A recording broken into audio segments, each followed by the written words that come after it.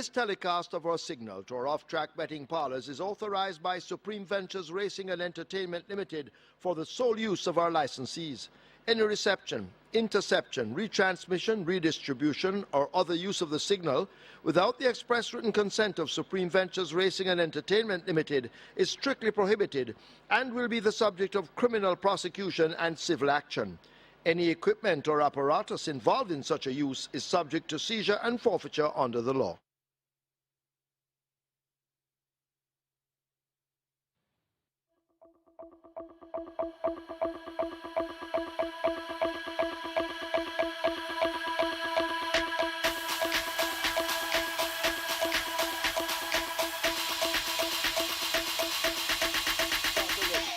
They're off for the first.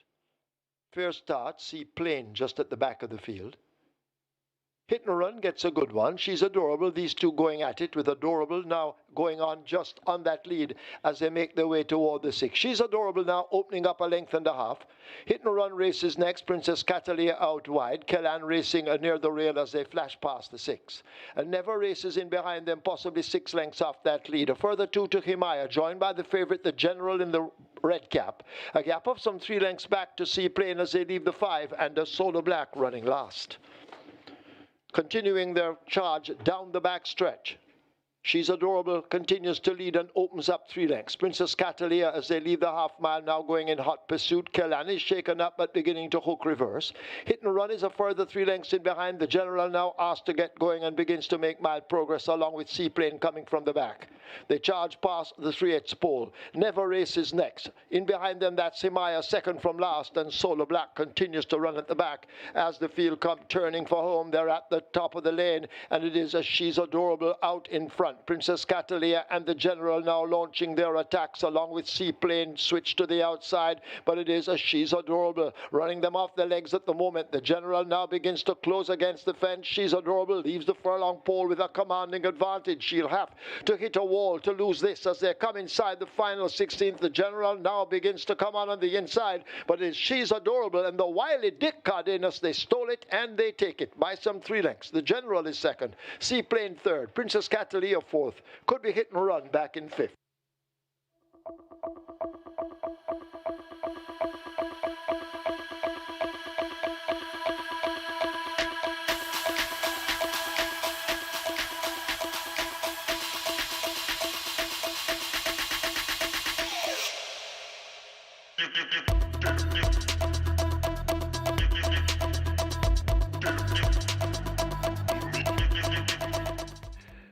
They're off on racing. Big Pop gets a nice start in the middle.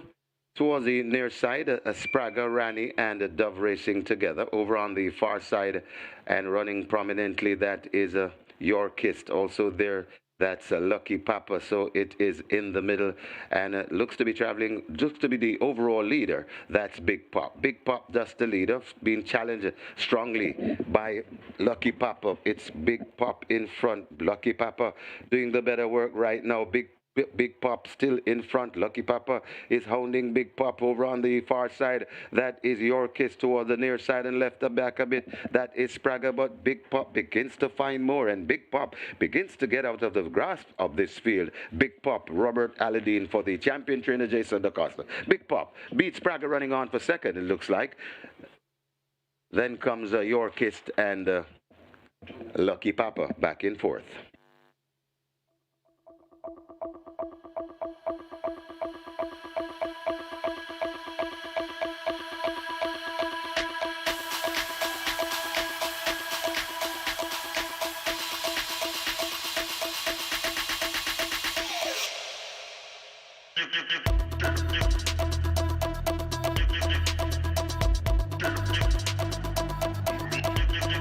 Starter ready. Now they're off. So John, just a step slowly out. Power Ranking in the blue silks grabs that lead as they run past the 6. Awesome Anthony in the orange racing a length and a piece back, running in second. Life is Life and Provocativa race shoulder to shoulder. Just behind them in the green, that's Rani Bangala 6 lengths off the lead as they leave the 5. Justin Biden is a further 2.5 lengths back, second from last, and Sir John trails the field. They make their way to the half mile, about to go spinning into that turn, and Power Ranking sets his sights on going all the way, leading up by almost 2 lengths. Awesome Anthony in the orange continues to chase, looking to have something in hand. The rider does. Life is Life now getting an urge. In behind them, Provocativa fading back. Rani Bangala overtaking in the green on the outside. Justin Biden continues to run second from the back, and Sir John trails the field as they come thundering into the top of the lane.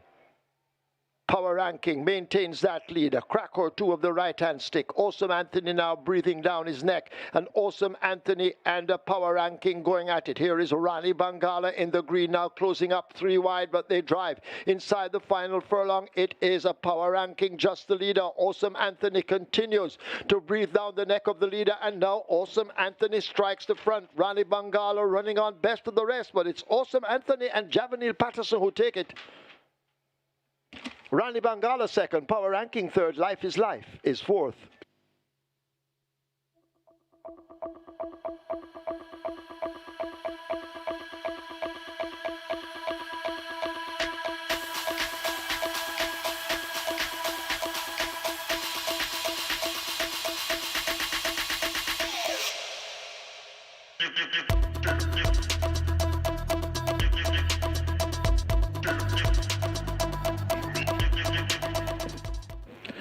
They're off and racing. Empress Lynx gets away fast. Final Load has speed and shows it. So Final Load leading them from Empress Lynx right there too. That's Tiger Amida as Empress Lynx and Final Load hooks up, and now Final Load goes on. It's Final Load in front, about a length and a half from Empress Lynx. Then comes Princess Talisi going down into third. Watch in fourth, that is a Tiger Amida. Then they're bunching at the back with Uncaptured Empress, Brown Skin Girl, and Dimitri P marginally at the back of the field. They head toward the 4, and it is Final Load in front. Final Load just about a length and a piece now, maybe 2 lengths in front of Empress Lynx. There are another 3 before we come to Princess Talisi. Then comes Tiger Amida going down. Brown Skin Girl is on the inside, just on Brown Skin Girl's outside. That is Uncaptured Empress, and left out of it, that's Dimitri P. They come towards the top of the lane. Final Load kicks once again, goes on about 3 lengths. Empress Lynx toiling in second. It is still Final Load coming to the 2 furlong pole, coming to the furlong and a half pole with a good looking lead. Empress Lynx begins to come once again. It's tying up a bit. That is Final Load. Empress Lynx now grabs a hold of Final Load. Final Load still fighting on. Empress Lynx in front. Tiger Amida trying to pick up the pieces, but it is still Empress Lynx in front, and Empress Lynx goes on, and Empress Lynx will go on to beat Tiger Amida running on encouragingly to second. Then comes Final Load and Brown Skin Girl back in fourth.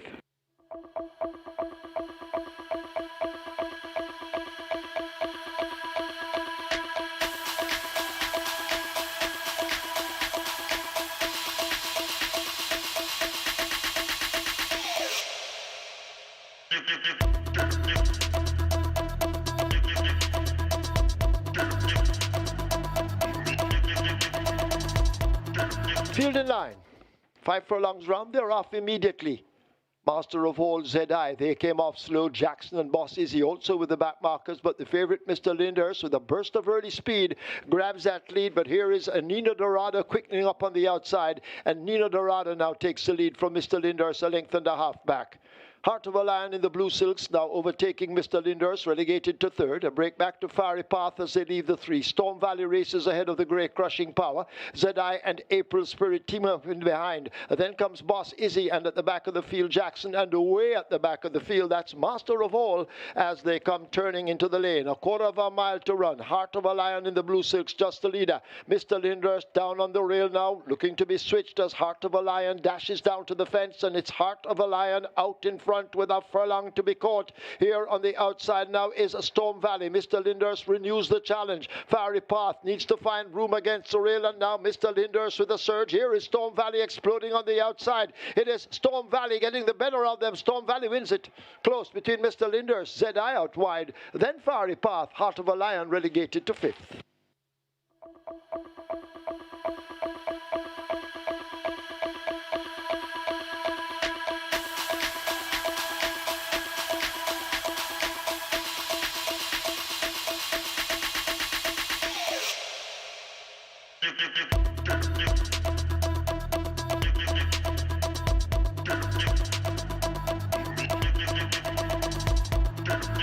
Five and a half furlong the trip.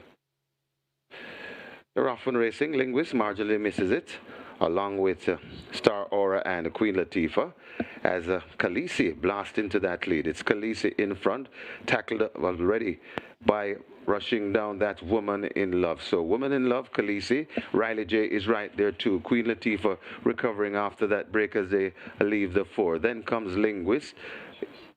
Duchess is right there too. True Blue, Star Aura, then comes Family Feud and racing at the back of the field. That's Casually Yours. They're coming to the top of the lane, and it is Woman in Love in front. Queen Latifah bearing down. Answer comes on too. It is Woman in Love from Queen Latifah coming down. Answer is coming down the middle of the racetrack and traveling nicely, and Answer looks to hit the front from Woman in Love. Queen Latifah coming on, also coming on. That is Linguist. It is Answer in front. Linguist trying to get to Answer. Linguist switch for space. Answer still in front of Linguist coming to the half a furlong pole. Linguist Answer begins to find a bit more, and Answer goes on to beat Linguist. Then comes Star Aura, Woman in Love, and Queen Latifah.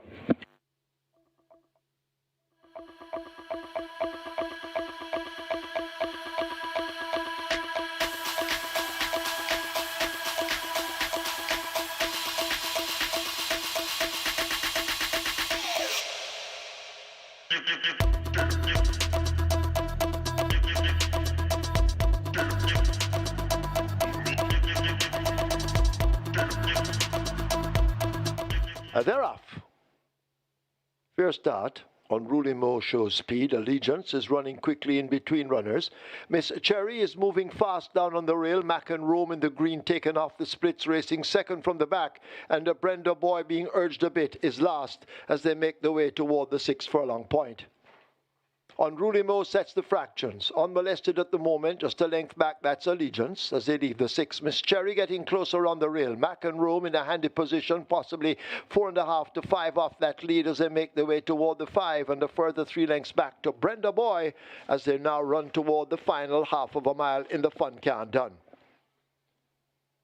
Unruly Mo continues to lead. Allegiance now bearing down on the outside. Miss Cherry right on their heels and snapping at them as they leave the half mile. Mac and Rome needs to find maybe 5 lengths and a break of 3 more back to Brenda Boy as the quintet leave the 7/16 and come toward the final 3. It's Allegiance now taking charge up front. Unruly Mo has faded. There goes Miss Cherry. Unruly Mo backing out into 3rd. Mac and Rome on the outside in the green, and Brenda Boy needs to do more running as Allegiance has them off the legs at the top of the lane under a hand ride. It's Allegiance looking to have something in hand, and now the rider asks him to go and changes his hold quickly. Miss Cherry is left 3 lengths back. Mac and Rome is under the stick. Brenda Boy races out toward the back of the field, and Unruly Mo has cried enough, but it is Allegiance inside the last furlong beginning to stretch the lead like a rubber band. Inside the final 16th, it is Allegiance and former champion jockey Rayan Lewis. They're roaring away from them, and they will win the Fun Can Done by maybe 6 over Mac and Rome. Miss Cherry. Brenda Boy is 4th.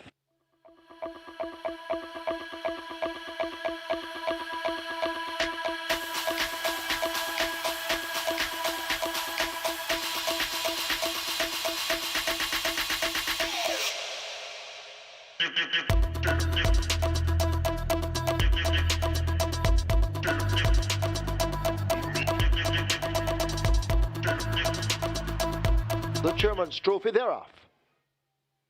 Barnaby, power from above, the slowest to leave. Mamma Mia, as expected, goes sprinting for that lead as they leave the 7. Atomica now looking for her position as they charge away down the back stretch and make their way toward the 6. Mamma Mia out in front, quickly going away by some 3 lengths. Atomica racing out wide with pack plays.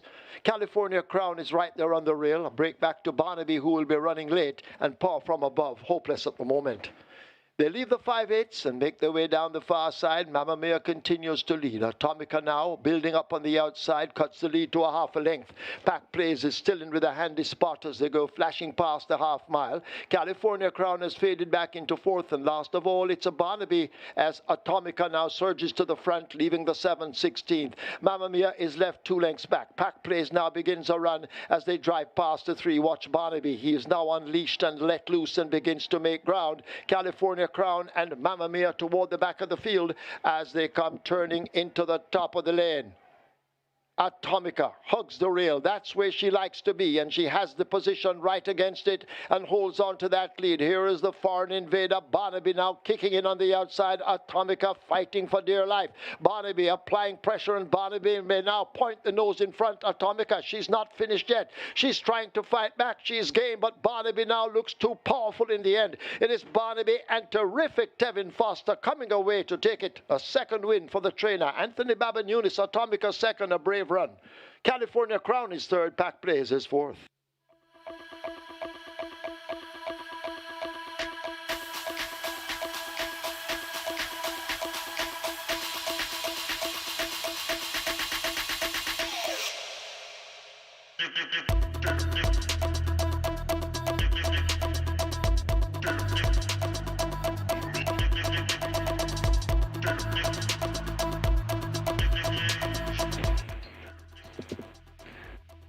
They're off and racing. Xylophonic Steel got away sharply. Electrode right in the middle and traveling prominently. Just on his inside, that is a shadow of a doubt. Also there, I Am Interested and Jack Daniels. So they're spread right across the track. Brit Strike coming into it as well. And it is now a shadow of a doubt. Could just have the overall lead from Electrode. Jack Daniel is quite prominent. I Am Interested is right there too. Xylophonic Steel, Blitz Strike, left out of it, Money Box, and a Job Lane as Electrode, and Jack Daniel vying for it. Electrode, Jack Daniel, these two are fighting it out. Electrode and Jack Daniel, they're coming to the furlong on a furlong pole. Electrode, Jack Daniel, Electrode narrowly from Jack Daniel, keeping him honest. It's Electrode, Jack Daniel kicking in, and now Jack Daniel hits the front from Electrode. Electrode has no answers to Jack Daniel. Jack Daniel and Chris Mamdine goes on to score. Blitz Strike runs on to be second. Electrode is 3rd. Then comes I'm Interested and Xylophonic Steel back in 5th.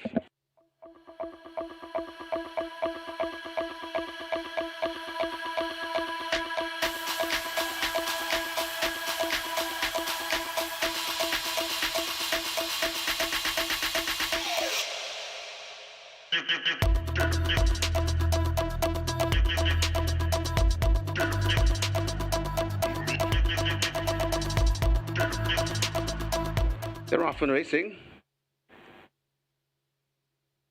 Air of Fire gets a good one to the near side, right in the middle. Basilica showing speed.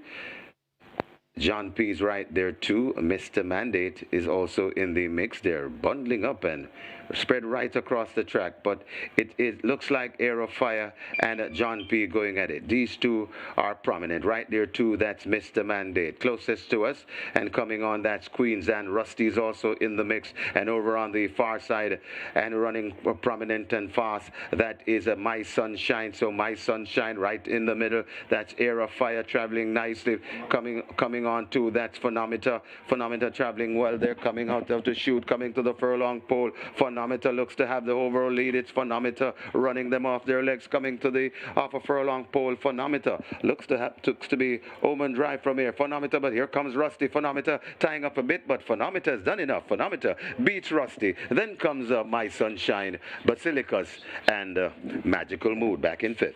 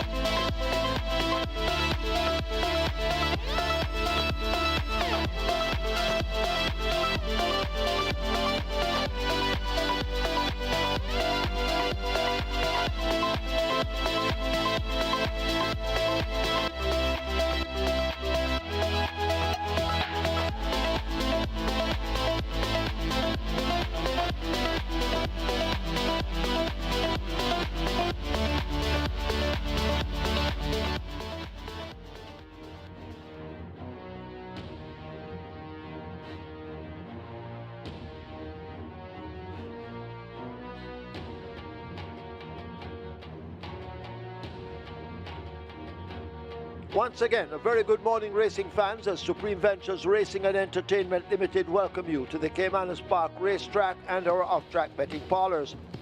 In a short while, we will be announcing the program changes. Now we ask you to stand to honor the Jamaica National Anthem.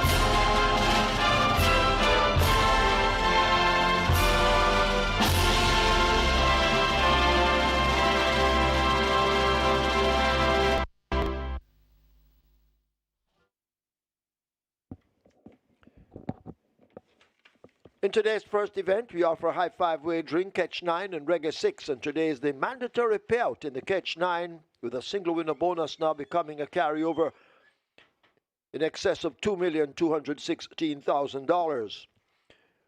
This is where the reggae 6 also begins, and the single winner bonus in excess of $10,432,000.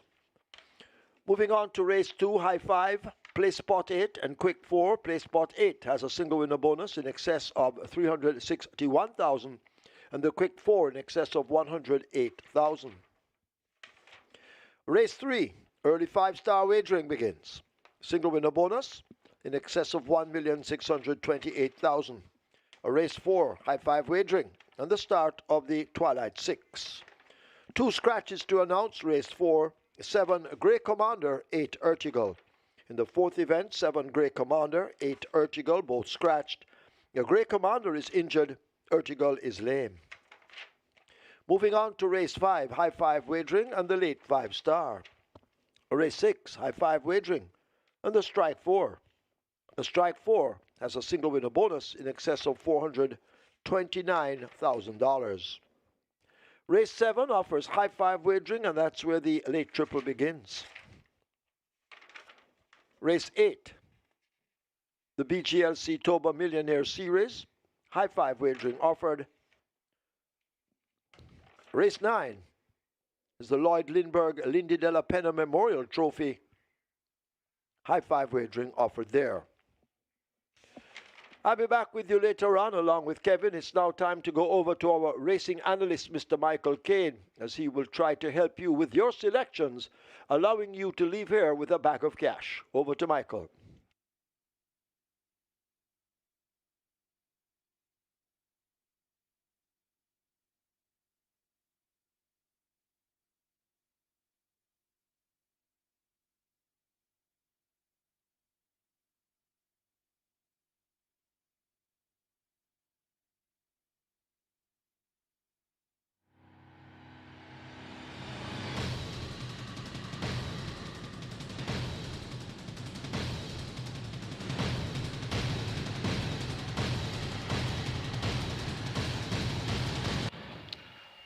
A very good day to you, all racing fans, and welcome to Caymanas Park, home of the Caribbean's number derby, home of the Caribbean fan thoroughbreds, and home of the multi-mile, and of course the multi-mile, the richest purse ever in the English-speaking Caribbean, and that purse is expected to increase for the 2025 renewal. We had 10 races yesterday, some very interesting races too, and we had some big dividends along the way as well, and indeed we look forward to some even greater dividends today. It's mandatory payout in the catch time with over $2.2 million in that jackpot automatically converted to a carryover, and indeed the Reggae 6 jackpot also brewing over $10 million in that jackpot as well, and both of those major exotics begin in race number 1. Our features today, we'll be having the LLOYD LINDBERGH LINDY DELAPENHA Memorial Trophy. That's going to be race number 9. Open to downs contenders, the purse 1.25 million, and we have a field of 12 assembled to go posters. The BGLC TOBA Millionaire Series continues, and that's going to be race number 8 with a purse of 1.1 million. We have a field of 13 3-year-olds, and of course the BGLC TOBA Millionaire bonus of 1 million up for grabs to an eligible owner of the winner of the event, and that's going to be race number 8. Racing surface is in superb condition. We have slightly overcast conditions right now, fairly windy as well, so not as humid as yesterday morning. So let's see if things can be same throughout the day. And it's a Sunday, of course, and you know that usually we get some bright and sunny conditions later on the card.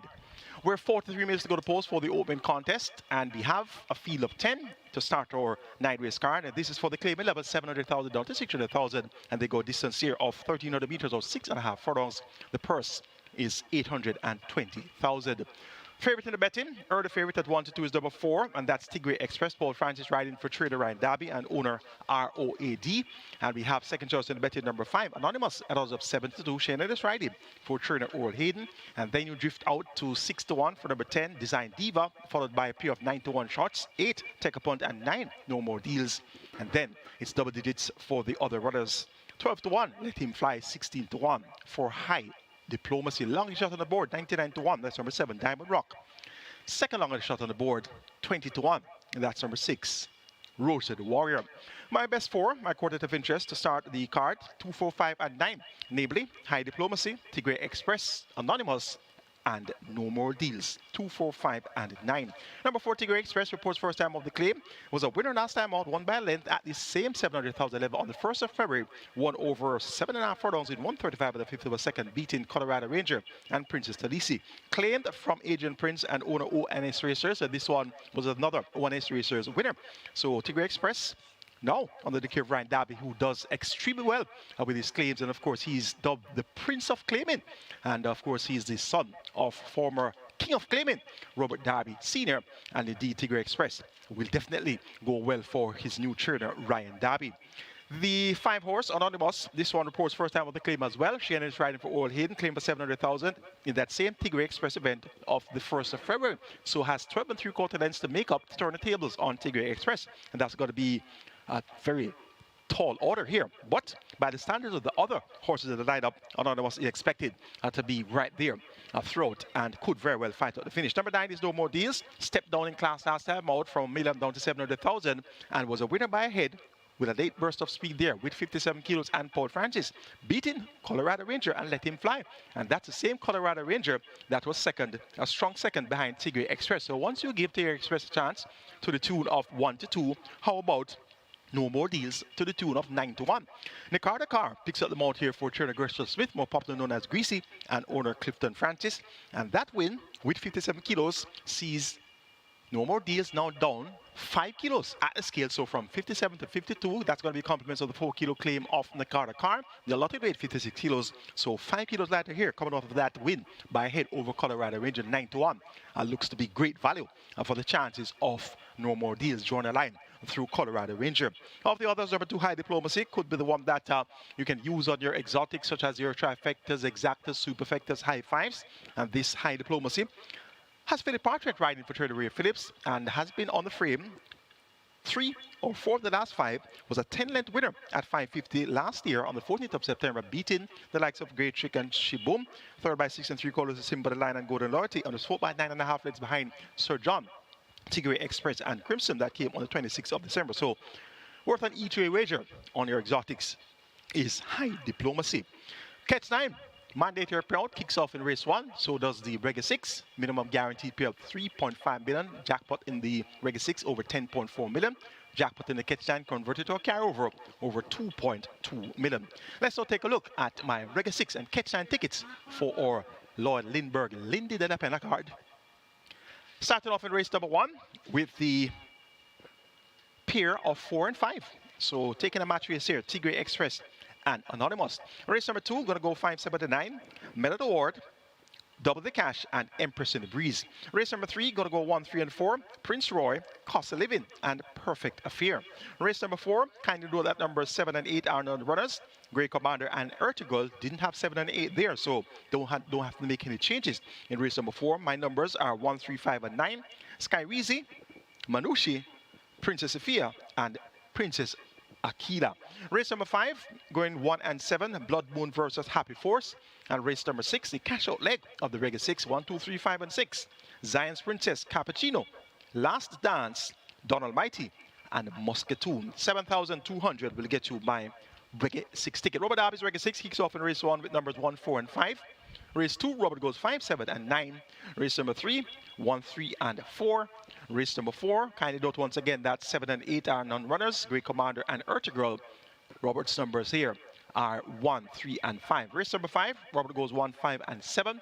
And the cash out leg of the Reggae 6, Robert's selections are 2 and 3. 4,860 will get you Robert Darby's Reggae 6. Catch 9 kicks off in the first as well. Mandatory payout in the Catch 9, and indeed, it's going to be a big day for Catch 9 players. Starting off in race 1 with the match race 4 and 5, Tigray Express and Anonymous. Race number 2, going 5, 7, and 9, Medal Award, Double the Cash, Empress in the Breeze. Race number 3, 1, 3, and 4, Prince Roy, Cost of Living, and Perfect Affair. Race number 4, make it 1, 3, 5, and 9, Sky Reezy, Manushi, Princess Sophia, and Princess Akila. And race number 5, I'm taking a chance and banking number 7, Happy Force. Race number 6, going 2, 5, and make that 2, 5, and 6, Cappuccino, Donald Mighty, and Muscatoon. Race number 7, taking a chance and making number 8, Midnight Flight, a banker. Race number 8, going 9 and 13, H2O, and Gurvano. And race number 9, the Lord LINDBERGH Lindy DELAPENHA Memorial Trophy, make it 3, 9, and 10, Sheer Delight, Tistock, and Burning Hedge. 6,480, my mandatory payout Catch 9 ticket. Robert Darby's Catch 9 starts off in race number 1 with 4 and 5. Race 2, Robert goes 5 and 7. Race number 3, 1, 3, and 4. Race number 4, 1, 3, and 5. Race 5, Robert goes 5 and 7. Race number 6, 2 and 3. Race number 7, 4, 8, and 12. Race number 8, 9, and 13. And race number 9, the cash out leg of the Catch 9 on mandatory payout day. Robert goes with number 9, T-Stock, as a banker. 4,320 will get you Robert Darby's Catch 9. Best of luck wagering on Catch 9 on mandatory payout day. Race number 2 is next. Here's going to start the play spot 8 and quick 4. Both have a minimum guarantee period of $250,000. A field of 10. Assembled to go postward. It's a maiden condition race, so native bid 5 and up. The purse is $700,000. They go 1,200 meters or 6 furlongs. 5, 7, 9, and 10 represents my quartet of interest, namely Medal Award, Double the Cash, Empress in the Breeze, and Lady Kahara. 5, 7, 9, and 10. Double the Cash ran on to be a strong second last time out, beaten by half a length behind Moneymus. Slow time of 105.2 for 5 round, but that was an indication that he's getting to where connections want him to. Tajay Sekou maintains them out here for trainer Donovan Plummer and owner Joseph Jackson. I've seen Double the Cash quite a few times, 22 starts so far, 2 seconds and 1/3. But at the same time, we've seen Medal Award quite a few times, and this one has been a major source of disappointment in recent times. 4 to 5 and 1 to 2, second, 3 of the last 4, third on the other occasion. So he has been knocking at the door, and he's yet to get the job done. Notably, he has changed barns for this, now trained by David Powell for owner breeder Michael Wint. Blinkers taken off, visor on, so this one with the change of barn has equipment changed right away. First time visor, has never raced in the visor prior to today. And Shane Ellis picks up the mount. So let's see if Medal Award with 57 kilos, let's see if he'll be able to get the job done. First time for new trainer. And I've observed over the years, normally when a horse is performing creditably for a particular barn, or any particular barn rather, and that horse gives off his best, second, third, fourth, just not getting that win. Usually, for some reason or the other, if that horse changes barns and goes to a new trainer, that horse may not necessarily get the job done right away. So some food for thought here. The former connection, the former trainer of Medal Award would have had this one knocking at the door several times, but Medal Award just didn't get the job done for some reason or the other. So now it's a new barn, 57 kilos, allowed weight all round. What's going to be the difference here for Medal Award? We're going to find out a few moments from now. This is going to be race number 2. Empress in the Breeze, another that has been quite consistent, but has not been getting the job done, has finished second on 4 of her last 7 races. So she has been knocking at the door as well. Eric Horton, a.k.a. Badman, picks up the mount here for trainer Edward Stanberry, and he replaces Shannon's in the stand. Shannon's now on number 5, Minute Award. So we have seen Minute Award, a runner-up on several occasions, and we also seen Empress in the Breeze, runner-up on several occasions as well. So what is going to be the difference today for Minute Award and Empress in the Breeze? And as your racing analyst, I tell you, I've tipped these horses several times before, over and over again, and they keep on. And they run second or third, they just don't get that win. So when I saw them on the program for this card, the Sunday card, I said, well, am I going to tip Minute Award again, or am I going to tip Empress in the Breeze again? And I said, no, I'm not going to tip any of them this time around. I'm taking another horse. I'm taking a chance with somebody else in this race. And the horse that I came up with is number 7, Double the Cash. So it might very well be the day today that either Minute Award or Empress in the Breeze gets the win. But I'm not going to go down with either of them today. So if they win, I have them as my second and third choice. I have them on my exotics, but I'm lacking confidence as far as carrying them, any of them, as my first selection today. And in particular, the fact that Minute Award has changed barns, now taking orders from a new trainer. Let's see if the new trainer is going to be able to get Minute Award to do something that the previous trainer couldn't get him to do. Though Minute Award was some very strong seconds throughout those recent races. None rather just coming in. That's going to be a horse by the name of JJ Warrior. So take out number 12 out of race 6. That's JJ Warrior. 6 race number 12, JJ Warrior is a non-runner. So race number 6, number 12, JJ Warrior, now a non-runner. An interesting looking second event. I'm wondering what's going to happen here. Will Empress in the Breeze or Minute Award win? Or will it be Double the Cash? Or could it be somebody else? This is the type of race that can go absolutely any way. Race number 4, you can also scratch, yes, Ertugrul. You got that earlier already, so Ertugrul is a scratch. And that's going to be 2 scratches in race 4, Great Commander and Ertugrul. And the race 6, number 12, and that's JJ Warrior. So 3 scratches so far on the 9 race card. Number 10, Lady Katngara. This one has been there thereabouts. Well fancied recently, 5-1, 4-1, 8-1. But she has a habit of being tardy at the start. 4x3 in the last time out when getting a good break. That was behind Yulukoke, Empress in the Breeze, and the Minute Award. So it's just behind both Empress in the Breeze and Minute Award. And those 2 horses, of course, you know, are going to be given good chances. So if Lady Katngara was just about maybe a quarter of a length behind Minute Award and maybe about a length behind Empress in the Breeze, why not give Lady Katngara a chance and hoping that she can get a good dispatch from the starting gate? Paul Francis maintains the mount. Well, actually, he retakes the mount. He was aboard for 3 consecutive outings. Last time out ridden by Samantha Fletcher. So he's now recalled to ride.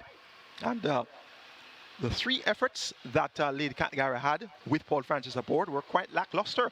So interesting to see the connection recalled for Paul Francis here.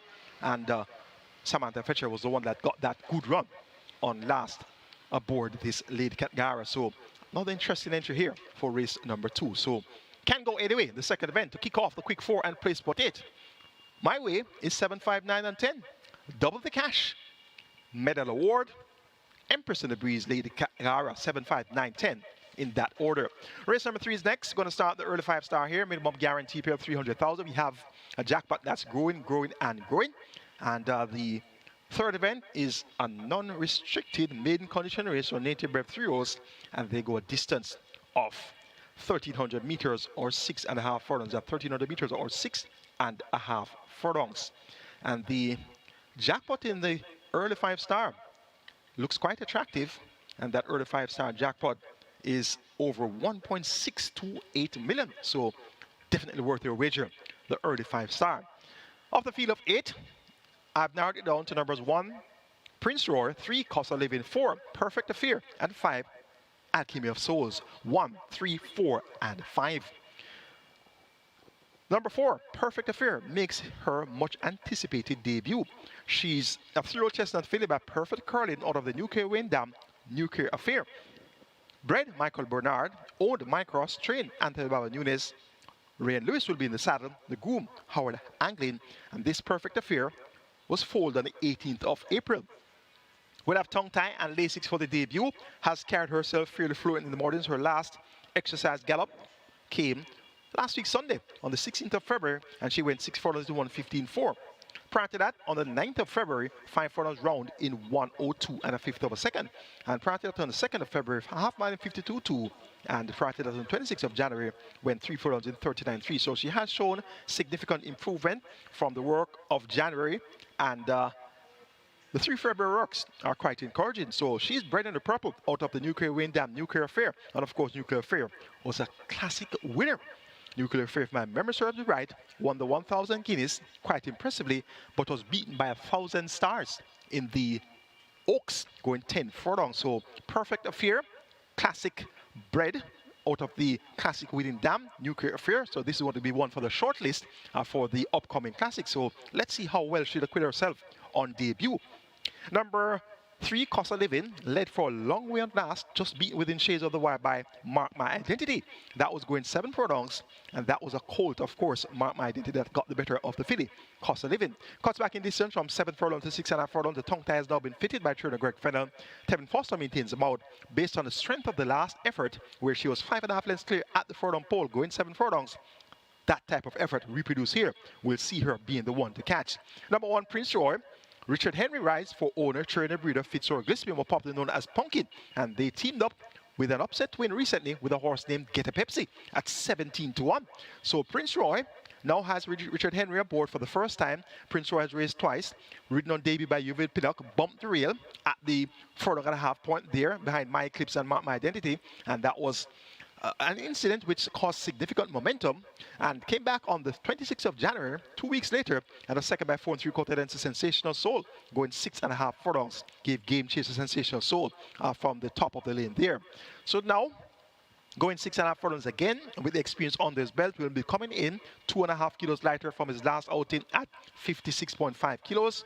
So Prince Roy's chances look quite appealing here. Number 5, Alchemy of Souls, was second by 8 lengths on last behind an impressive looking another one. 59 flat for 5 furlongs straight.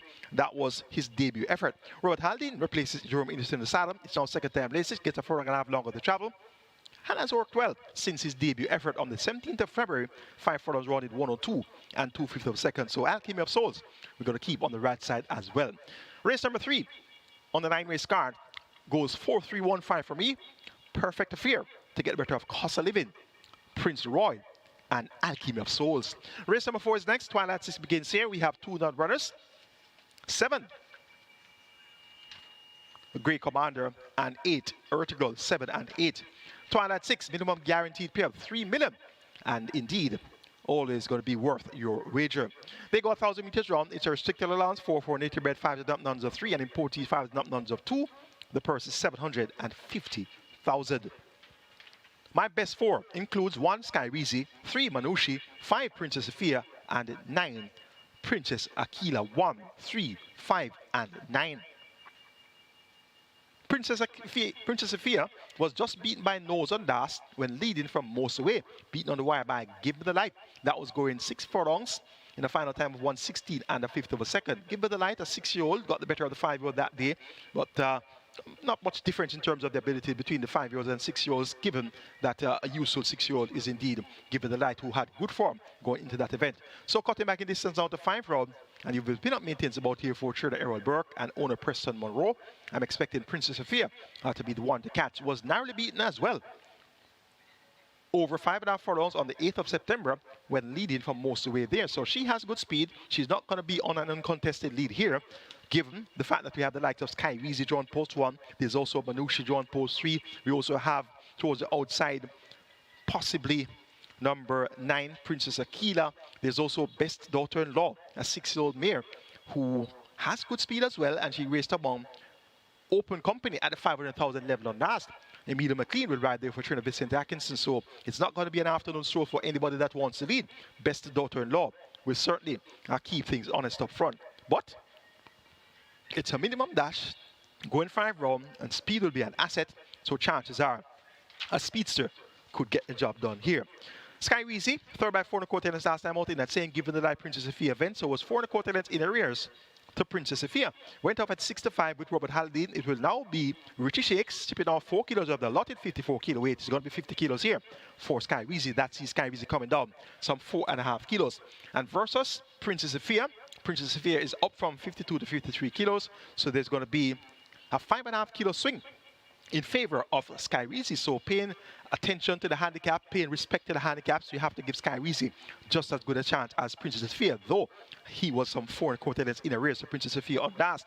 Manushi number 3, this one now reports from a change of barn, now trained by David Powell for Darren Hira, was doing quite well under the care of Louis Richards. Second on 4 of his last 5 races with a 5.5 length win on the other occasion. And that 5.5 length win came over Joe Blaine and Sharm the Butcher. And this Manushi was second last time out by 3.25 lengths behind Equinox. And in turn was just a neck in front of Kismet. Kismet is here, drawn post 4. So once you give Manushi a chance, you should also have a look at Kismet as well. 3 starter back. Manushi second by 2.75 lengths behind Sky Reezy. So once you give Manushi a chance, you got to give Sky Reezy a chance as well. And that's going to mean that this is going to be a very competitive race. Now, Ian Spence, more popular known as Dolly Baby, he's going great gun so far this season. 5 mounts with 2 wins. And he's not a frequently called rider. So he has been making use of his limited mounts. And Manushi, from the change of barn, told you about a change of barn earlier with a horse named Medal Award. Medal Award was knocking at the door, second, third, fourth. So change of barn here to David Powell.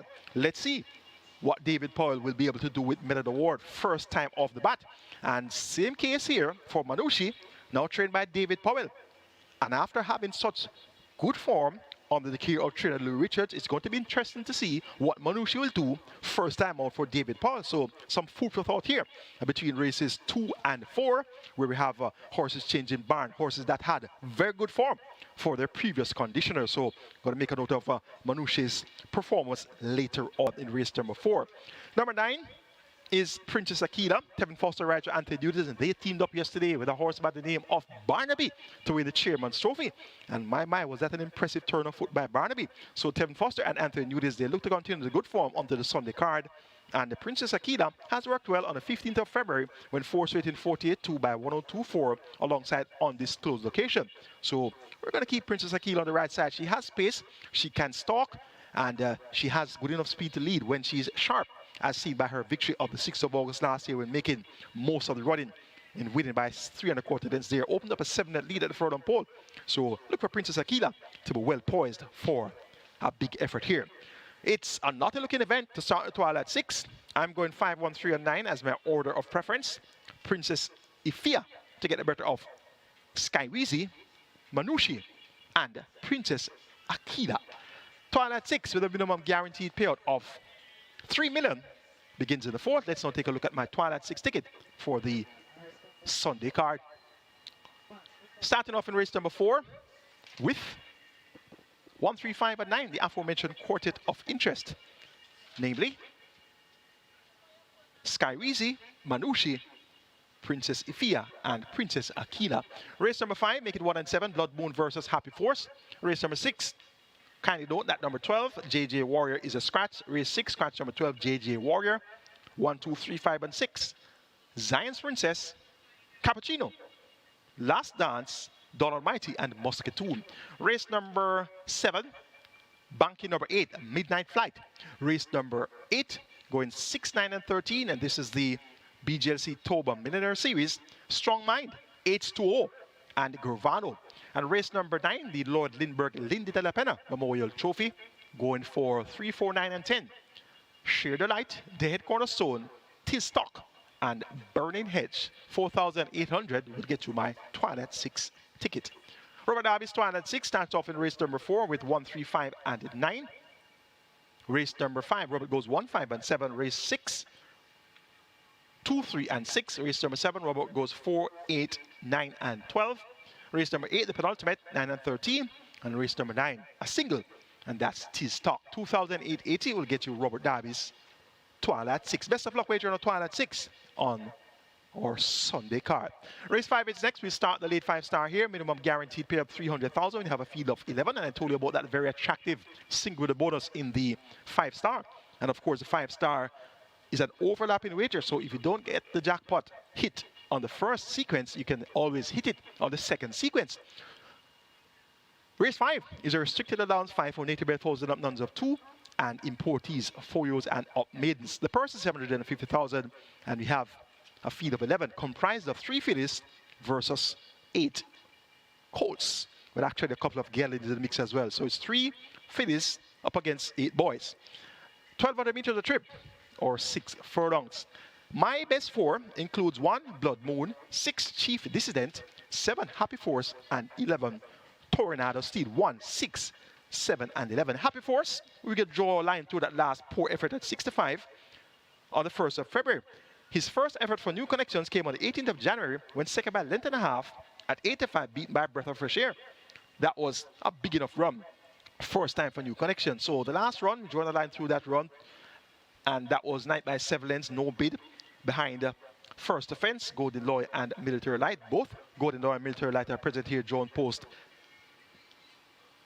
5 and 2 respectively. So let's see how this rematch is going to unfold. Happy Force though, clearly is going to be the top selection here.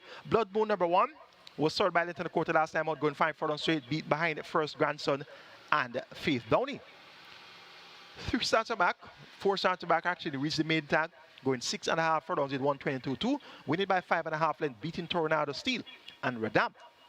So Blood Moon now comes back around the bend. Dane Dawkins maintains them out here for Gerson Ratti and owner M&M Racing stable of Blue Vinyl fame.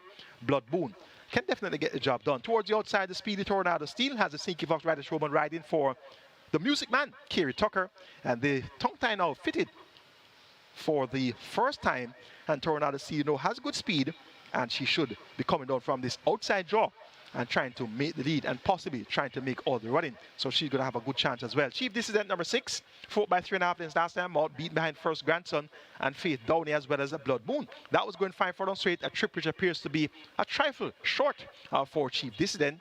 Now comes around the bend and gets a furlong long with the travel at 6 furlongs. And the Wild Coyote Dick Cardenas picks up the mount here for trainer Patrick Lynch. And how about that win at 26-1 for Wicked Cassie?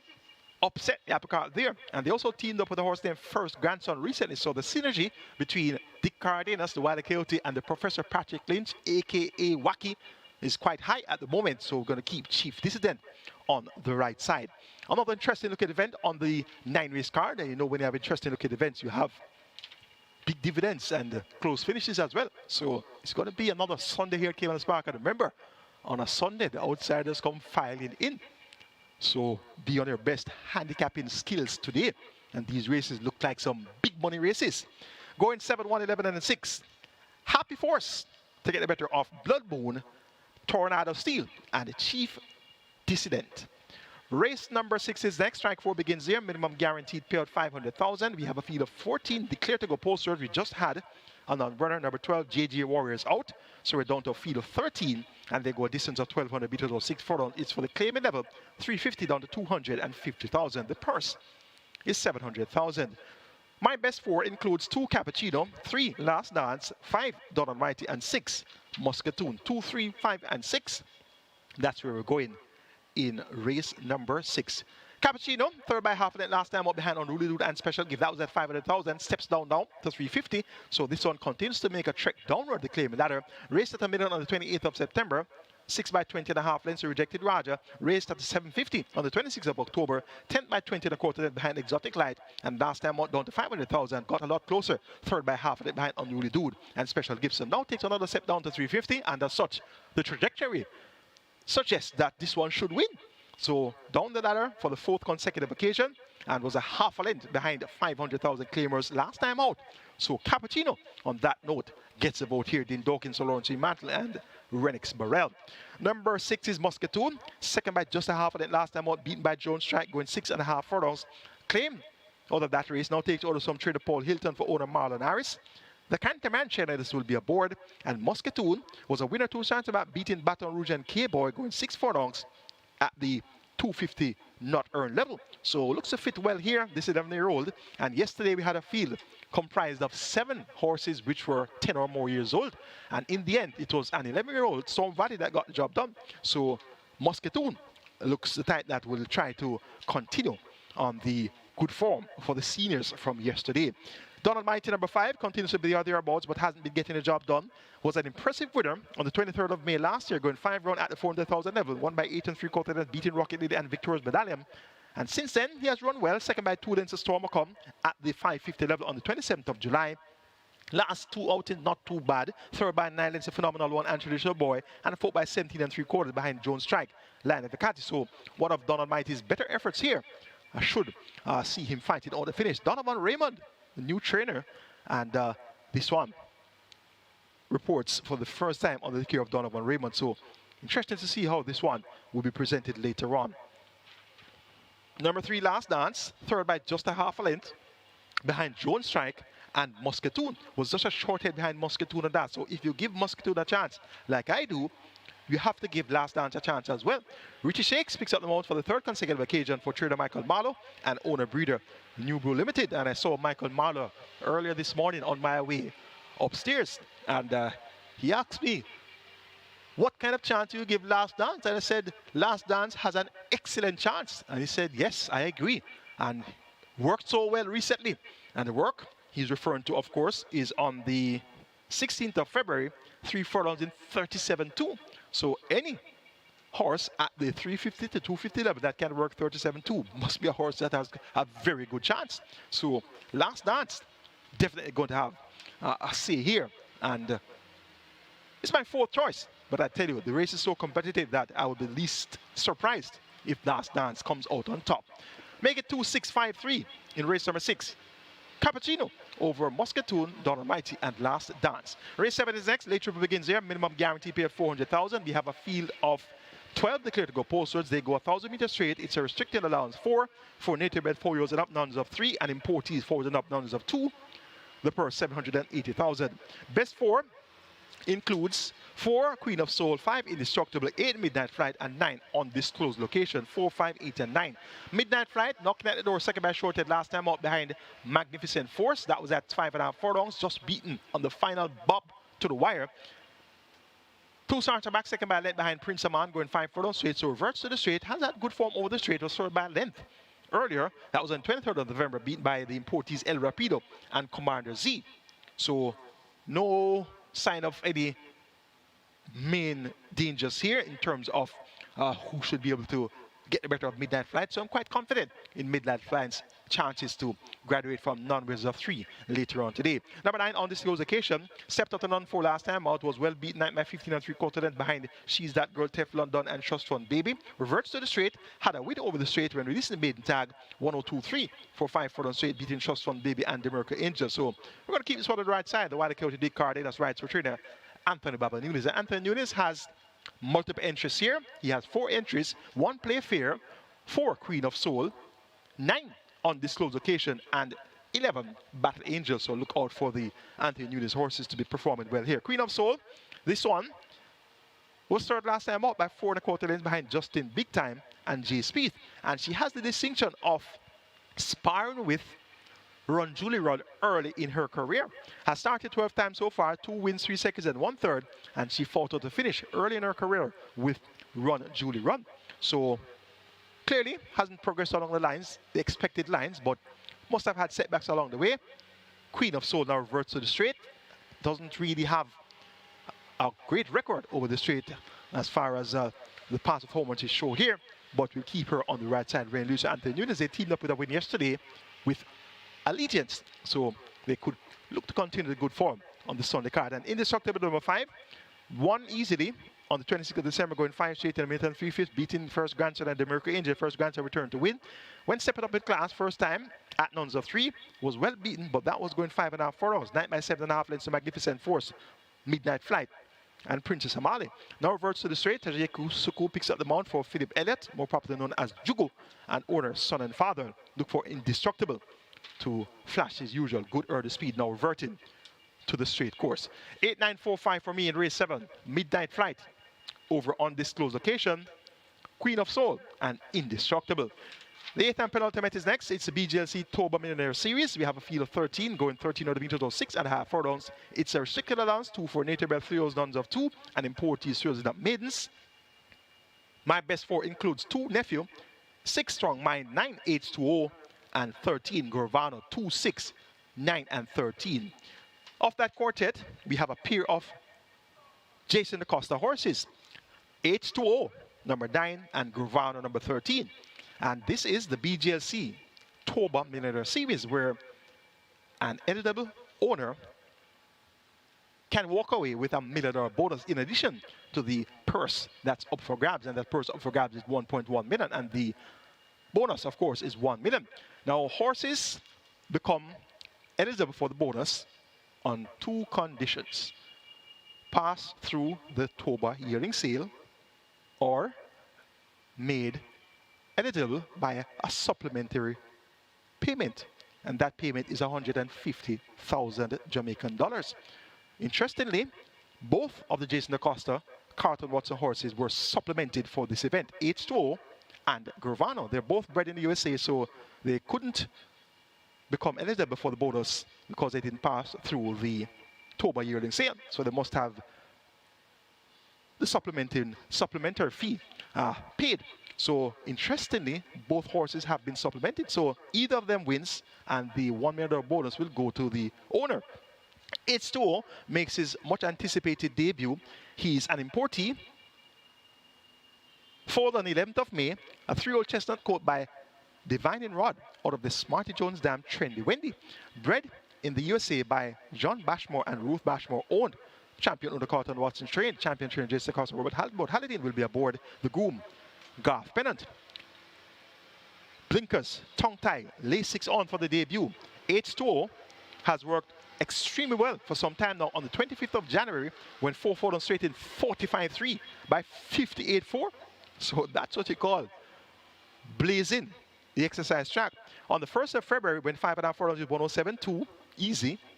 On the 16th of February, went 6 furlongs in 112.4.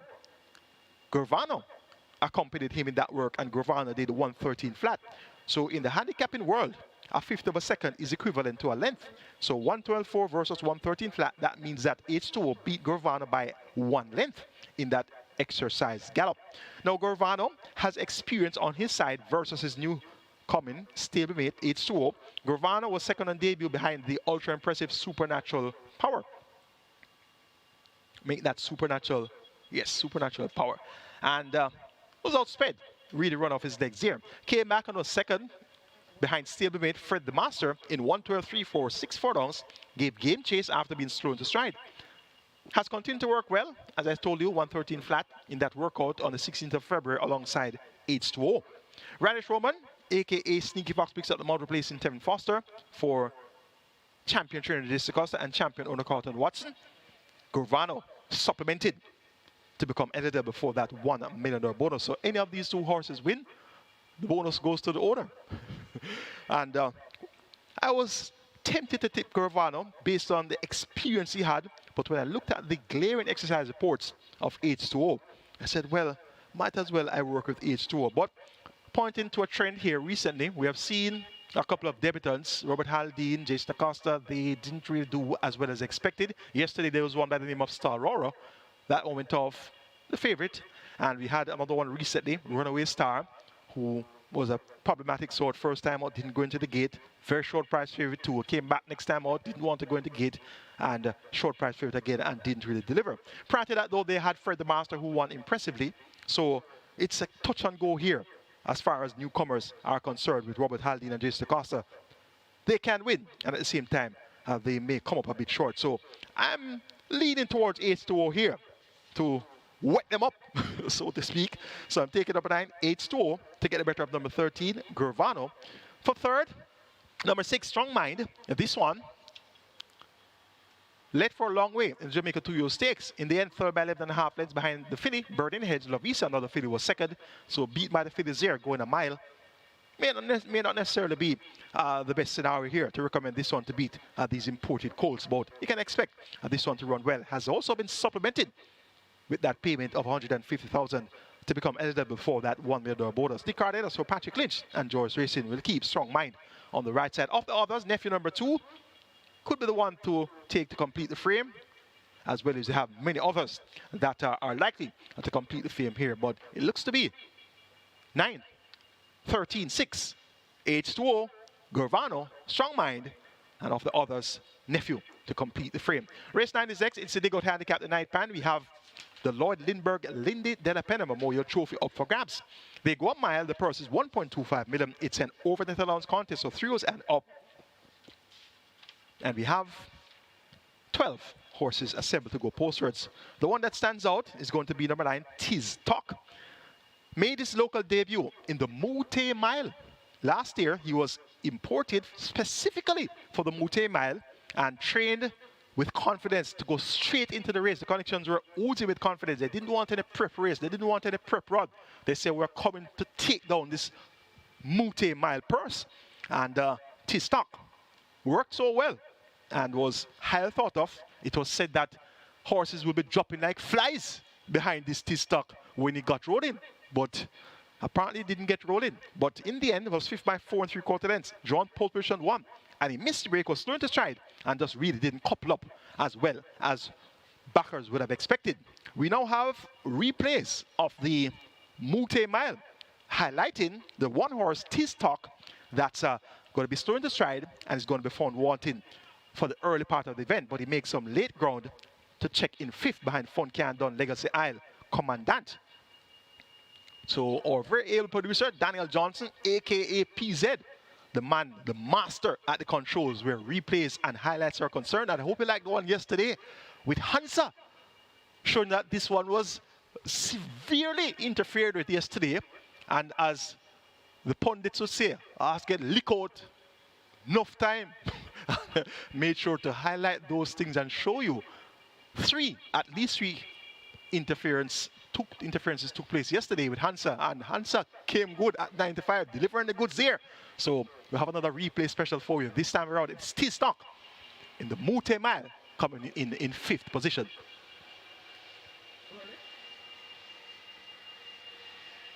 Now there's the one horse drawn on the inside in those red and blue colors. You can see him was quite a bit slow into stride, so he's closer to the rear of the field coming out of the starting gate. So he was just out of it early. He didn't have any good early footing. And this is just about going to be at the 6th furlong point in the Mute Mile. And we can see Tiz Talk is way off the pace. And here's number 1. He's now maybe 7th or 8th, coming down on the inside, making some ground there. There's Tiz Talk in the red and blue silks of Chevron Maharaj. And he's making some ground, just being stoked up there by Shane Ellis. And as you can see him now, he's maybe 7th or 8th. And he's now going around Atomica. That's Atomica against the race. And there is backing up Banadura. So he makes a little bit of a mid-race move here. And that's number 1. Tiz Talk looking quite comfortably, Shane Ellis aboard. And that sees him in about 8th position. And that's at the 3 furlong point. Now Tiz Talk makes a forward move somewhat. That's 5:16 from home when Legacy Isle kicked clear and Legacy Isle went through to open up maybe a length and a half advantage here. And we're seeing Tiz Talk now turning for home. He's in the red and blue silks. There Shane is trying to get him to change his lead, but he just didn't switch leads when asked. And he's in the mid-pack there, as you can see, not really quickly up. He's in the red and the blue silks and being urged up by Shane Ellis. And Tiz Talk really was just not on his game for most of the trip.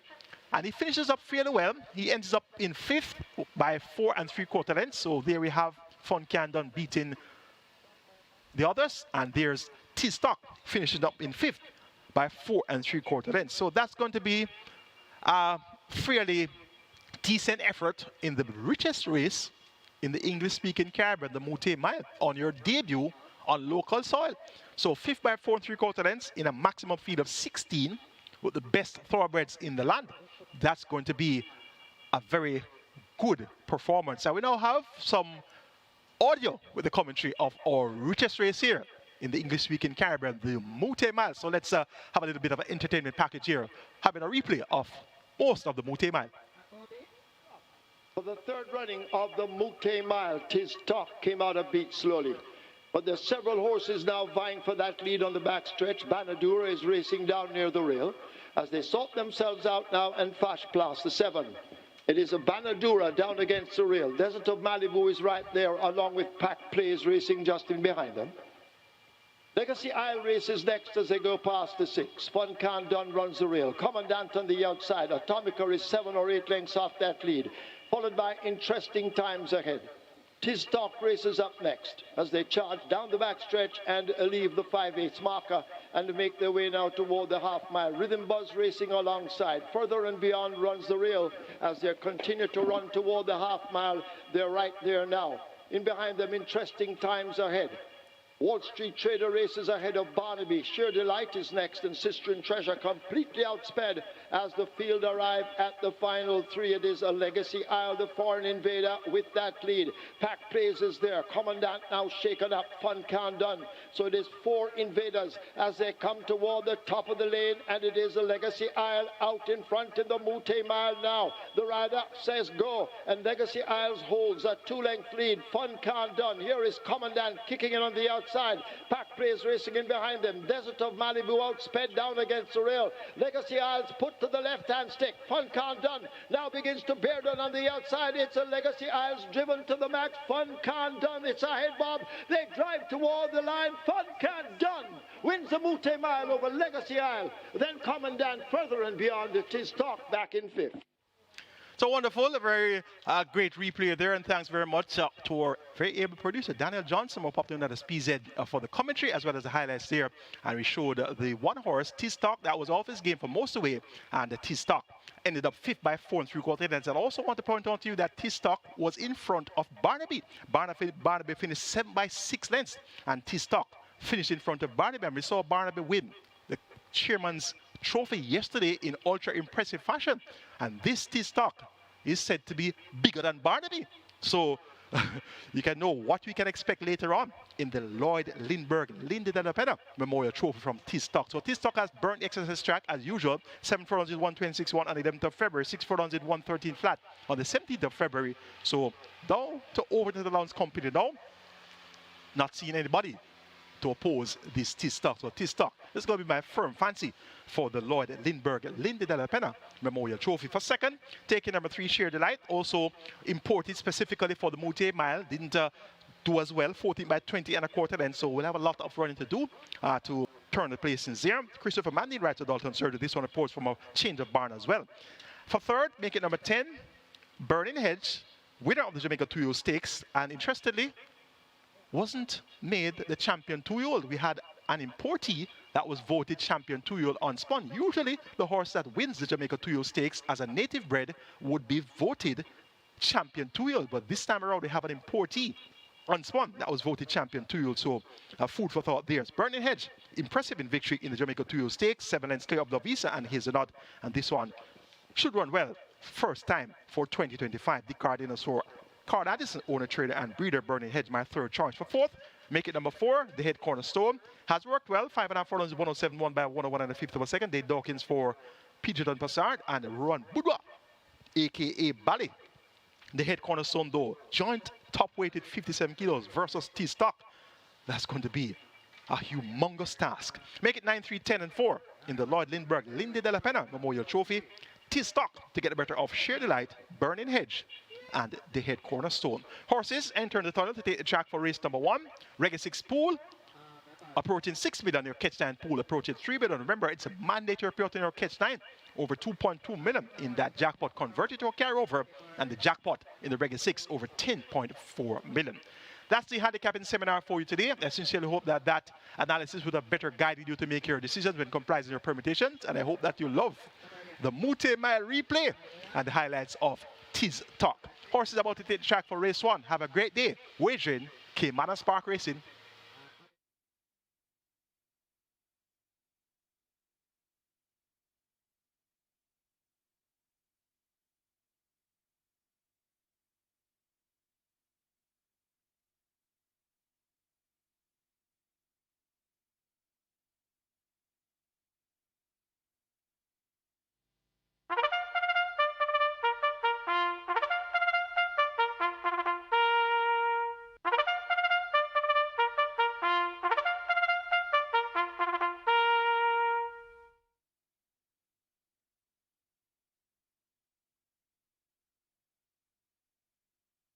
Horses take the track for the first. It's for 3-year-olds and up. It's an optional claiming event, 700,000 to 600,000 the tag. Also native bred 6-year-olds and up, non-winners of 4. Imported 6-year-olds and up, non-winners of 3. The distance 1,300 meters or 6.5 furlongs.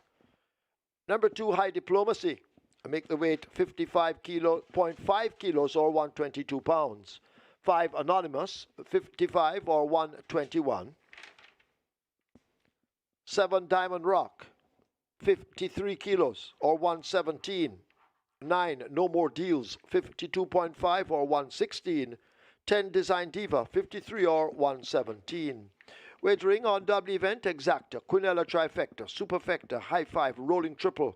Catch 9 and Reggae 6 both start here. The Catch 9 has a mandatory payout, the single winner bonus now becoming a carryover in excess of 2,216,000. The Reggae 6 has a single winner bonus in excess of $10,432,000. A Reggae 6 on its way to 7 million. Catch 9 almost at 3 million and climbing. Get your wagers on. Runners go to post. And the High 5 approaching 200,000.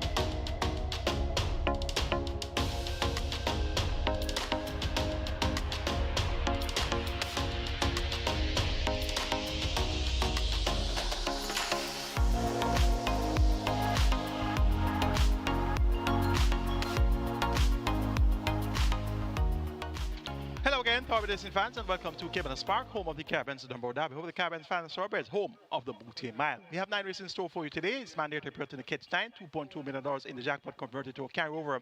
And new money wagered is at 3.2 billion, Reggae 6, 6.5 million wagered, minimum guarantee pay of 3 billion, and we have a jackpot over 10.4 million in the Reggae 6. Horse on the way to the gate for race number 1. It's for the claim level 700,000, not 600,000, a feed of 10.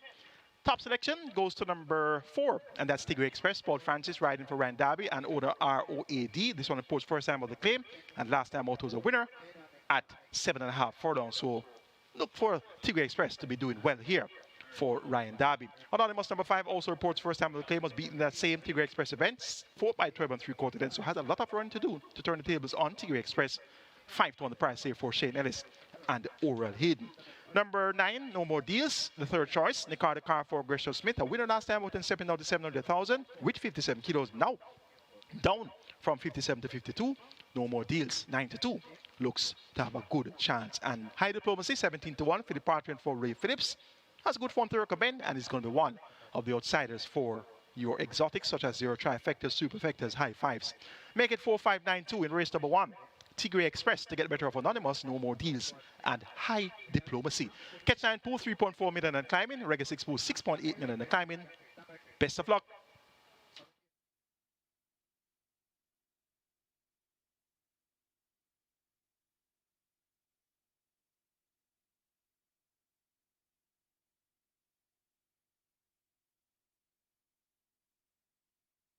Runners arriving at the post for the first good betting one. This is where the Catch 9 begins.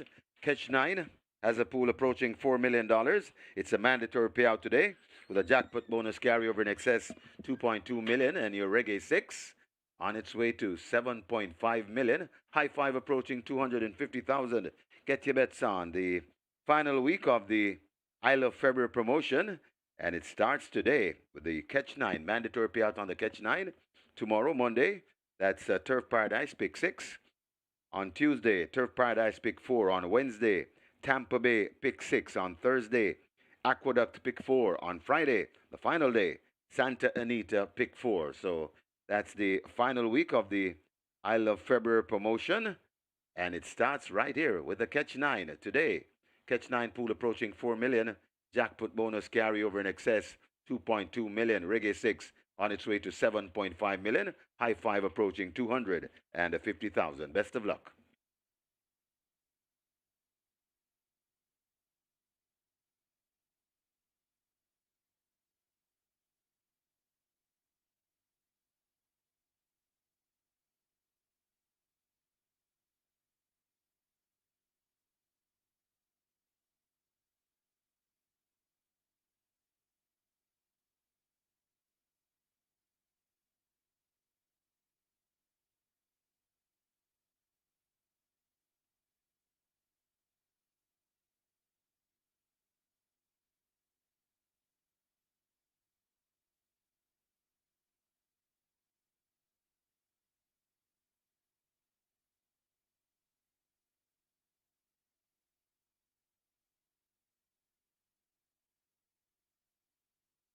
Your attention, please. Your attention, please. In this, the first event, scratch number 8, take a punt. Scratched at the gate on the advice of the vet. So take a punt, taken out at the gate by the vet.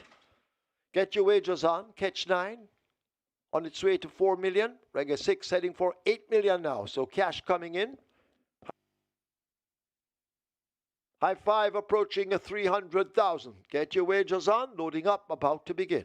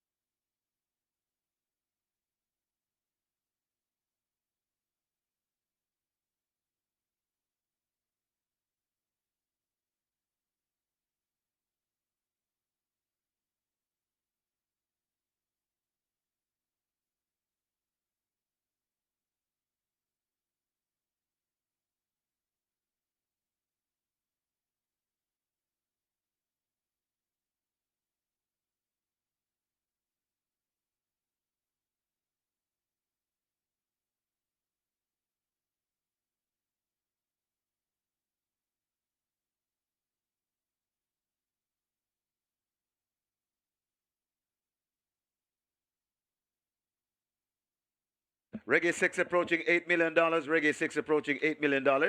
And we're closing in on 4 million in the Catch 9. Jackpot bonus carryover on a mandatory Catch 9 day here at Caymanas Park. Jackpot bonus in excess of 2.2 million. And the pool approaching $4 million. The high 5 on its way to make that 300,000. High 5 approaching 300,000. So very good betting contest. We have big pools here in the first. Hurry and make your wagers. Once again, the late scratch Horse number 8, Take a Punt. Scratched by order of the stewards and the advice of the vet.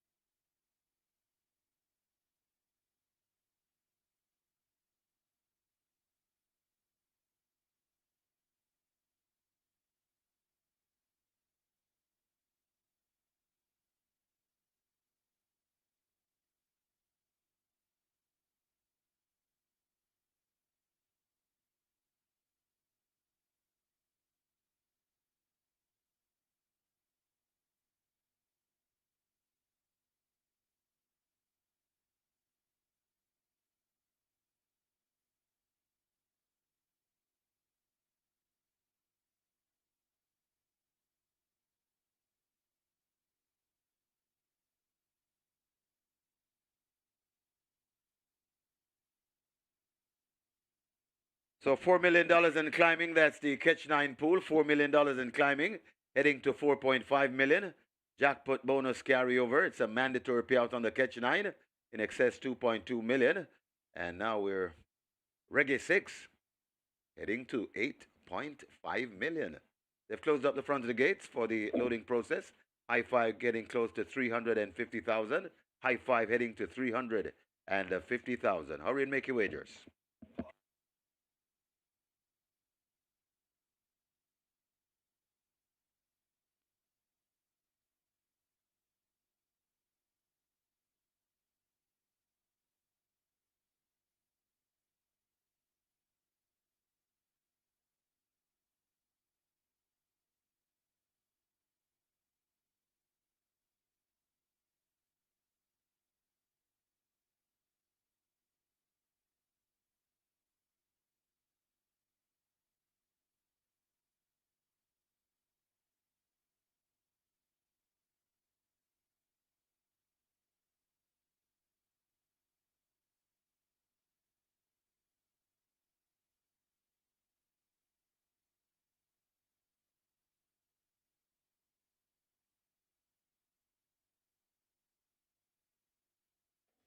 They're closing up the front of the gates as they prepare to begin the loading up for the first event. Catch 9 heading for 4.5.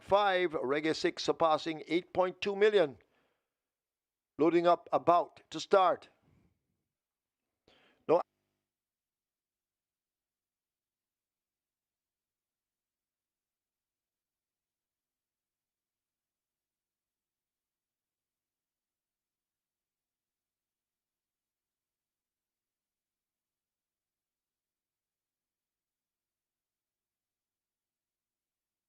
Horse is now loading. Horse is loading. First one in is High Diplomacy. High Diplomacy loads at 2. And the favorite, of course, a Tigre Express at 3-5. Paul Francis riding. Who Done It has gone in. Here now is a Rosa the Warrior loading at 6. Dick Cardenas, he had a win yesterday. Rider of Tigre Express standing by the fence. A Diamond Rock will go in at 7. No More Deals walking toward 9. This is 1,300 meters or 6.5 furlongs as the runners load. Design Diva goes in. Let Him Fly will be next at 1. Rider of Anonymous waiting along with the rider of Tigre Express. So they try with Tigre Express minus Paul Francis. Tigre Express in. Francis will mount. Waiting on Anonymous, who could be the final one.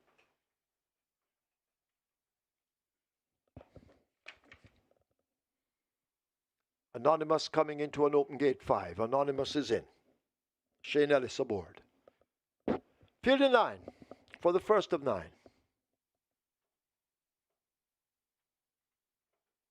Starter ready.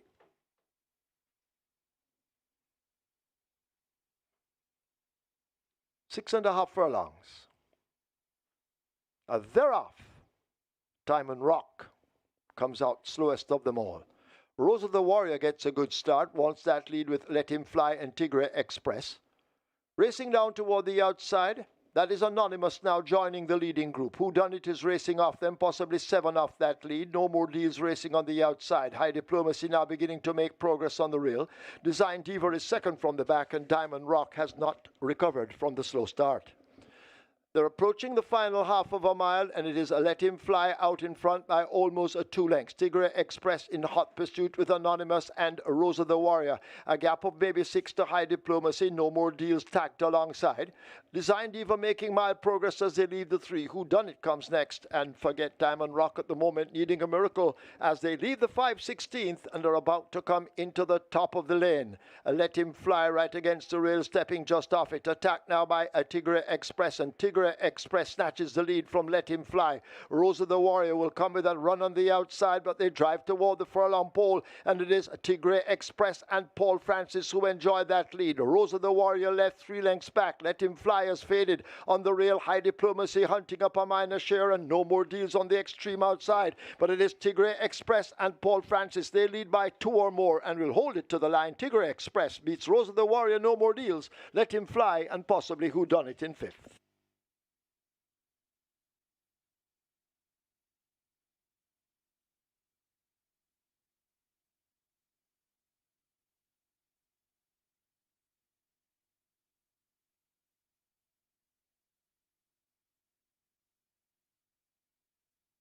We have claims. We have claims in the first.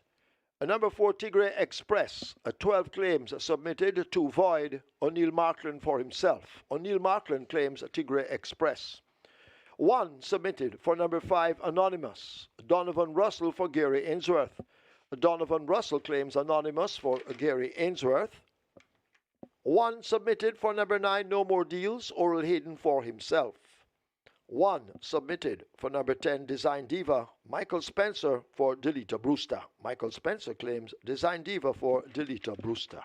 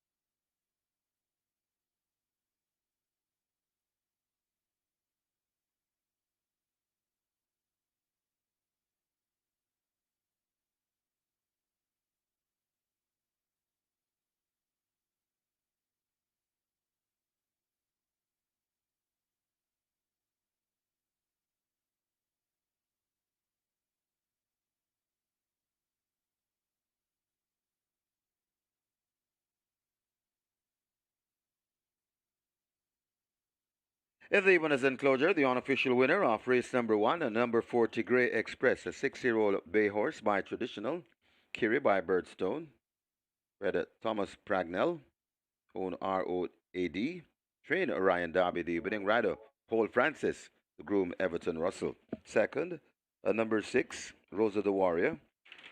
A third, a number 9, No More Deals. Fourth, a number 1, Let Him Fly. And the fifth, number 3, Who Done It. Final time for 6.5 furlongs, 1:23 and a 3.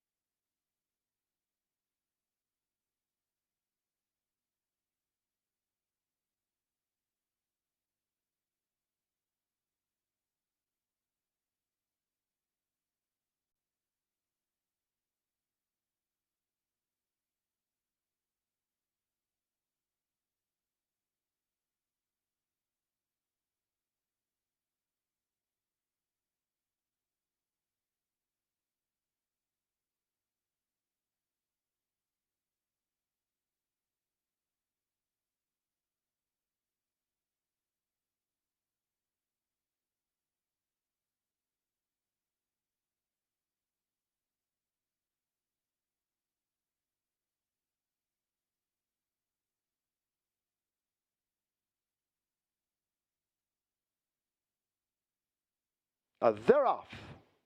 Diamond Rock comes out slowest of them all. Rosa the Warrior gets a good start, wants that lead with Let Him Fly and Tigre Express. Racing down toward the outside, that is Anonymous now joining the leading group. Who Done It is racing off them, possibly 7 off that lead. No More Deals racing on the outside. High Diplomacy now beginning to make progress on the rail. Design Diva is second from the back, and Diamond Rock has not recovered from the slow start. They're approaching the final half of a mile, and it is a Let Him Fly out in front by almost a 2 lengths. Tigre Express in hot pursuit with Anonymous and Rosa the Warrior. A gap of maybe 6 to High Diplomacy. No More Deals tacked alongside. Design Diva making mild progress as they leave the 3. Who Done It comes next, and forget Diamond Rock at the moment, needing a miracle as they leave the 5/16th and are about to come into the top of the lane. Let Him Fly right against the rail, stepping just off it. Attacked now by a Tigre Express, and Tigre Express snatches the lead from Let Him Fly. Rosa the Warrior will come with that run on the outside, but they drive toward the furlong pole, and it is Tigre Express and Paul Francis who enjoy that lead. Rosa the Warrior left 3 lengths back. Let Him Fly has faded on the rail. High Diplomacy hunting up a minor share, and No More Deals on the extreme outside. But it is Tigre Express and Paul Francis. They lead by 2 or more and will hold it to the line. Tigre Express beats Rosa the Warrior, No More Deals, Let Him Fly, and possibly Who Done It in 5th.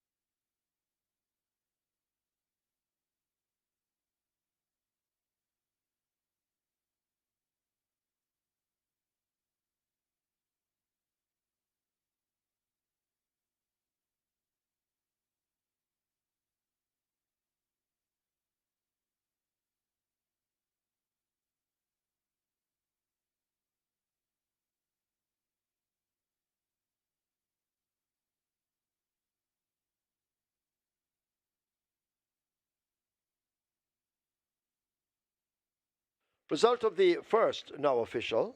Horses to the testing barn. 4, Tigre Express, 9, no more deals. 4 and 9 both go to the testing barn. Tigre Express, 176 to win, 118 to place. Second 6, Rosa the Warrior, 218. Third 9, no more deals, 140. Fourth 1, Let Him Fly. Fifth 3, Who Done It. Exacta 935, Quinella 944. Trifecta 1678. Superfecta 300214. 9 high fives 14685. Splits 24, 48-3, 116-1. 6.5 furlongs raced in 123-3 margins 2 1/4 by 1.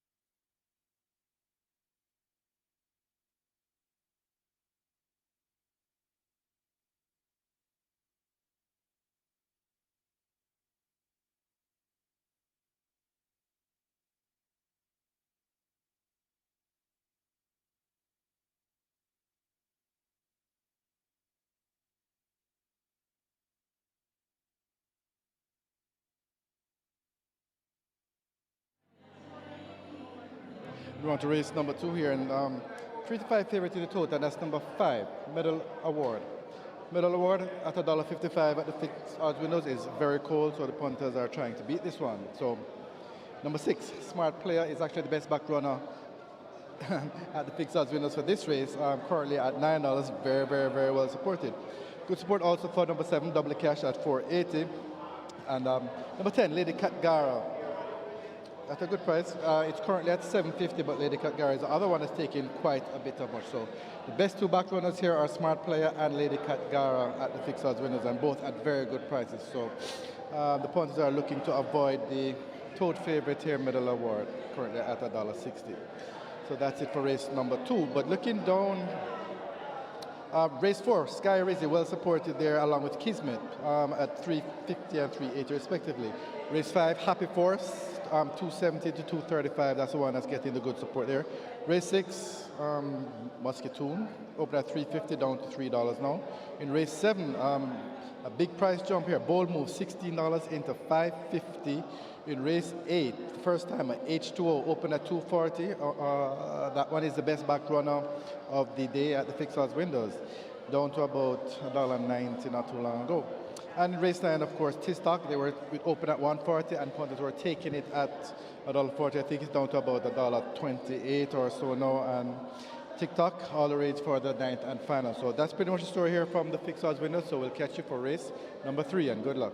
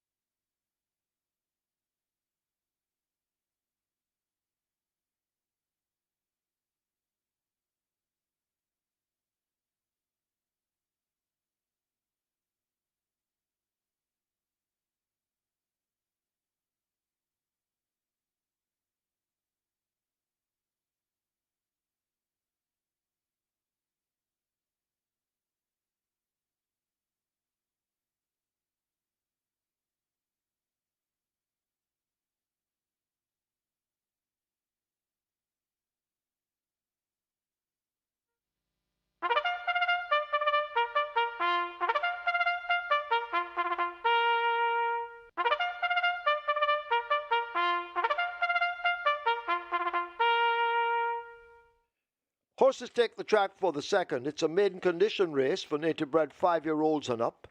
The distance 1,200 meters or 6 furlongs.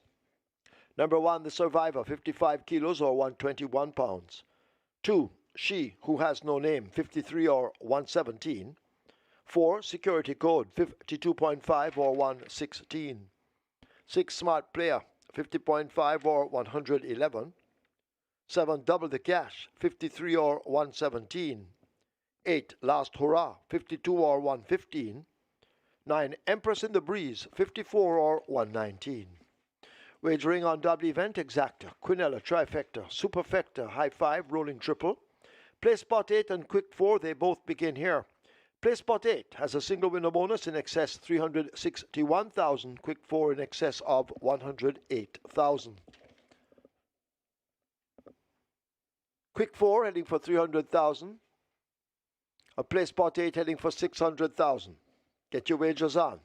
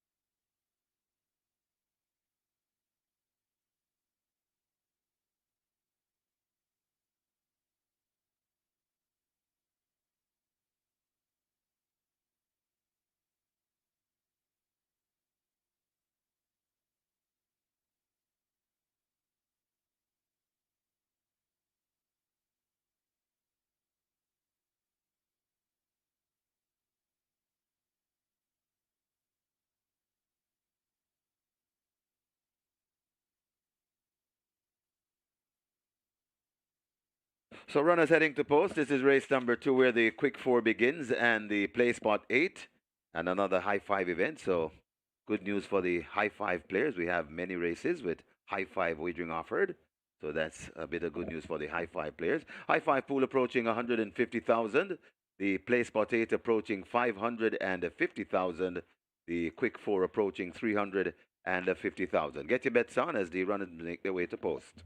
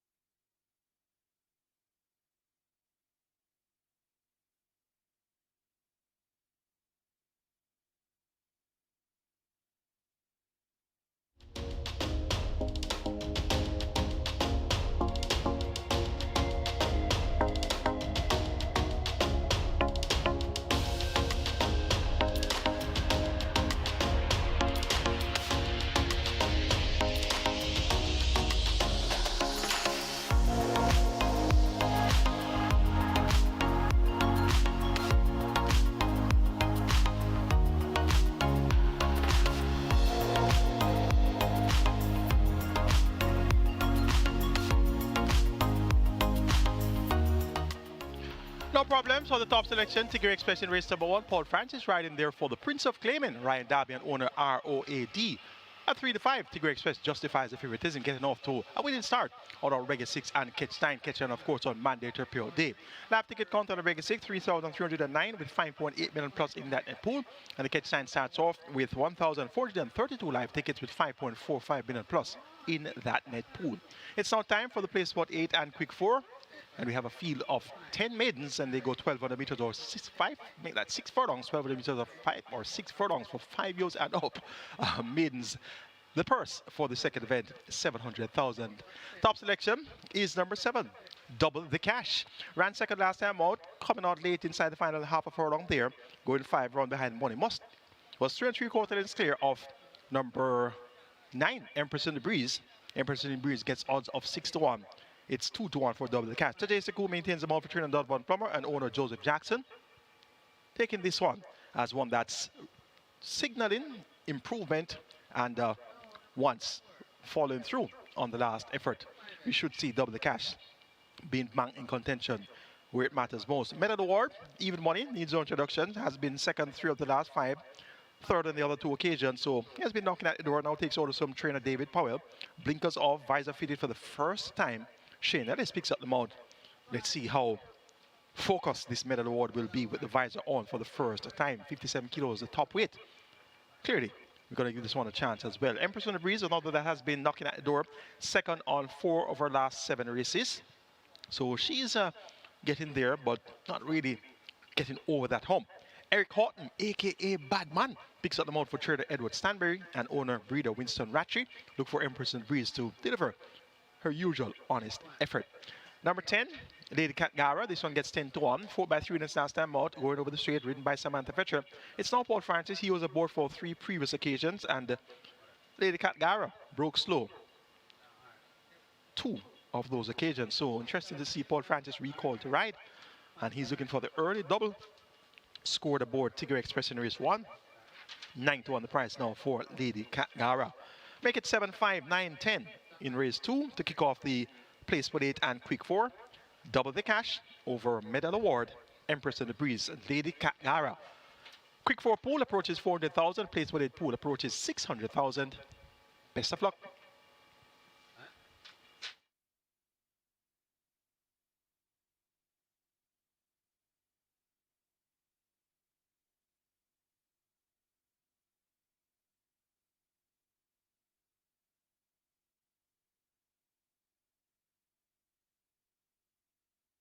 Horses loading for the second.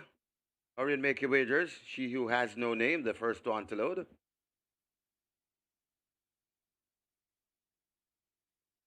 High 5 approaching 200,000. Place spot 8 approaching 600,000. The Quick 4 approaching 400,000. Hurry and place your bets. Horses loading.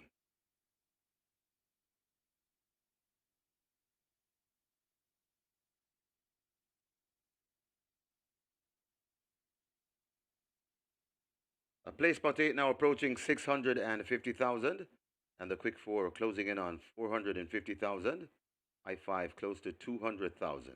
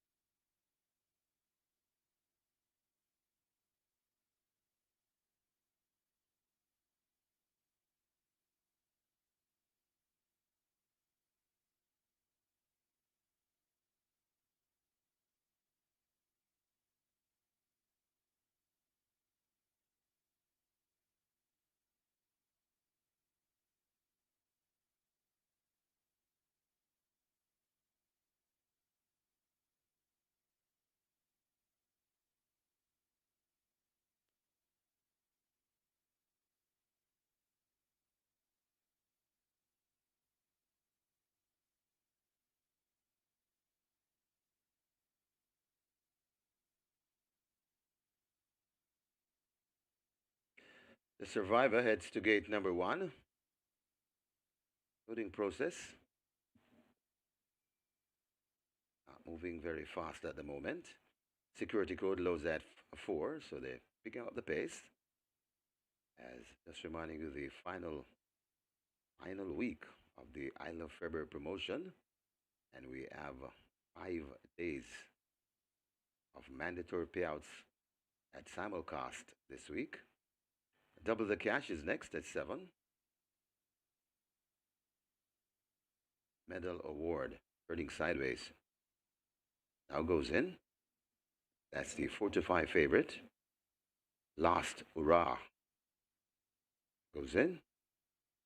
Empress in the Breeze is next. Lady Katgara heading to 10 and Prince Daniel to 3. Smart Player, the final one to load. Starter Michael Sims is at his starting position.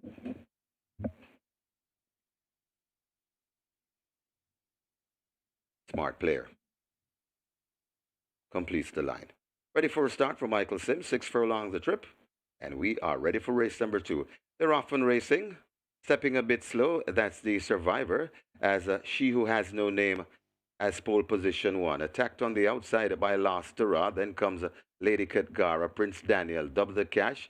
Then recovering after that break, that's the Survivor. Then come on the outside, Empress in the Breeze, Medal Award, and narrowly racing at the back of the field, that Security Code. They head toward the 4, and She Who Has No Name and Lost Hurrah mixing it up front. She Who Has No Name now goes on from Lost Hurrah. They're about 4 lengths in front of racing in third. That's Prince Daniel and Lady Katgara. Another 6 before we come to Empress in the Breeze. Double the Cash comes next. Then comes Medal Award. Security Code overtaking the back marker, and that's racing at the back of the field. The Survive there at the top of the lane. She Who Has No Name is still in front. Prince Daniel coming forward nicely. Also on the outside, that is Lost Hurrah. Empress in the Breeze is also running on right against the rail. That's Double the Cash. They're spread right across the track. Many chances here. Who do you like here? It's still in front. It's She Who Has No Name right against the rail. That's Double the Cash, and Double the Cash now hits the front. It's She Who Has No Name. Double the Cash. She Who Has No Name and Double the Cash. The race lies here. Double the Cash traveling the better. Double the Cash goes on to beat She Who Has No Name. Then comes Lost Hurrah, Security Code, and Empress in the Breeze back in 5th.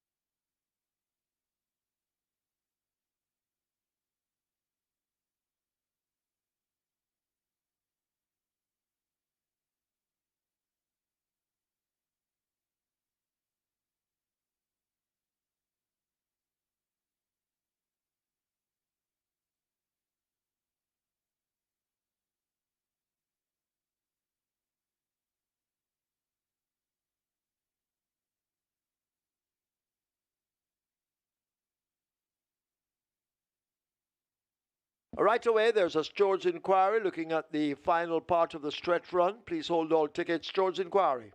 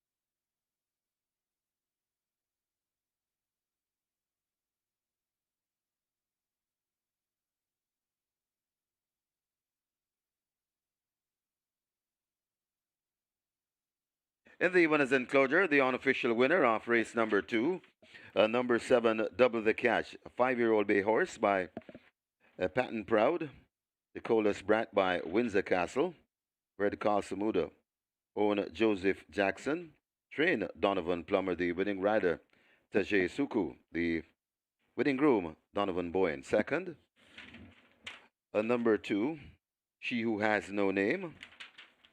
A third, number 8, Last Hurrah. Fourth, a number 4, Security Code. And a fifth, a number 9, Empress in the Breeze. Final time for 6 furlongs, 120 flat.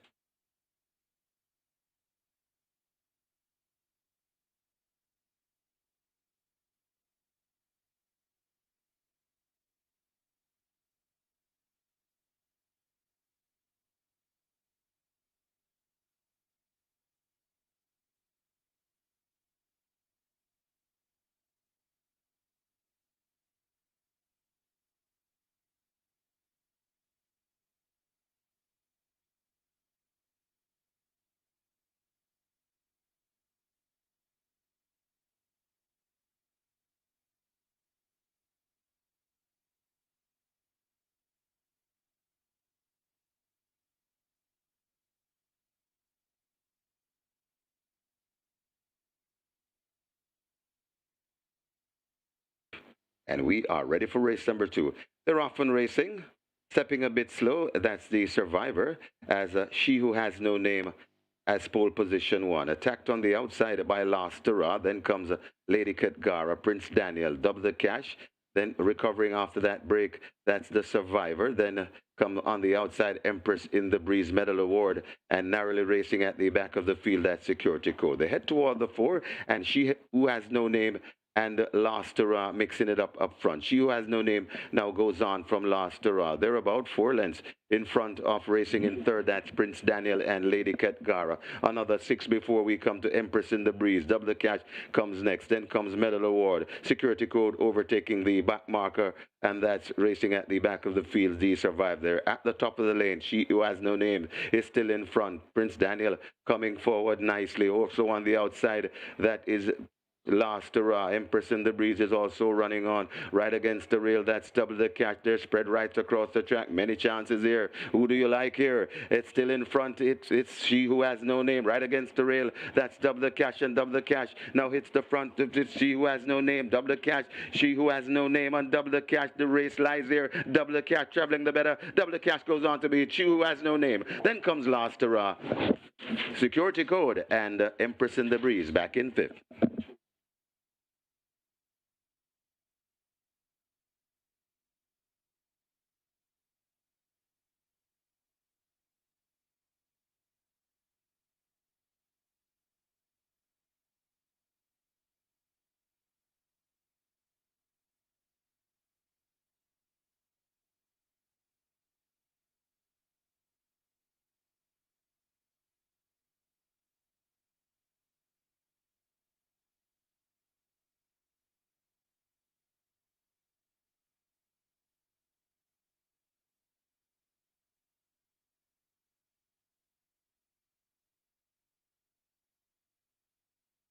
And after this George's inquiry, there will be no change to the order of finish.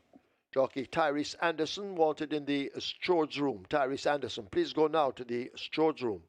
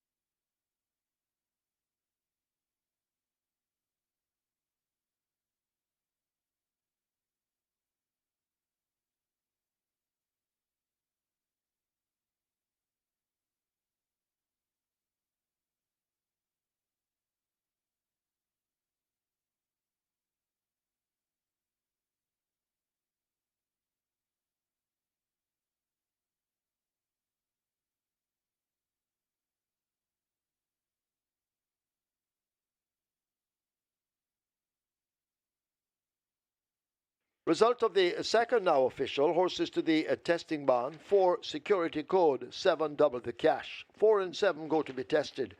Double the cash. 336 to win. 198 to place. Second 2. She who has no name. 726. Third 8. Last hurrah. 958. Fourth 4. Security code. Fifth 9. Empress in the breeze. The double event 892. Exacta 9,571.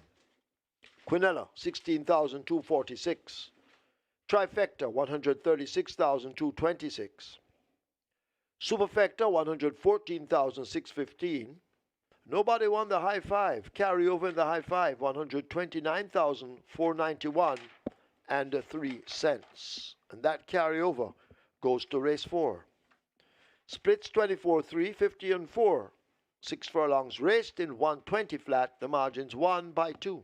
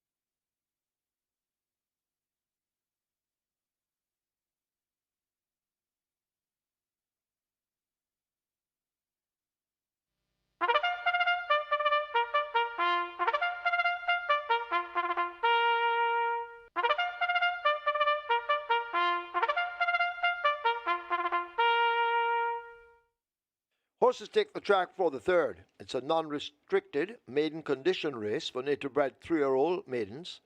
The distance 1,300 meters or 6.5 furlongs. Number 1, Prince Roy, make the weight 54 kilos or 119 pounds. 2, Miracle Selection, 49.5 or 109.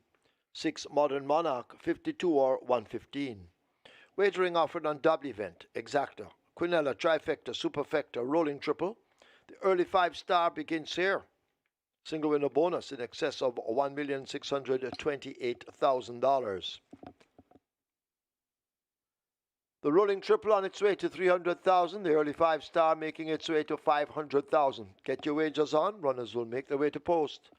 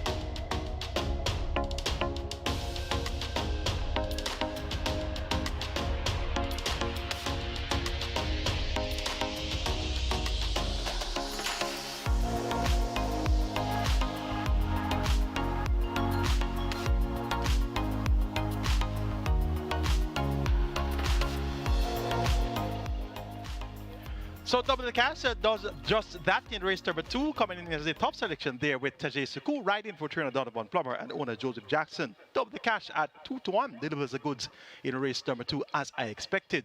Tired of tipping Medal Award, tired of tipping Empress and the Breeze. Second, third.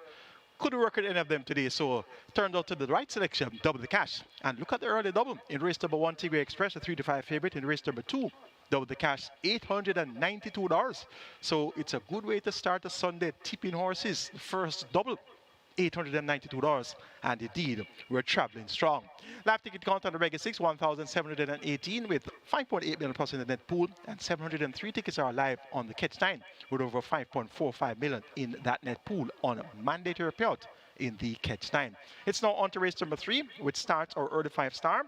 And we have a field of 8 comprised of 2 fillies going up against 6 colts. And they go 1,300 meters or 6.5 furlongs. It's a maiden condition race for native bred 3-year-olds. The purse, $1,050,000.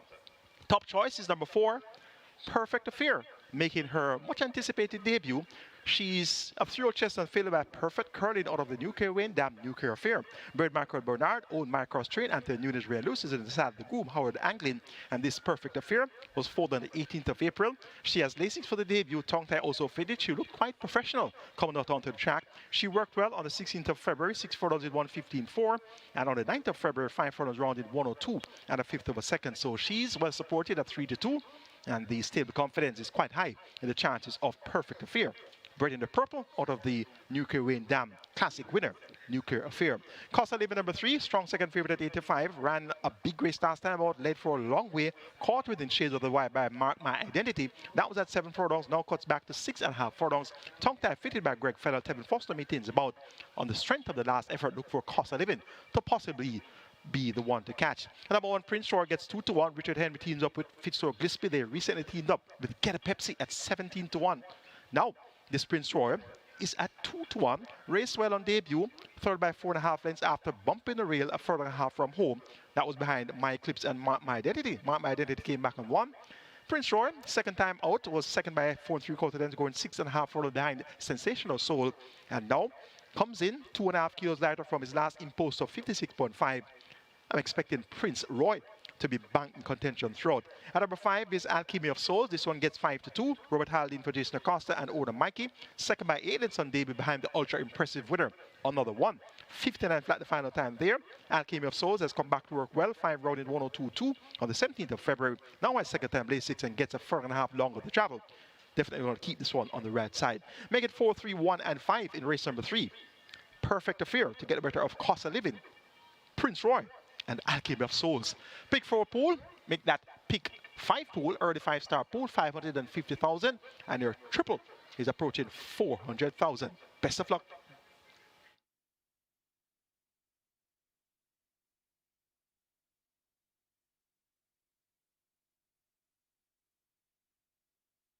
They're closing up the front of the gates. Closing up the front of the gates for loading. The rolling triple on its way to 500,000. The early 5-star on its way to 600,000. Get your wagers on.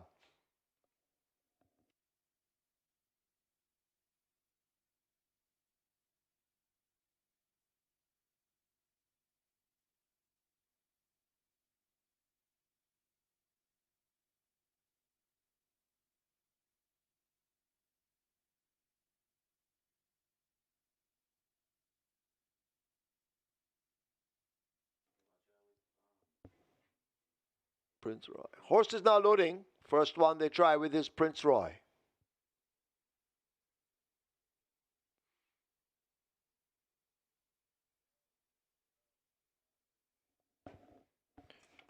Miracle Selection will be next.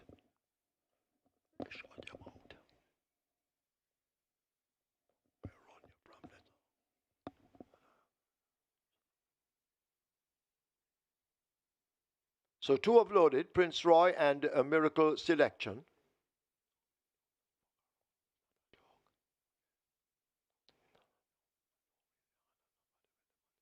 Slam Sharp looks to be in at 7. Ian Spence will mount.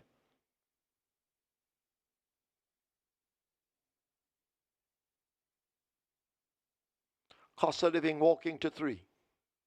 This is 6.5 furlongs or 1,300 meters.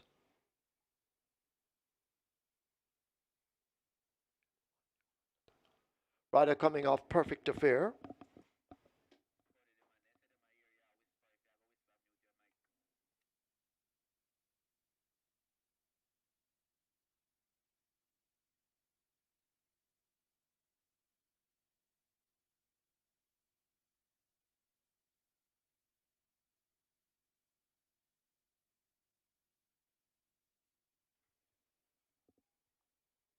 So Costa Living goes in.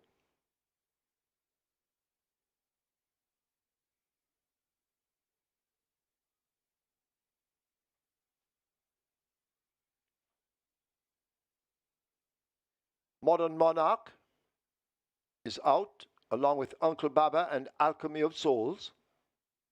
Perfect Affair is also out.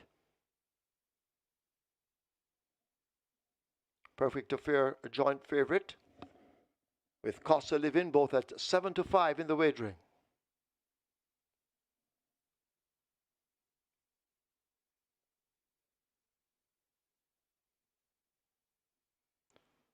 So loading up underway, but moving slowly at the moment, as they try with the 4-horse. Perfect Affair.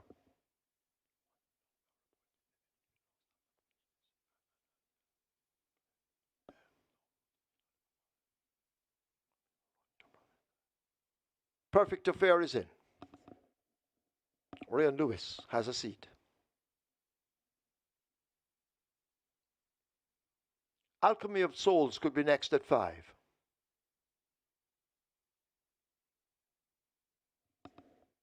Costa Living goes in at 3 with Tevin Foster.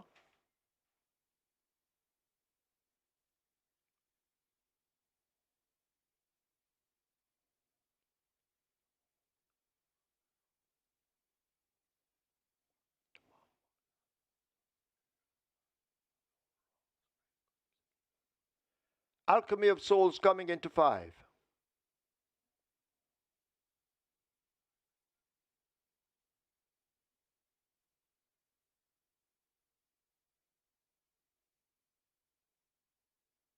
They try with Uncle Baba. And the final one, when Uncle Baba goes in, will be Modern Monarch number 6. One of the outers at 45-1.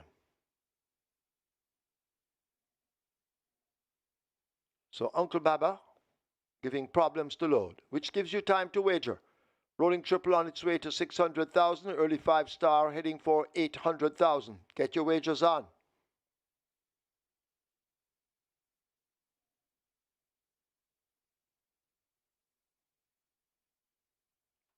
So Uncle Baba continues to prove problematic. Javanil Patterson waiting in the wings. And now Uncle Baba goes in.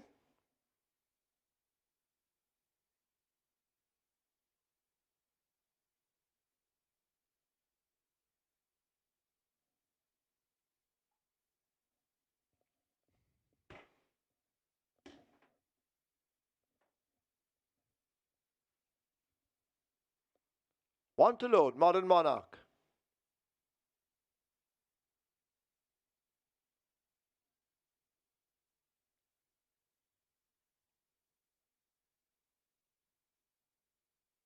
So they continue to try with this Modern Monarch.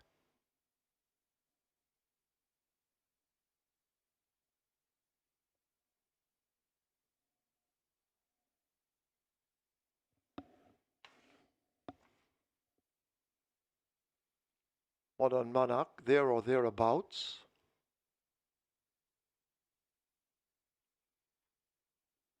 Now looks to be in. Romain Gordon rides. Not yet seated. So Modern Monarch may not be all the way in.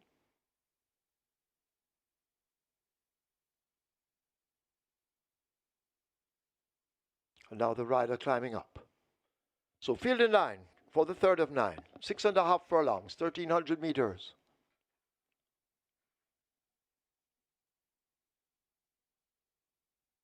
And they're off. Modern Monarch, Miracle Selection. They both came out slowly. Prince Roy dashes to the front.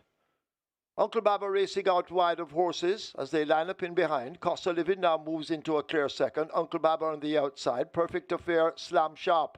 And right there too with them, that's Alchemy of Souls. These in a very tight group as they've run past the 5. A gap opens up to Monarch and Miracle Selection just trails the field. They're arriving at the half mile. They'll go running into that turn. Prince Roy on that lead, hounded by Costa Living. Just 3 parts of a length separates them. A break back to Slam Sharp, nosing in front of Perfect Affair. Uncle Baba races just ahead of Alchemy of Souls in the all green. They leave the 3/8 now and run toward the final 5/16. The back markers at this stage, Miracle Selection, and last of all, Modern Monarch now beginning to make mild progress. They're coming into the top of the lane. They're into it now, and Prince Roy continues to lead them a merry dance. Costa Living needs to find maybe 3 lengths to get to that leader, but Prince Roy, under the left-hand stick, responds and continues now to open up the advantage as they flash past the furlong pole. It is Prince Roy in complete command at this stage. Costa Living, best of the rest, but Prince Roy has them all off their legs and left them all for dead. Prince Roy and Richard Henry will score comfortably in the third by maybe 7 or more. Costa Living second. Perfect Affair is third. Close between Modern Monarch and Slam Sharp.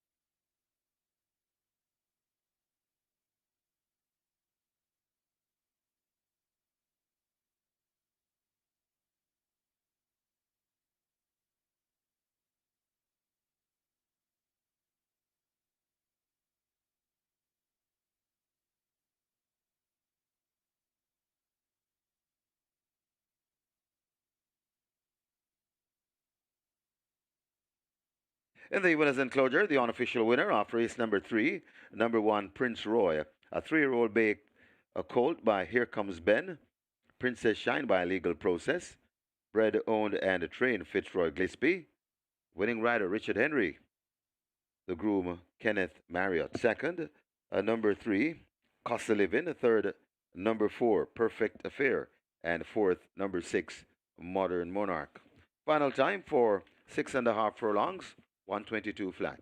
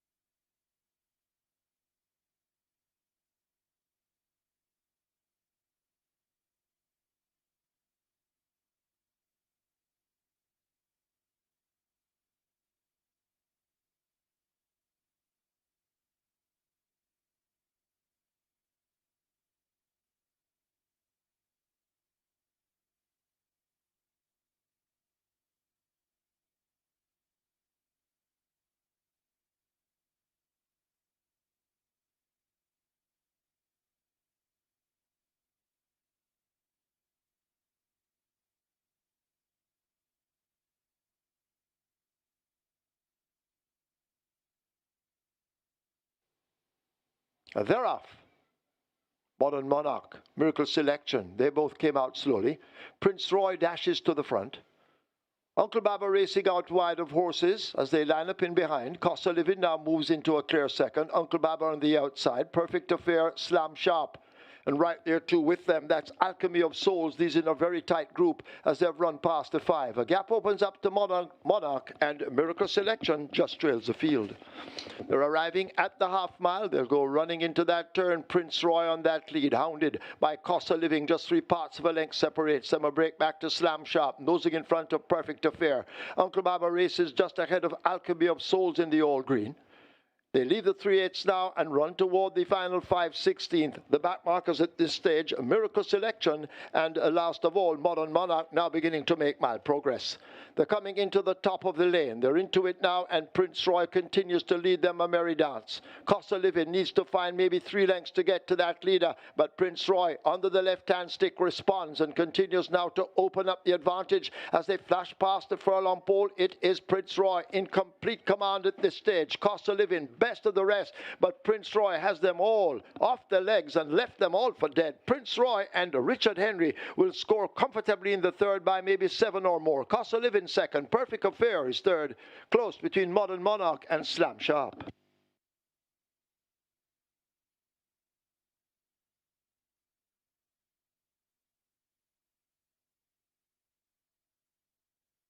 Your attention, please. Romain Gordon has to go now to the storage room. Romain Gordon wanted in the storage room.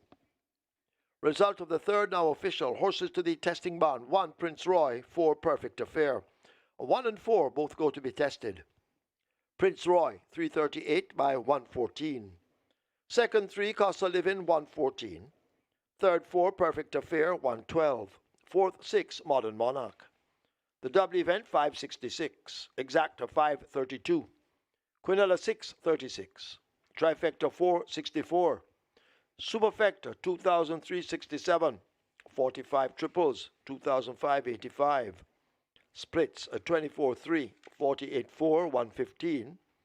Final time, 1,300 meters, 122. Margins, 8.5, 6 3/4.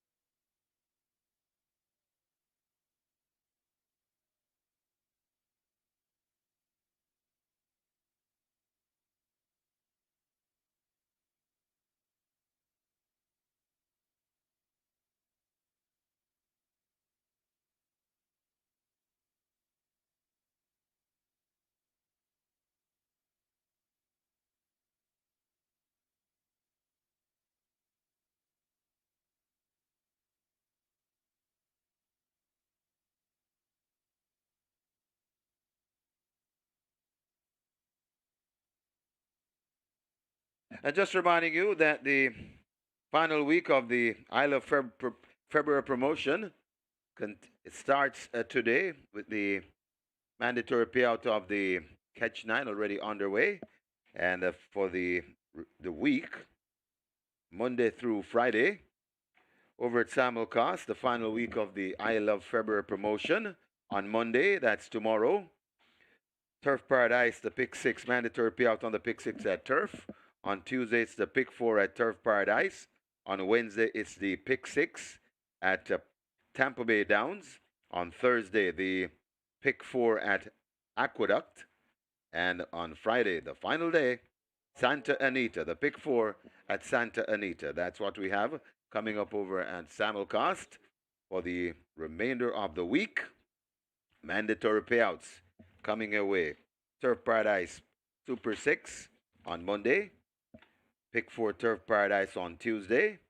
Wednesday, the Tampa Bay Pick 6. Aqueducts Pick 4 on Thursday. On Friday, Santa Anita Pick 4.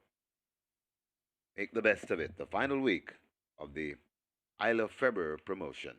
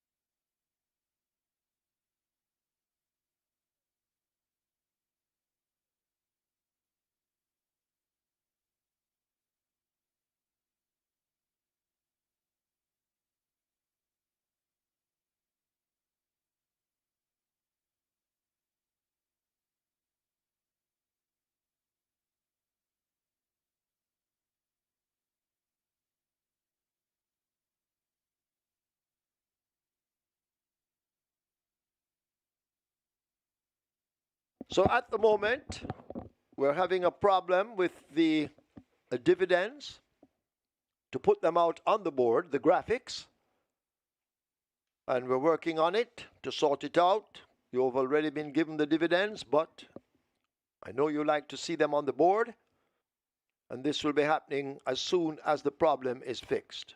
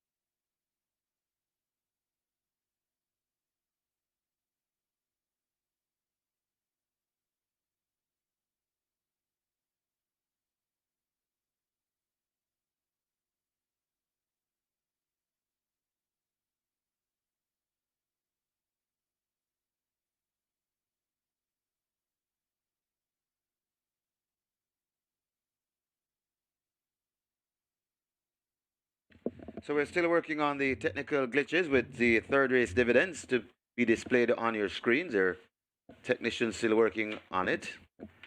In the meantime, you can wager on race number 4. Race number 4, this is where the Twilight 6 begins. For any reason, you got knocked out of the Reggae 6, a chance to get right back in the game, and we're nearly heading to $5 million in the Twilight 6. Please be reminded, we have a high five carryover here in race number 4. High five carryover, nearly 130,000. High five pool approaching 200,000. So high five carryover right here in race number 4. Pool approaching 200,000. And the carryover just under $130,000.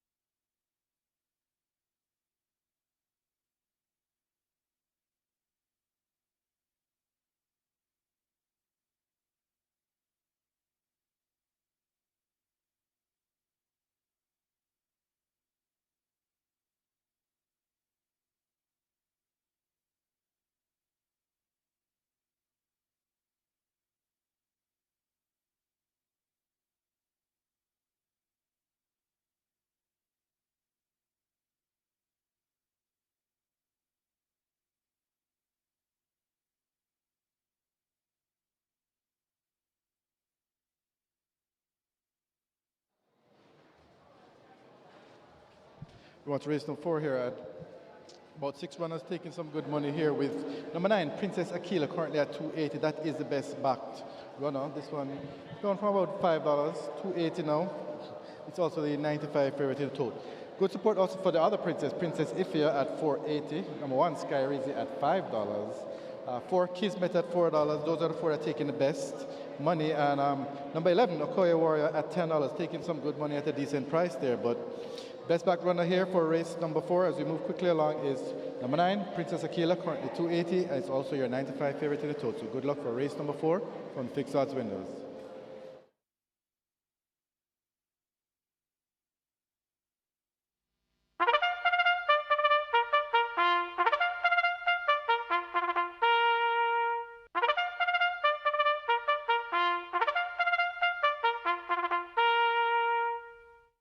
Horses take the track for the 4th. It's a restricted allowance 4 for native bred 5-year-olds and up, non-winners of 3, and imported 5-year-olds and up, non-winners of 2, the distance 1,000 meters or 5 furlongs round. Number 1, Sky Rizzi, 50 kilos or 110 pounds. 2, Papa Grey, 52 or 115. 6, Best Daughter-in-Law, 50 kilos or 110. Scratch number 7, Grey Commander, 8, Ertigal. Grey Commander injured, Ertigal lame. 9, Princess Aquila, 53.5 or 118. 10, Miss Linton, 53 or 117. 12, Princess Rhea, 54.5 or 120. Wagering offered on double event, Exacta, Quinella, Trifecta, Superfecta, High 5, Rolling Triple. Remember, the High 5 has a carryover of 129,000 plus. And the Twilight 6 begins here. The Twilight 6 on its way to 5 million. Let's make their way to post. Get your wagers on.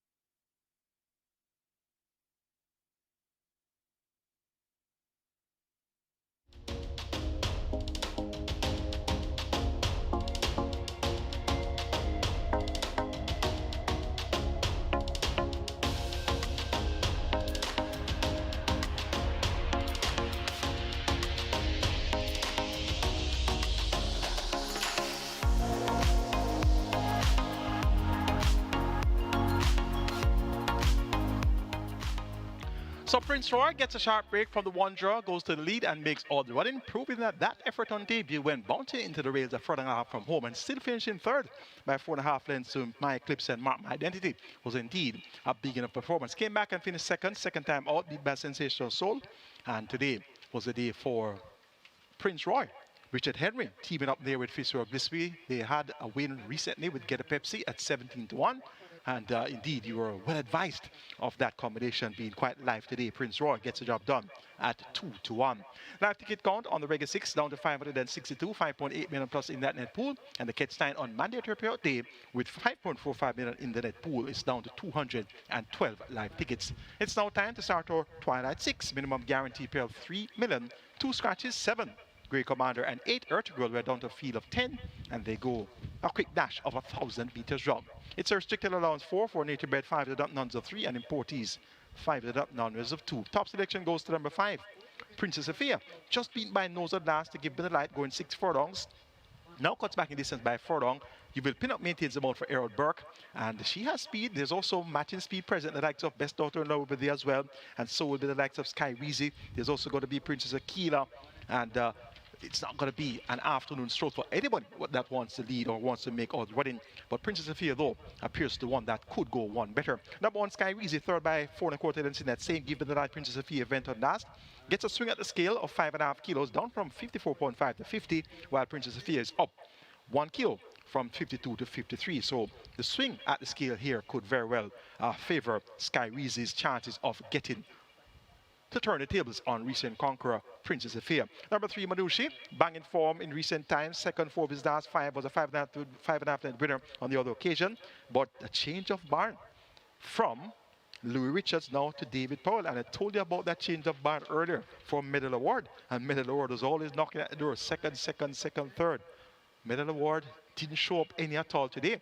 So the change of barn, always a very key component to deciding the outcome of races, not only claiming races, but in general in the thoroughbred racing world, the change of barn is something to be paid serious attention to. So let's see now, Manushi, first time under the care of David Powell. Ian Dolly Baby Spence picks up the mount. We're getting 5-1, that's fair value for the chances of Manushi. Number 9, Princess Akila, Tevin Foster for Anthony Nunes. This one has caught the pace of this level for some time now. Has 2 run-up efforts earlier. That was in October, November last year. Beat by Acknowledge Me, beat by Here Comes Doc. Third behind Digital Light and Uncle Nub. The last few rounds, not as encouraging, but Princess Akila appears to be in a spot where she ought to bounce back to competitive ways. Make it 5-1-3-9. My order of preference are race 4 to start our Twilight 6. Princess Sophia over Sky Weezy, Manushi, and Princess Akila. Twilight 6 pool, 5.3 million and climbing. Your triple is at 500,000 and climbing. Best of luck.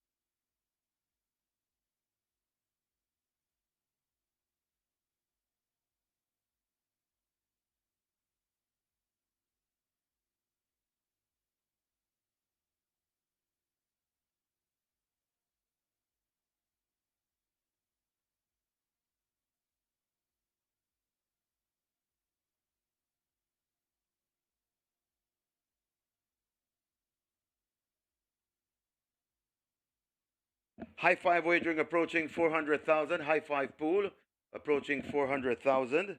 High five carryover nearly 130,000 in the pool, approaching 400,000. We're heading to $6 million in the Twilight 6, and the rolling triple on its way to 550,000. Get your bets on as the runners are making their way to post.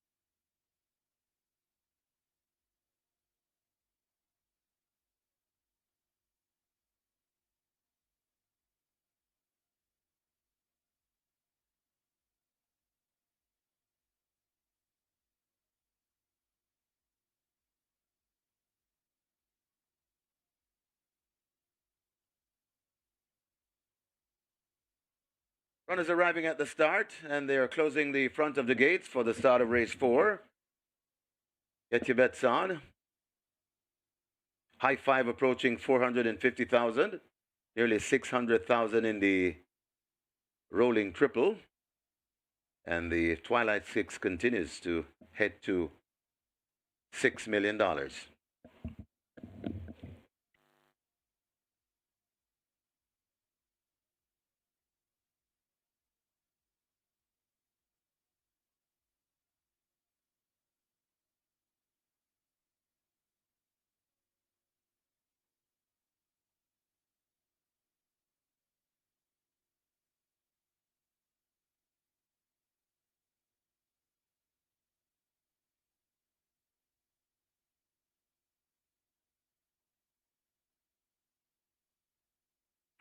Horses loading, last chance to make your wagers.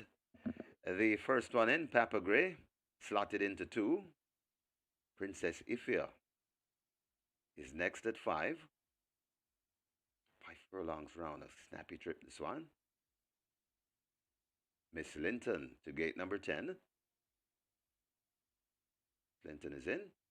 Best daughter-in-law. It's to 6, goes in.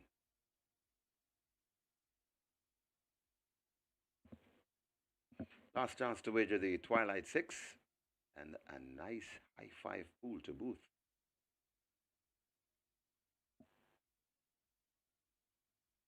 Sky Rizzy heads to gate 1.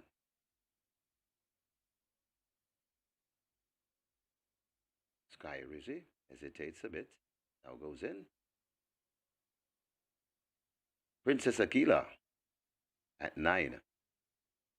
Another princess going to gate 12. That's Princess Rhea. Manouche to 3. Okoye Warrior to 11. Kismet waiting for Okoye Warrior to load. And if Kismet wins this race, trainer Stephen Todd will reach another career milestone. 300 winners. Want to wish him the best of luck. Still working on Okoye Warrior to gate 11. Okoye Warrior goes in. 1 to load. Kismet. Kismet goes in. 5 furlongs round the trip. Starter Michael Sims is ready. Ready for a start. They're off and racing. Not a bad line. Okoye Warrior misses it, though, and left at the back of the field. Sky Rizzy rushing intently to go for that lead. Princess Ifia, best daughter-in-law, also in the mix. So, best daughter-in-law, Princess Ifia. Right there, too, on the rail, that's Sky Rizzy. Then comes a Princess Rhea rushing around. Then comes a Princess Aquila. Miss Linton tracks them right there, too. Just behind them, that's a Papa Gray. Then comes a Okoye Warrior, and racing at the back of the field, that's Manouche. They're coming at the top of the lane. Best daughter-in-law in front, Princess Rhea. Rushing down on the outside. Princess Rhea now grabs a hold of the lead, and it's Princess Rhea skipping away. Coming on the inside, that is a Sky Rizzy. Princess Rhea in front and not messing around this Princess Rhea. Here comes a Sky Rizzy to tackle Princess Rhea, but Princess Rhea keeps on rolling, coming to the half a furlong pole. It's Princess Rhea in front. Sky Rizzy trying to get to Princess Rhea. Princess Rhea, not today. Princess Rhea beats Sky Rizzy. Then comes a Kismet. Princess Ifia, and a baby back in 5th. That's Papa Gray.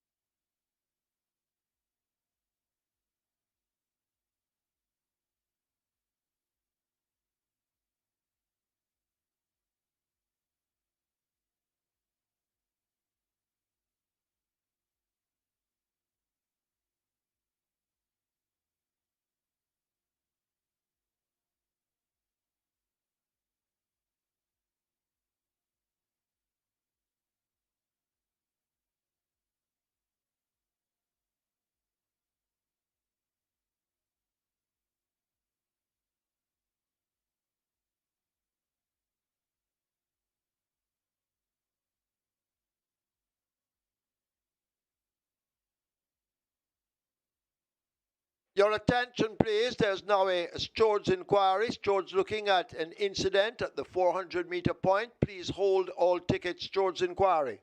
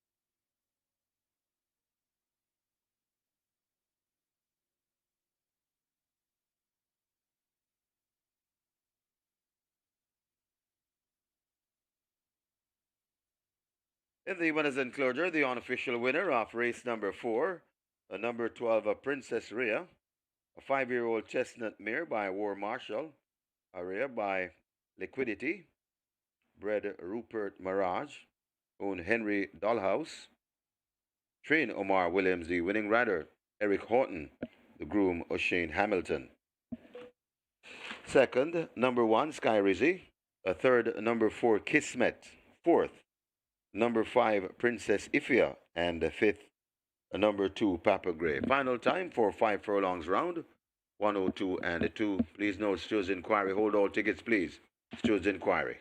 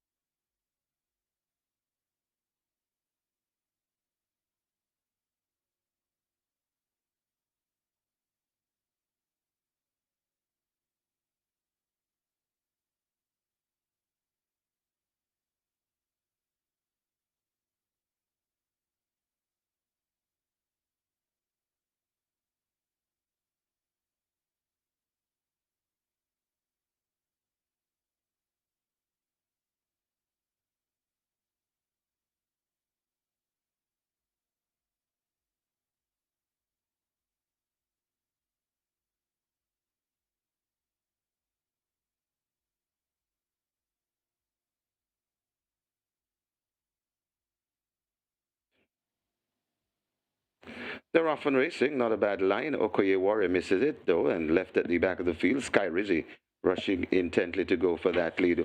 Princess Ifya, best daughter-in-law, also in the mix. So, best daughter-in-law, Princess Ifya. Right there, too, on the rail, that's Sky Rizzy. Then comes Princess Rhea rushing around. Then comes Princess Aquila. Miss Linton tracks them right there, too.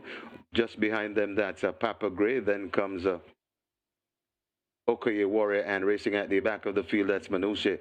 They're coming at the top of the lane. Best daughter-in-law in front, Princess Rhea. Rushing down on the outside. Princess Rhea now grabs a hold of the lead, and it's Princess Rhea skipping away. Coming on the inside, that is Sky Rizzy. Princess Rhea in front and not messing around this Princess Rhea. Here comes Sky Rizzy to tackle Princess Rhea, but Princess Rhea keeps on rolling, coming to the half a furlong pole. It's Princess Rhea in front. Sky Rizzy trying to get to Princess Rhea. Princess Rhea, not today. Princess Rhea beats Sky Rizzy. Then comes Kismet, Princess Ifya, and a baby back in fifth. That's Papa Gray.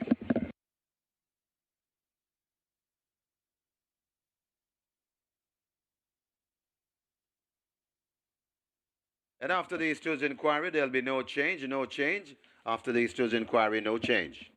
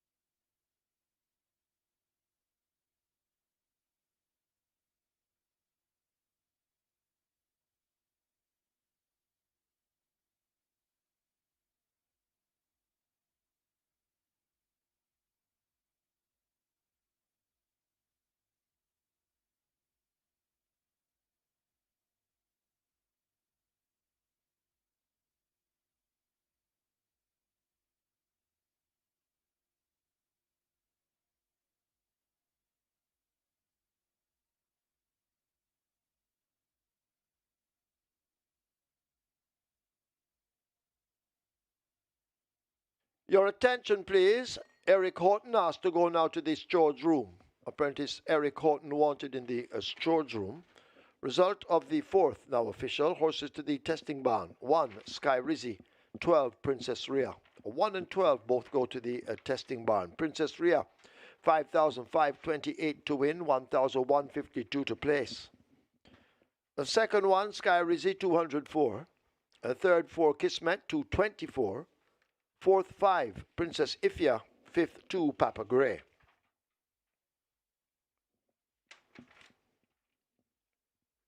Double event, 20,990. Exacta, 30,384. Quinella, 8,460. Trifecta, 29,456. Superfecta, 94,620.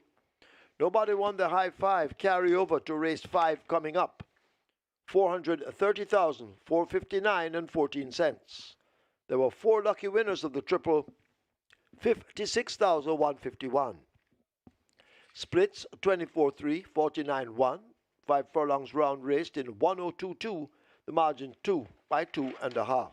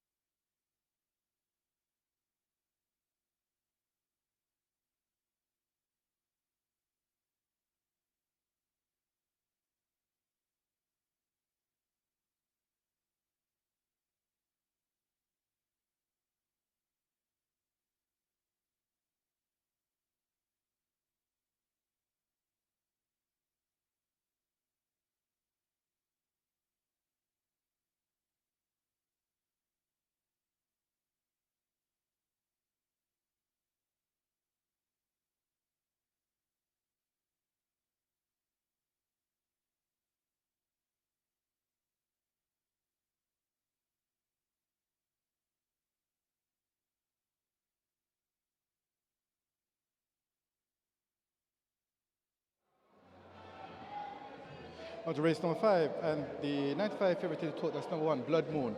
Blood Moon, 380 at the fixed odds windows. Well supported there. Also, interestingly, good support for number 2, Military Light, at about $14. The best back runner, however, is number 6, Chief Dissident, currently at 280. This one is your 2-to-1 joint second favorite to the tote, but Chief Dissident is the best back runner at the fixed odds windows, currently at 280. Happy Force, well supported as well at 350, and good support for number 5, Golden Lawyer, at 950, a good price on that one, but 5 of them really taking the bulk of the support. Blood Moon, Military Light, Happy Force, Golden Lawyer, and the best back runner at the fixed odds windows for race number 5 is number 6, Chief Dissident, currently at 280, and that's the story from the fixed odds windows for race number 5. Good luck.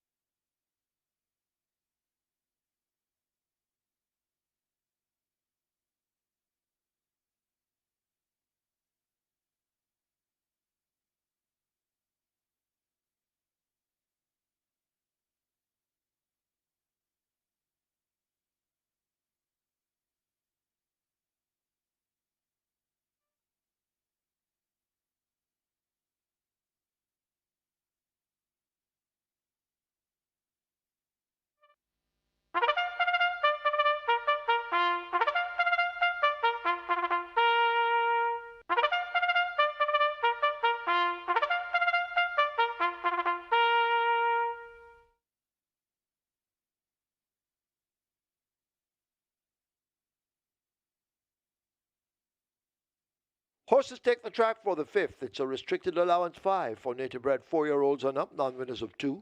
And imported 4-year-olds and up maidens, the distance 1,200 meters or 6 furlongs.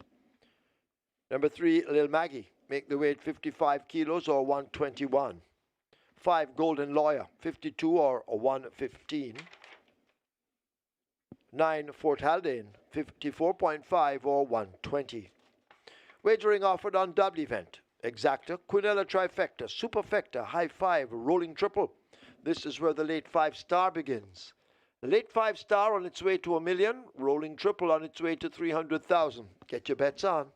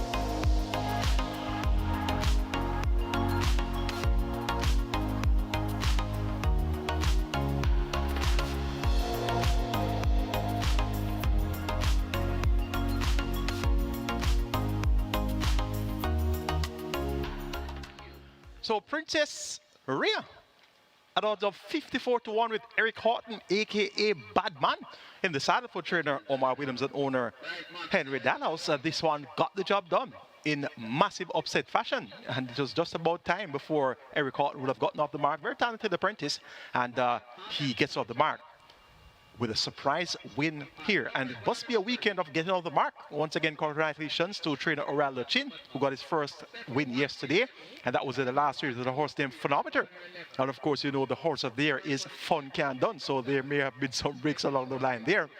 So yesterday, Orlando Chin off the mark. Today, it's Eric Horton that's off the mark. Live ticket count on the regular 6 now down to 30 with 5.87 million in that net pool. 13 tickets are still live on the catch line, so we have some skillful players here. 54 to 1 and still live on the catch line on mandatory day over 5.45 million in that net pool. And the Twilight 6 starts off with a very low live ticket count, only 164 with that 54 to 1 major upset winner, Princess Rhea. It's now time to start the late 5-star.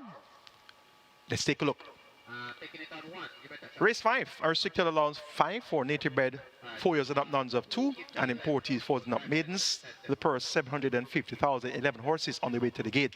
Number 7, Happy Force gets a vote. Last time all through Clinkert 65, 9 by 7 lengths, the first offense. Golden Lawyer and Military Light. Back here now with a further along the travel on the strength of the 18th of January effort. First time off a new connection, second by 10.5 by a breath of fresh air. That's the effort that we're looking forward to here. Javelin Patterson riding here for trainer Patrick Taylor, more popular known as Mice. They teamed up yesterday with a win at 5-1 with a horse by the name of Awesome Anthony. So looking to continue the good form onto the Sunday card. Happy Force at 2-1. Now 5-2 and new flash in the betting. This one gets the vote. Blood Moon number 1, Dean Dawkins for Gil Subrati and Eminem Racing Stable of Blue Vinyl fame. Third by the 10 recorded last time out the first grandson and Faith Downey. That was at 5 furlongs straight. Now gets a furlong along with the travel. Comes around the bend. And his only career win came at 6.5 furlongs, winning by 5.5 lengths over Tornado Steel and Radam. Number 11, Tornado Steel has speed, drawn on the outside, and Radish Roman picks up the mount. The Sneaky Fox riding here for trainer Kerry Tucker, more popularly known as Music Man. Look for Tornado Steel to come down from this outside post and try to make her way to the lead. Number 6, Chief Dissident. This one gets 5-2. The Wily Coyote Lee Cardenas teams up with Patrick Lynch. How about that win? Recently with Wicked Cassie. And they also teamed up for another win subsequent to that. And I think that was a first grandson, if my memory serves right. So look for Chief Dissident to run well. First grandson was fourth in that same event, won by first grandson. So stablemate won, and Chief Dissident was fourth by 3.5 lengths at 20-1. Today you're getting 3-1 for Chief Dissident, and we're under somewhat of a steady drizzle now, so things are getting a little bit dampened out there. So Chief Dissident apparently the type that relishes the wet underfoot condition. Going here for number 7, Happy Force to get the better of number 1, Blood Moon, then 11, Tornado Steel, and 6, Chief Dissident. Late 5-star pool, 1.4 million and climbing. The triple is approaching 500,000, and there's a high 5 carryover of over 430,000. Best of luck.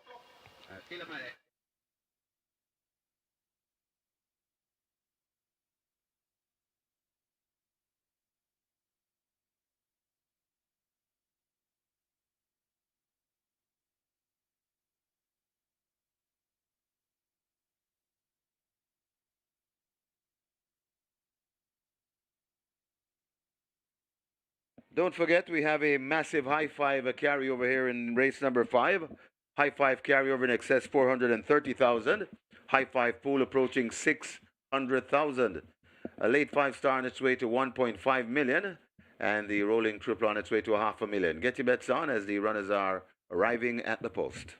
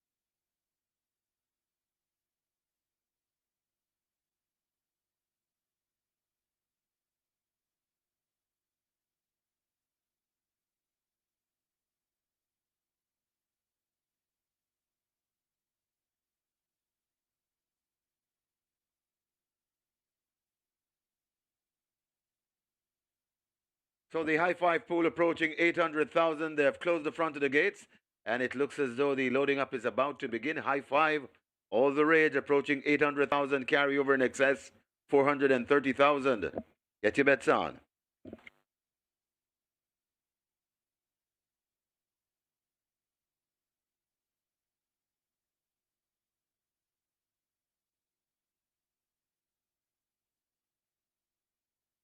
Horses now loading. First one in was Military Light. Lil Maggie follows. They're lining up Town Star for 4.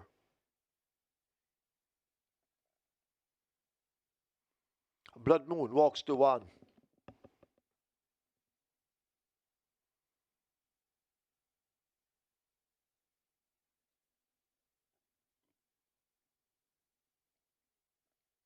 Happy Force coming into 7. Have a Joy will load at 8. Port Haldane walks to 9.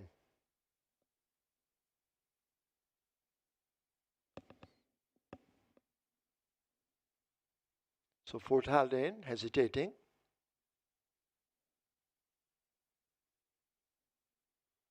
The Soul Warrior will load at 10. Chief Dissident at 6. They move as a team.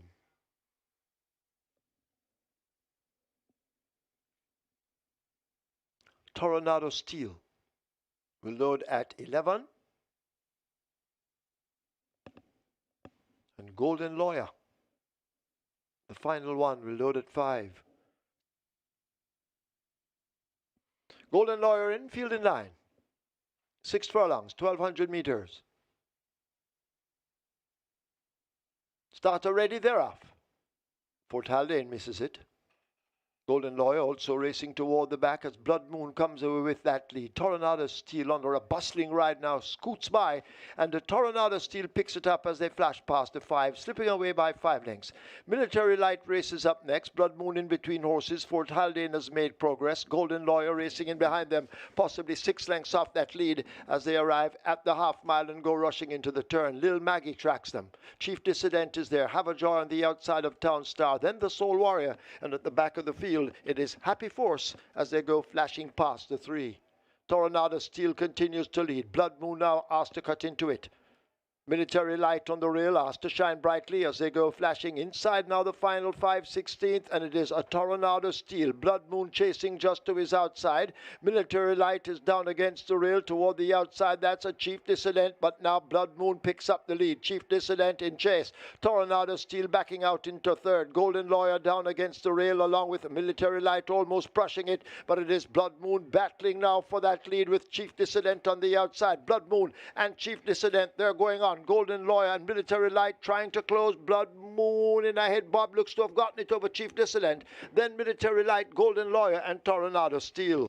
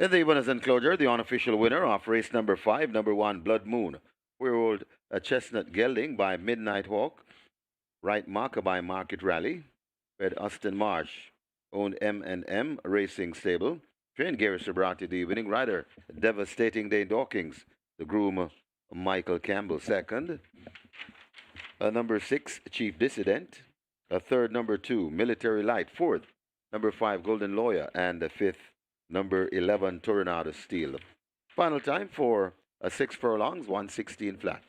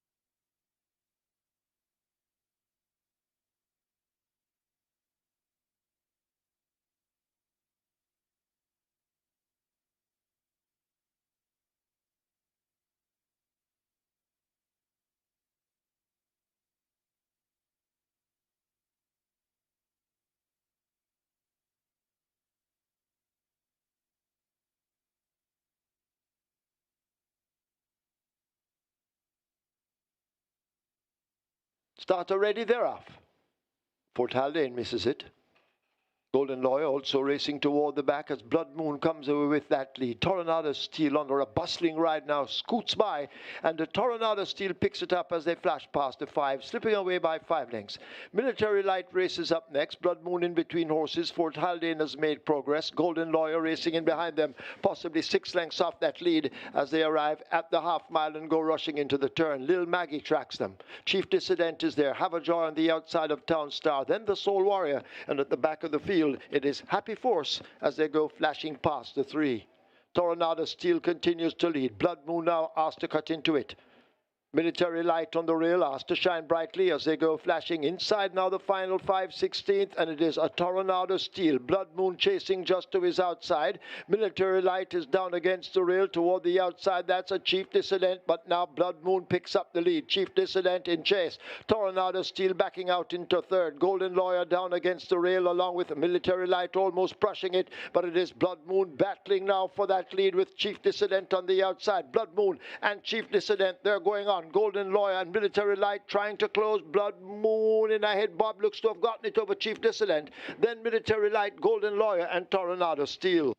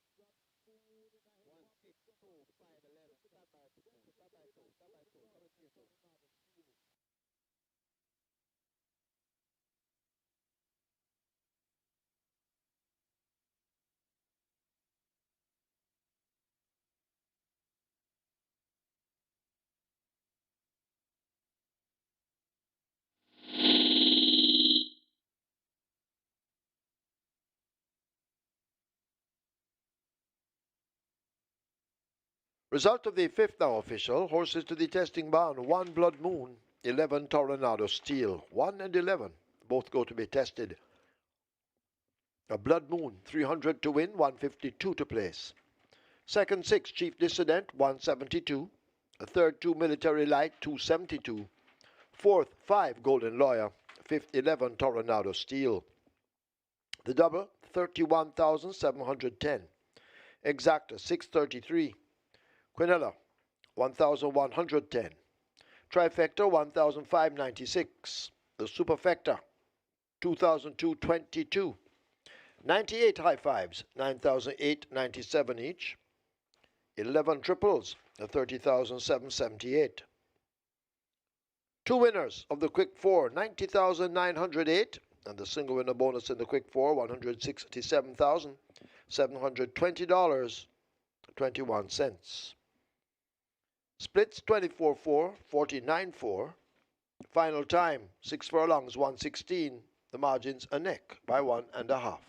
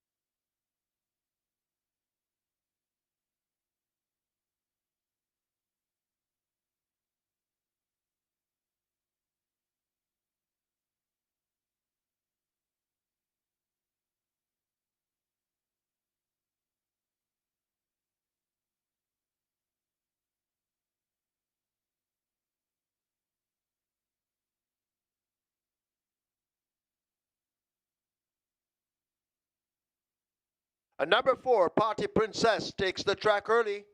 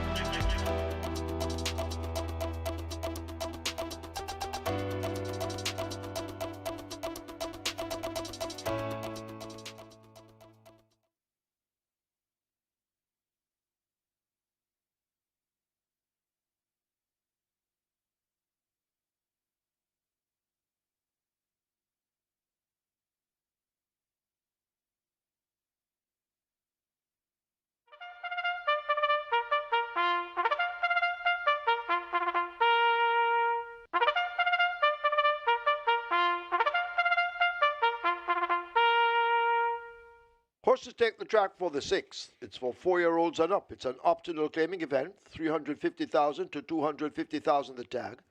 Also native bred 6-year-olds and up, non-winners of 2, the distance 1,200 meters or 6 furlongs. 3 last dance, 51 kilos or 112 pounds.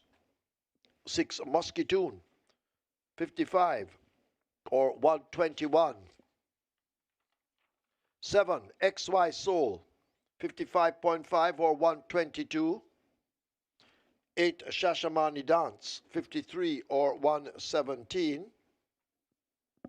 10 Caymanas, 51.5 or 114. Scratch 12 JJ Warrior Injured. 13 Genealogy, 51.5 or 114. 14 Traditional Boy, 54 or 119. Wagering offered on double event, exacta, quinella, trifecta, superfecta, high 5, rolling triple. This is where the strike 4 begins, a single winner bonus in excess of $429,000. The strike 4 on its way to 600,000, the rolling triple 400,000. Get your wagers on.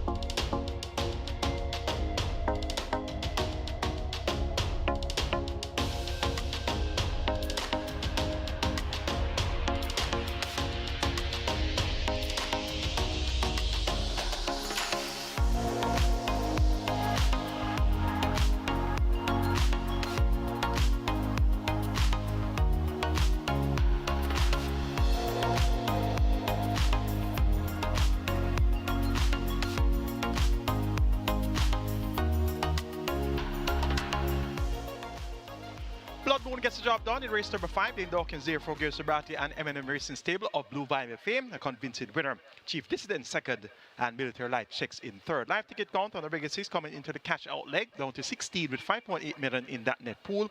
And we have 5 tickets alive on the catch giant with mandatory payout on the line. 5.45 million. And the Twilight 6 now down to 113 live tickets with 4.22 million plus in that net pool. It's time to start the strike 4. Minimum guaranteed payout 500,000. We have a field of 13, given a scratch of horse number 12, JJ Warner. It's for the 350 down to 250,000 claiming level. The purse is 700,000 and they go 1,200 meters or 6 furlongs. Top choice is number 2, Cappuccino. Takes another step down the claiming ladder from 500,000 down to 350,000. Has been having a consistent trek downward. 1 million, that was the claiming tag on the 28th of September. 6 by 20.5 lengths, rejected rather key features and power ranking. On the 26th of October, step down to 750. 10th by 20.25 lengths behind Exotic Light, Prince Marshall, and Roger de War. Was prominent up to the quarter pole, 5th by 3.5 lengths past the half mile, 2nd by neck. Then on the 8th of February, down to 500,000, 3rd by half length, just beaten behind Unruly Dude and Special Gift. Prompted the issue from the half mile, 4th by 2.25, turned home 4th by 4, past the furlong pole, 2nd by length in the quarter, and that was going 5 round drawn post position 1. Now gets a furlong along with the travel and the class relief. Dane Dawkins looks for the quick double, and he rides here for trainer Lawrence Mantle. Cappuccino at 4 to 5 gets the vote. Number 6, Muscatoon, just beaten into second last time. Oh, that was behind the former Jamaica Derby winner Joan Strike. That was at the 350 level. Claim from that event, now trained by Paul Hilton for owner MILLIONAIRES. And Shane Ellis picks up the mount. Muscatoon gets odds of 9 to 2. And he should be right there in the thick of things on the word go. Had a win, 2 starts back, going this trip of 6 furlongs in 116 flat beating Baton Rouge and K-Boy. Number 5, Don Almighty. Kevin Foster rides for Don Von Raymond and owner Al Don. This one reports first time about the claim, 4 by 17 and 3/4 last time out to Jones Strike, Lion of Ficati and 6th Avenue. Had a win May last year, which was against 400,000 claimers, won by 8 3/4 beating Rocket Lily and Victor's Medallion. A similar effort would see Don Almighty fight at the finish. And number 3, Last Dance. This one was just beaten behind Jones Strike and Muscatoon. Last out over 6.5 furlongs, gave game chase for the entire distance. Richie Shakes maintains the mount for trader Michael Malo and owner breeder New Blue Limited. This Last Dance worked well. On the 16th of February, 3 furlongs in 37.2. Now, by the standards of any 350 claimer, once you can go 37.2 for 3 furlongs at exercise, that speaks volumes to your soundness and fitness. And Last Dance gets a great price of 9 to 1. And this one can definitely get the job done as well.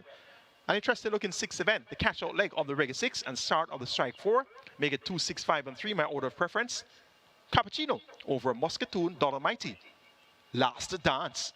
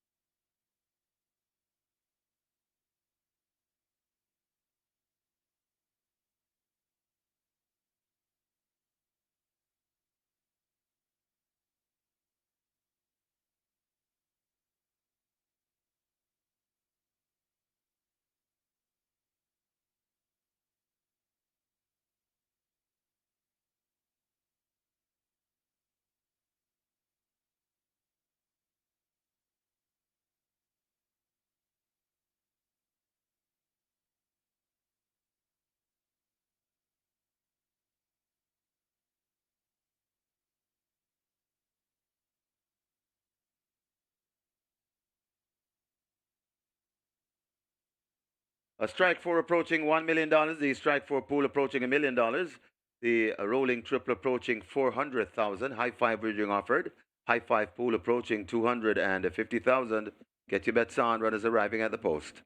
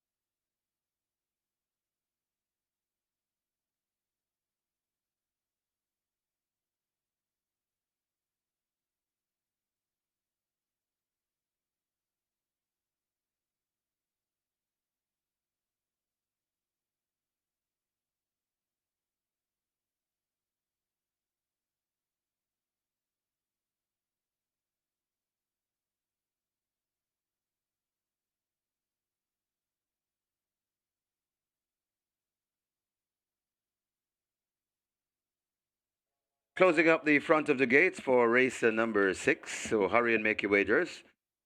Strike 4 approaching 1.4 million, possibly 1.5.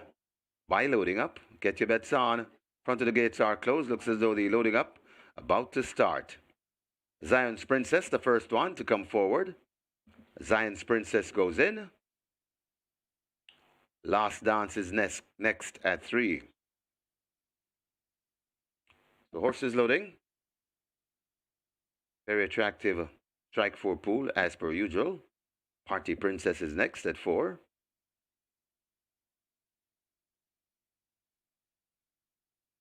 Rider off Don Almighty. That's terrific, Tevin Foster. Don Almighty led to gate 5.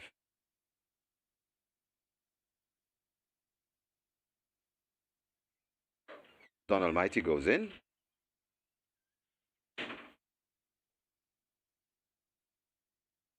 Shashamane Dance could be next at 8. Shashamane Dance goes in.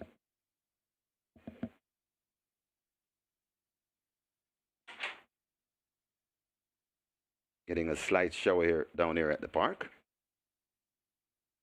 Caymanas loads at 10.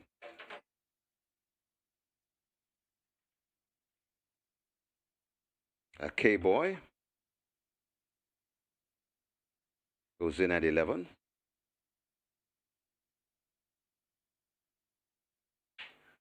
So the loading process will advance. Genealogy loads at 13. Traditional Boy heads to gate 14. Musketoon. The 6.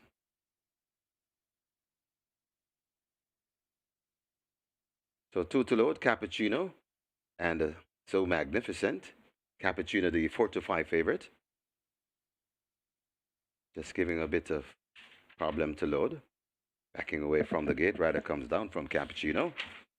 That's devastating Dane Dawkins. He's looking for a second on the card.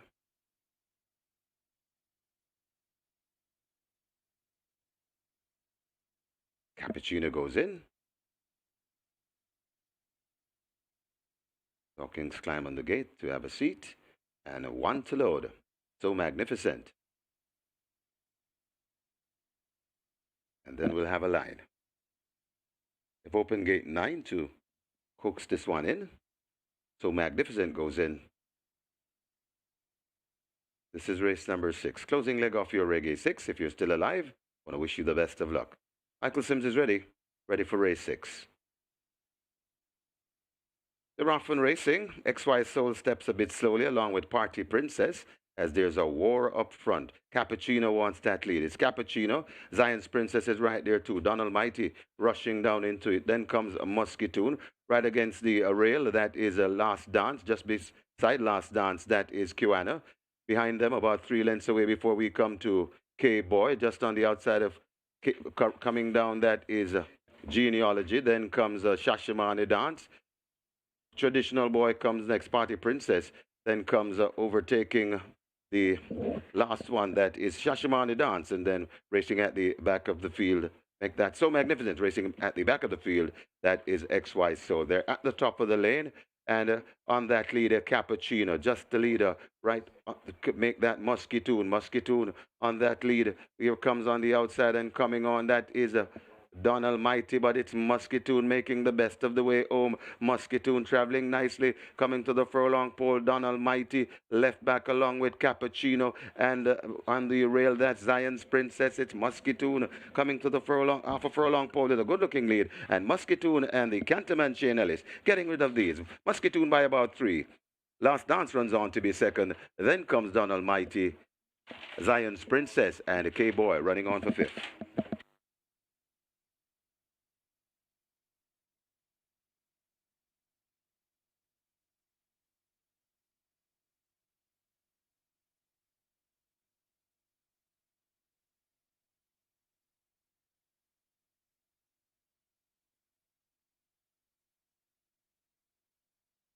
We have claims in race 6.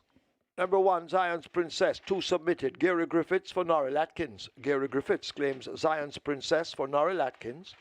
5 claims submitted. For number 2, Cappuccino, 1 void. Carlton Cunningham for Marshall Russell. Carlton Cunningham claims a Cappuccino for a Marshall Russell.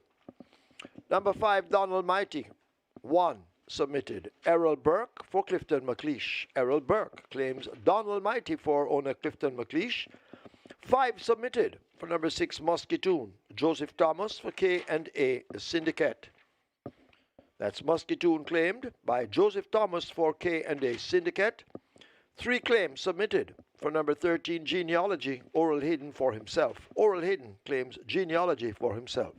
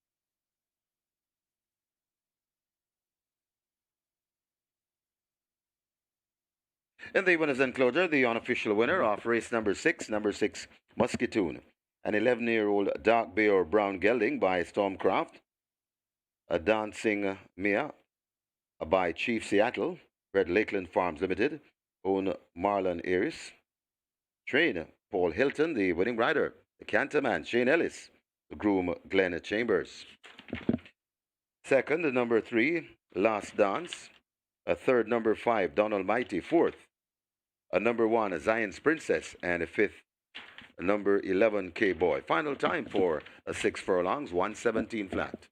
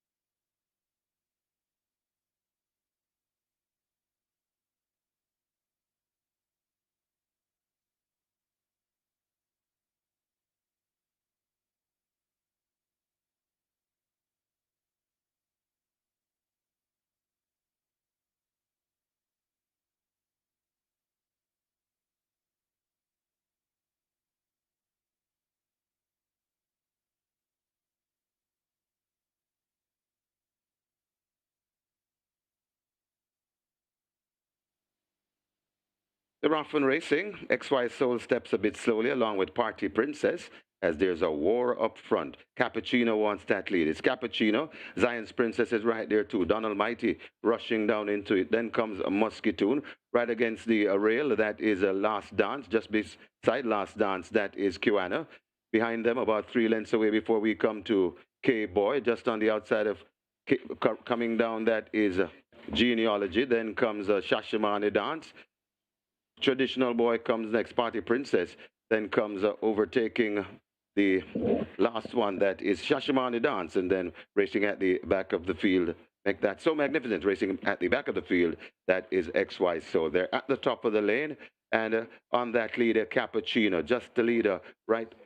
Make that Musketoon on that lead. Here comes on the outside and coming on, that is Don Almighty, but it's Musketoon making the best of the way home. Musketoon traveling nicely, coming to the furlong pole. Don Almighty left back along with Cappuccino, and on the rail, that's Zion's Princess. It's Musketoon coming to the furlong, off a furlong pole with a good-looking lead, and Musketoon and the Canterman Shane Ellis getting rid of these. Musketoon by about 3. Last Dance runs on to be second. Then comes Don Almighty, Zion's Princess, and K-Boy running on for 5th.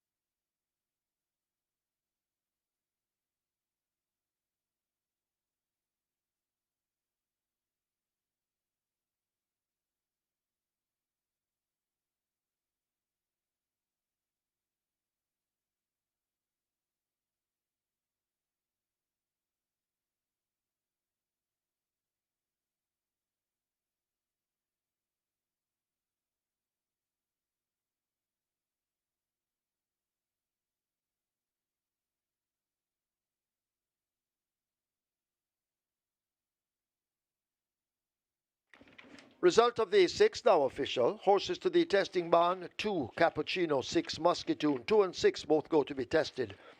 Musketoon 5.18 to win, 2.90 to place. The second 3 Last Dance 1.84. The third 5 Don Almighty 2.76. Fourth 1 Zion's Princess. Fifth 11 K-Boy.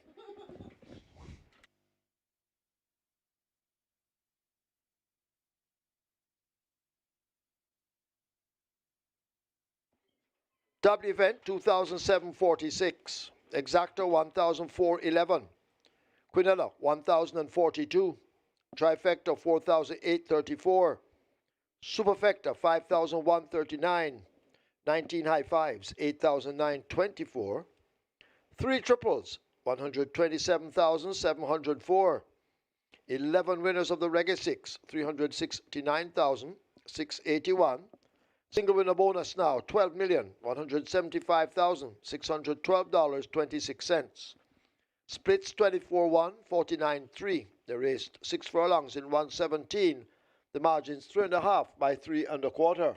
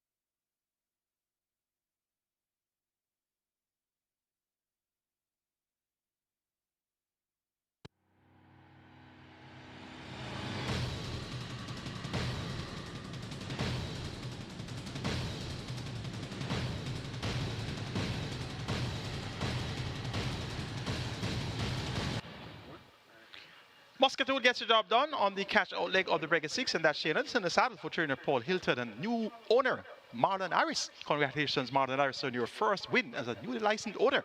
And indeed, congrats to the Reggae 6 winners, all 11 of you, each receiving 369,681. Look at the jackpot, now 12.175 million. So big things are going to be in the offering soon for Reggae 6 players. Let's all take a look at the closing stages of our Reggae 6 events. And they're about to come into the top of the lane. Let him fly right against the rail, stepping just off it. Attacked now by a Tigre Express, and Tigre Express snatches the lead from Let Him Fly. Rosa the Warrior will come with a run on the outside, but they drive toward the furlong pole, and it is Tigre Express and Paul Francis who enjoy that lead. Rosa the Warrior left 3 lengths back. Let Him Fly has faded on the rail. High Diplomacy hunting up a minor share, and No More Deals on the extreme outside. But it is Tigre Express and Paul Francis. They lead by 2 or more and will hold it to the line. Tigre Express beats Rosa the Warrior, No More Deals, Let Him Fly, and possibly Who Done It in 5th. They're at the top of the lane. She Who Has No Name is still in front. Prince Daniel coming forward nicely. Also on the outside, that is Last Hurrah. Empress in the Breeze is also running on right against the rail. That's Double the Catch. They're spread right across the track. Many chances here. Who do you like here? It's still in front. It's She Who Has No Name right against the rail. That's Double the Catch, and Double the Catch now hits the front. It's She Who Has No Name. Double the Catch. She Who Has No Name and Double the Catch. The race lies here. Double the Catch traveling the better. Double the Catch goes on to beat She Who Has No Name. Then comes Last Hurrah. Security Code and Empress in the Breeze back in 5th. They're coming into the top of the lane. They're into it now, and Prince Roy continues to lead them a merry dance. Costa Living needs to find maybe 3 lengths to get to that leader, but Prince Roy under the left-hand stick responds and continues now to open up the advantage as they flash past the furlong pole. It is Prince Roy in complete command at this stage. Costa Living best of the rest, but Prince Roy has them all off their legs and left them all for dead. Prince Roy and Richard Henry will score comfortably in the 3rd by maybe 7 or more. Costa Living second. Perfect Affair is 3rd. Close between Modern Monarch and Slam Sharp.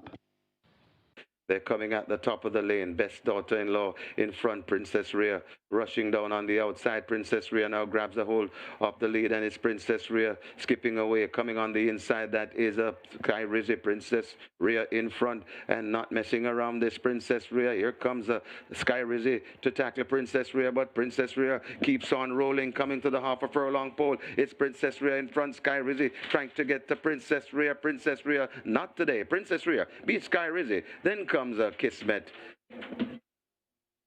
Princess Ifia, and a baby back in 5th. That's Papa Gray.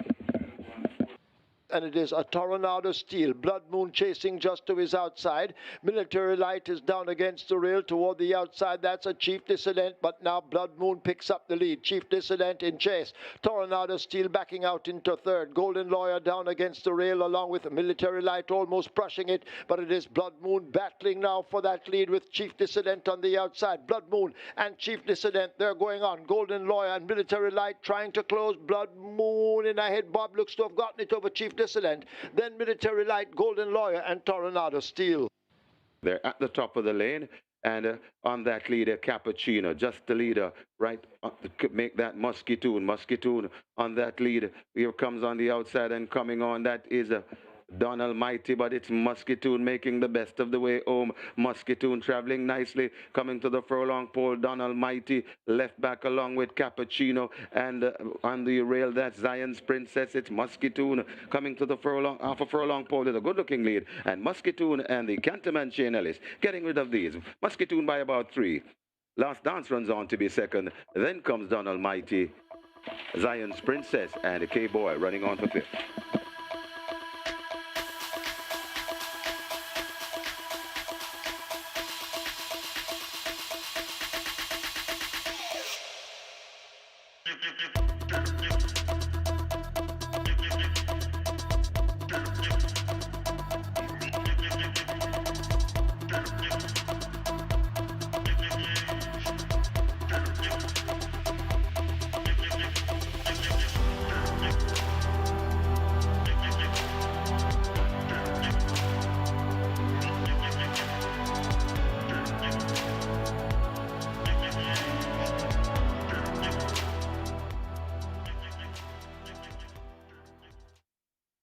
Your attention, please. Race 6, void the claim for number 2 Cappuccino. The claim for number 2 Cappuccino, race 6, void the claim.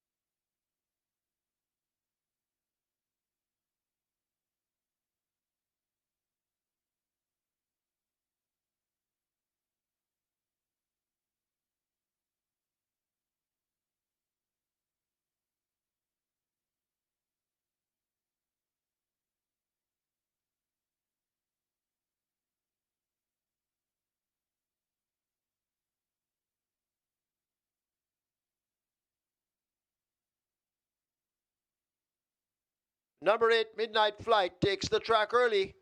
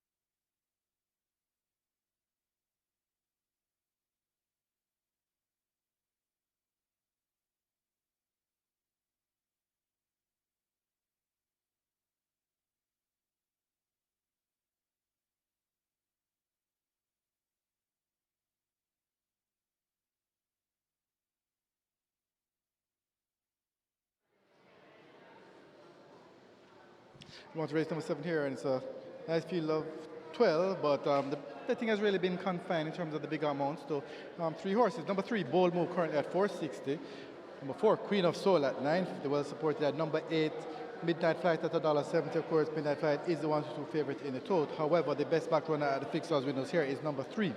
Bold Move currently at 460, as I mentioned, but good support for quite a bit of the runners. But these are the 3 that are really taking the bulk of the betting dollars. And as I mentioned, number 3, Bold Move, 460, best back runner at the fixed odds winners.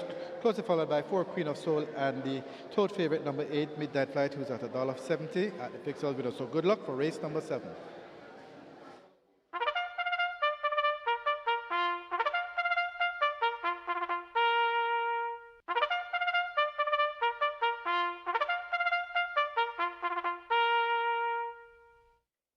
Horses take the track for the 7th. It's a restricted allowance 4 for native bred 4-year-olds and up, non-winners of 3, and imported 4-year-olds and up, non-winners of 2, the distance 1,000 meters or 5 furlongs straight.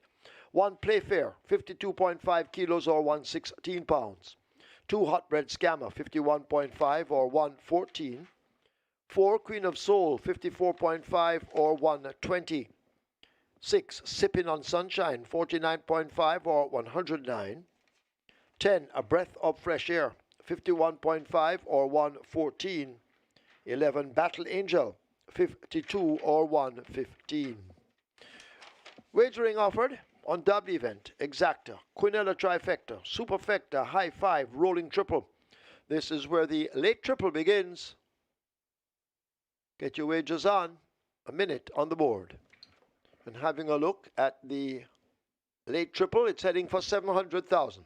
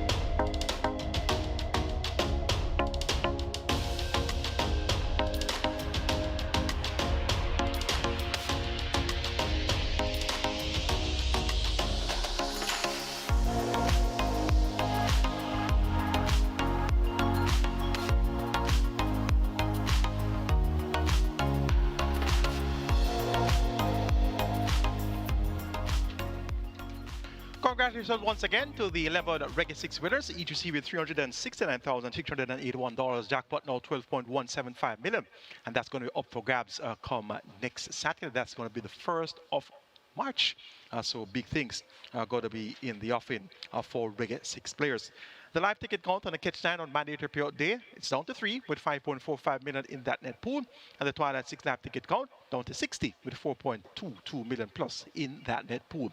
It's time to shift your focus to the late triple. Minimum guaranteed payout 400,000 already. 750,000 wagered, usually surpasses a million easily. So this is going to be the final triple for the Sunday card. It's a restricted allowance for native bred foals and up, nuns of 3, and importees 4 years and up, non-winners of 2, and we have a field of 12 going 1,000 meters straight. Top selection goes to number 8, Midnight Flight, Kevin Foster for Byron Davis, more popularly known as Pecco, and this one, second by shorthead last time out, a magnificent fourth over 5.5 furlongs in 108 flat, and prior to that, second by length over 5 furlongs, so it beat by Prince Aman in a minute and 2/5 of a second.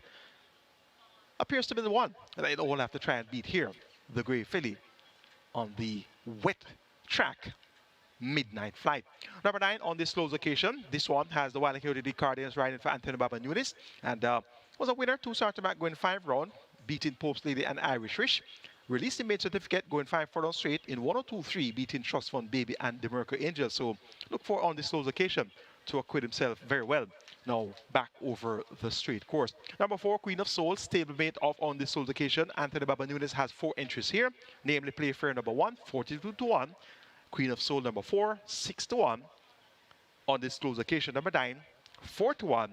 And there's also Battle Angel number 11 at 64-1. So 2 of the 4 runners getting significant attention on the close occasion, 4-1 and 6-1 for Queen of Soul. Queen of Soul has the distinction of sparring with the likes of Julie Run early in her career, but she had a big break somewhere along the line, so she had setbacks along the way.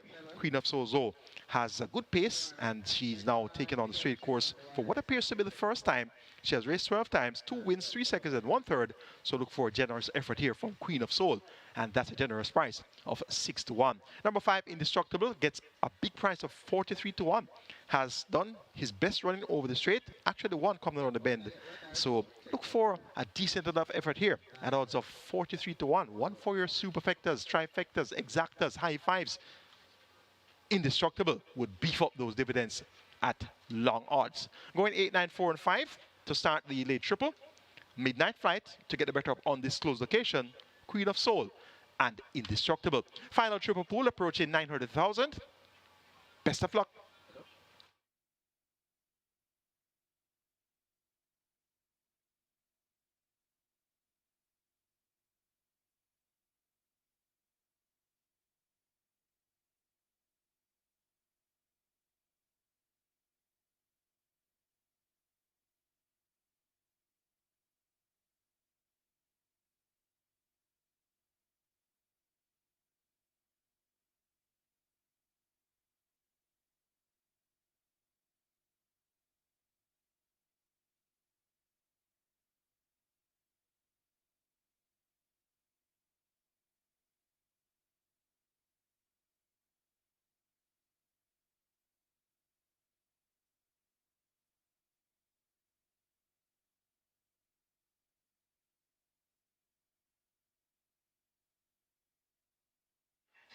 On to post now with the last triple approaching $1 million, minimum guarantee pay at 400,000. We have some quarterly championship updates for you. It's a George Sang meet, George Sang OD meet, and we're going to go with the female jockey championship. Samantha Fetcher dominates things there. 2 wins, 2 seconds, 3/3 on 20 mounts, 10% win call on top 3, 35%, 1.5 million earnings. No placings yet from Abigail Abel and Natalie Berger.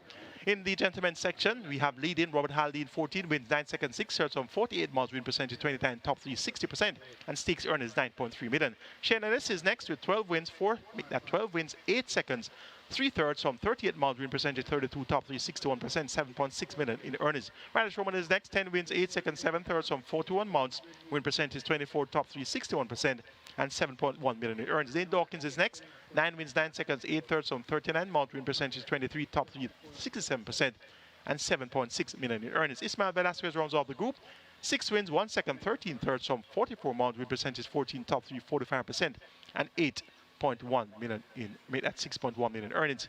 In the trainer section, trainers with less than 9 horses lead in. Joint leader Rudolph Hardy with 2 wins 1 second 1/3 from 6 starters, representing 33, top 367, and $1 million in earnings. Randolph Scott 2 wins 1 second from 9 starters, win percentage 22, top 3 33%, $1 million in earnings. Dalton Surgery's next, 2 wins 1/3 from 5 starters, win percentage 40, top 3 60%, and $1 million in earnings. Lennox Tim is next, 2 wins 1/3 from 5 starters, win percentage 40, top 3 60%, and 900,000 plus in purse earnings. Paul Charlton, more popular than a sleeper rounds of the group, 2 wins from 3 starters, 67% top 3 and win columns, and 952,000 in purse earnings. It's now on to post for the late triple. Late triple pool now will surpass $1 million. It's on to the 7th event.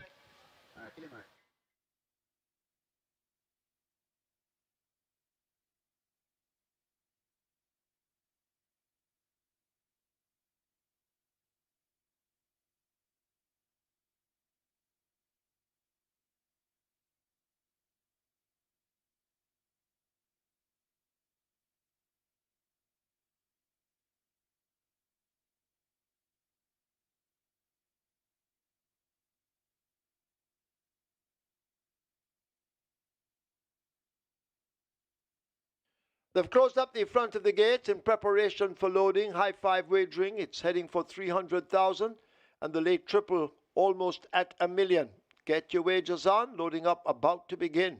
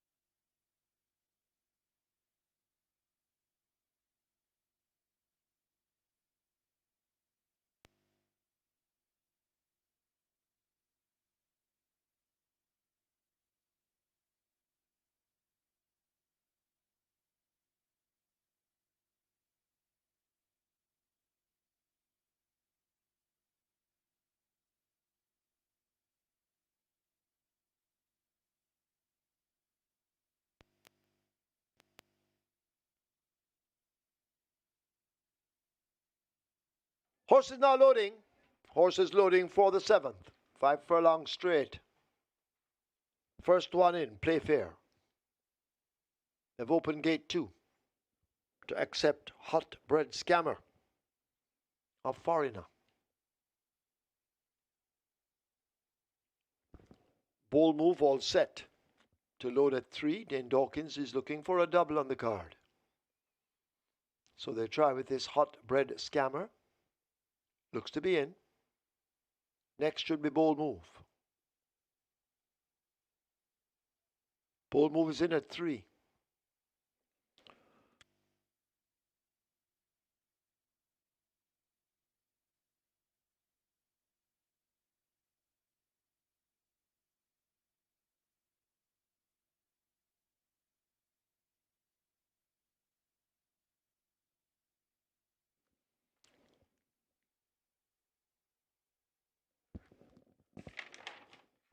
Queen of Soul is in at 4.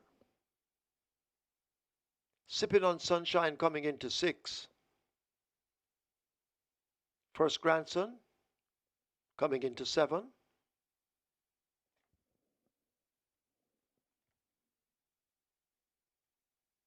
First Grandson refused. They try again.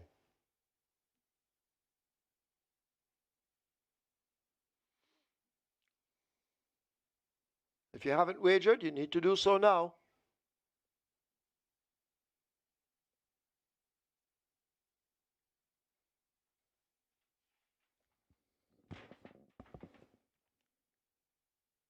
Once again, they try with First Grandson. Rider coming down.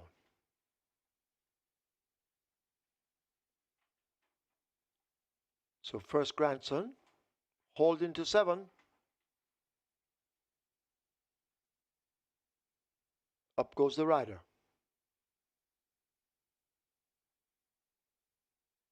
Undisclosed location fits into 9.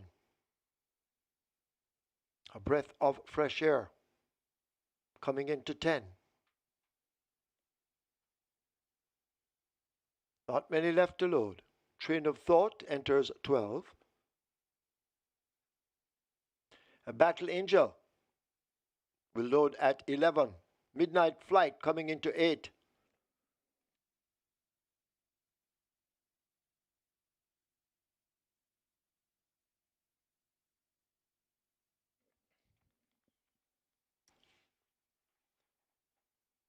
So once again, they try with a Midnight Flight, undisclosed location, now in at 9. Battle Angel not yet in. Nor Indestructible.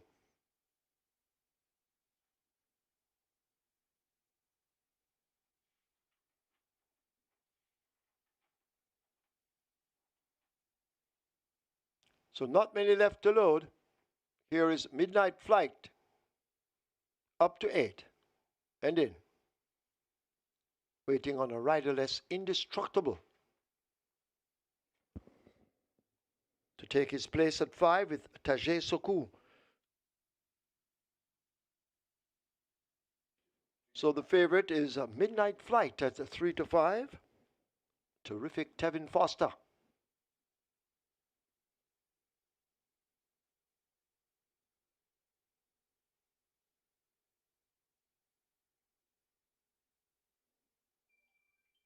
So still we wait on Indestructible. Now looks to be in.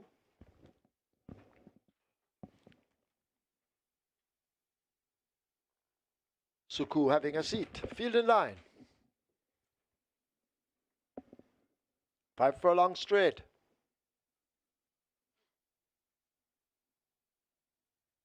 They're off. Midnight Flight gets a good start. Racing more toward the center. Sipping on Sunshine is also showing some speed. A Breath of Fresh Air races with a Train of Thought and Battle Angel. They're nearest to us. As Midnight Flight begins to tack across and may already have a narrow lead, Train of Thought is right there. These two are going at it. Train of Thought and Midnight Flight disputing that lead. A Breath of Fresh Air left in behind them in the green cap. Undisclosed location is toward the center of the course. Over on the far side, that's a Sipping on Sunshine and a bold move, but it's a Midnight Flight out in front under a vigorous ride. Midnight Flight keeps on, arriving at the furlong pole with a good-looking lead. A Breath of Fresh Air chasing. Undisclosed location is over in the center, but it's a Midnight Flight in charge inside the final 16th. Midnight Flight and Terrific Tevin Foster will take it easily in the end by maybe 5, could even be more. A Breath of Fresh Air is second. Undisclosed location is third. First Grandson, Hot Red Scammer and Train of Thought went by in a line.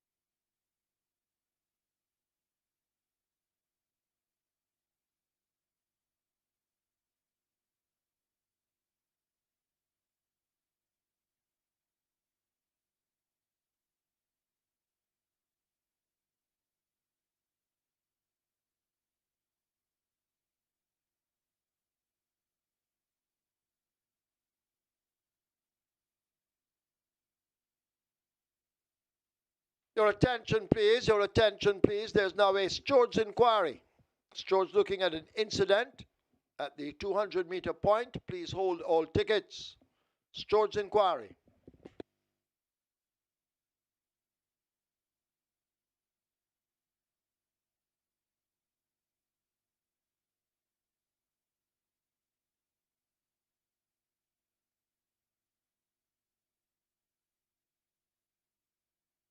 In the winners enclosure, the unofficial winner of race number 7, number 8 Midnight Flight, a 4-year-old gray filly by Midnight Hawk, Honeymoon Bay by Prospect Bay, Bred Ham Stables Limited, owned Keeble Roberts and Dwight Faulkner.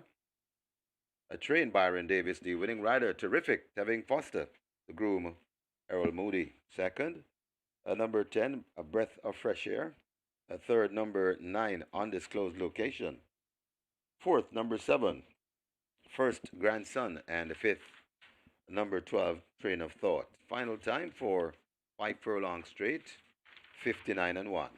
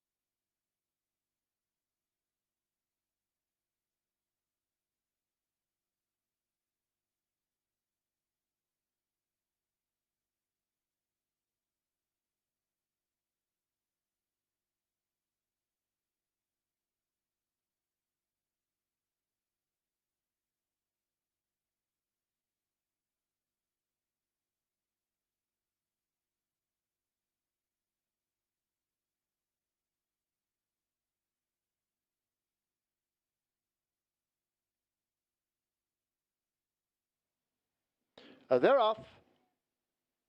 Midnight Flight gets a good start. Racing more toward the center. Sipping on Sunshine is also showing some speed. A Breath of Fresh Air races with A Train of Thought and Battle Angel. They're nearest to us.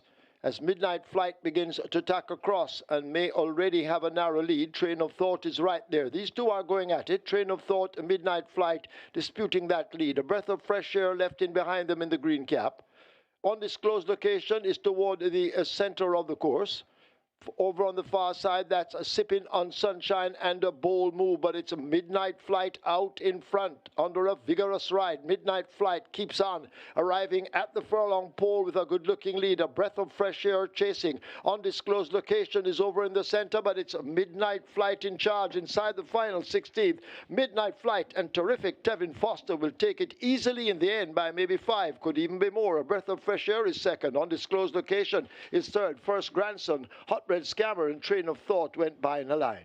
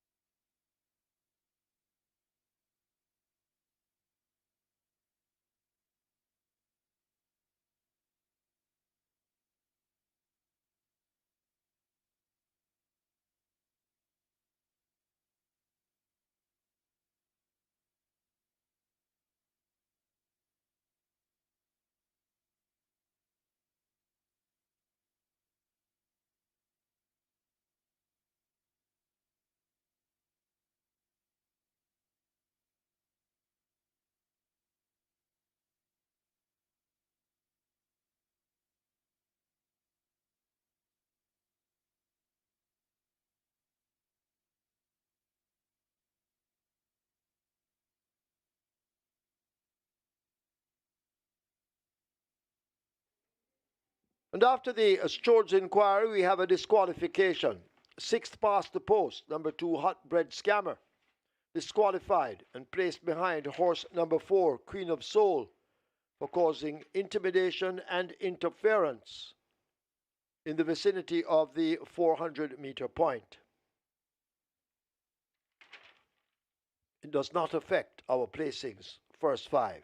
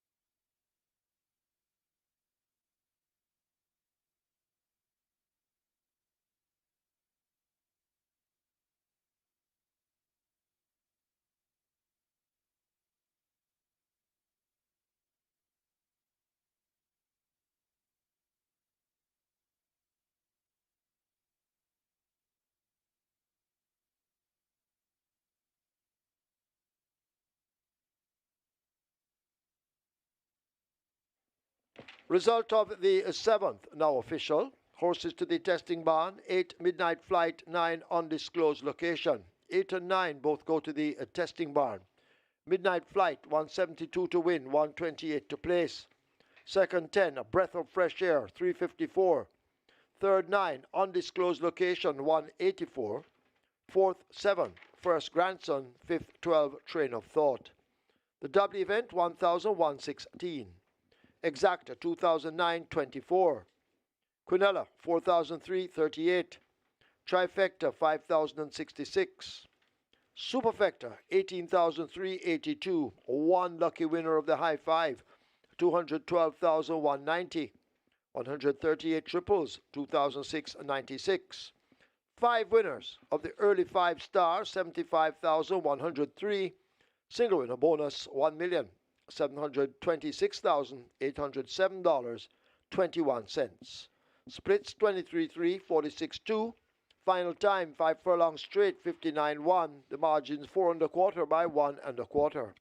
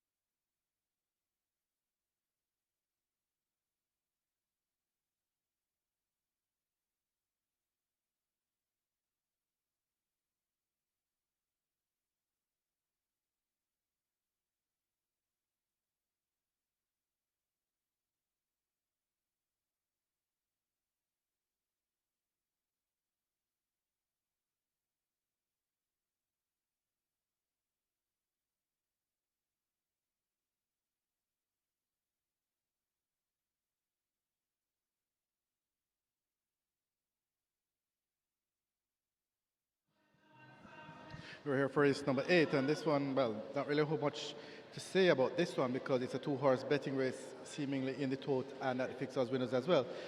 Number 9, H2O, open at 240, very heavily back from we opened this morning, down to $1.65. So that's actually the best back runner of the day. And the only other horse that's really being bet in this race is the other Jason DaCosta horse, that's number 13, Garvana, currently at about 225. Yeah, Garvana at 225. So those two horses are pretty much being bet to the exclusion of all others, with number 9, H2O, being by far the best back runner at the fixers winners for race number 8. So good luck.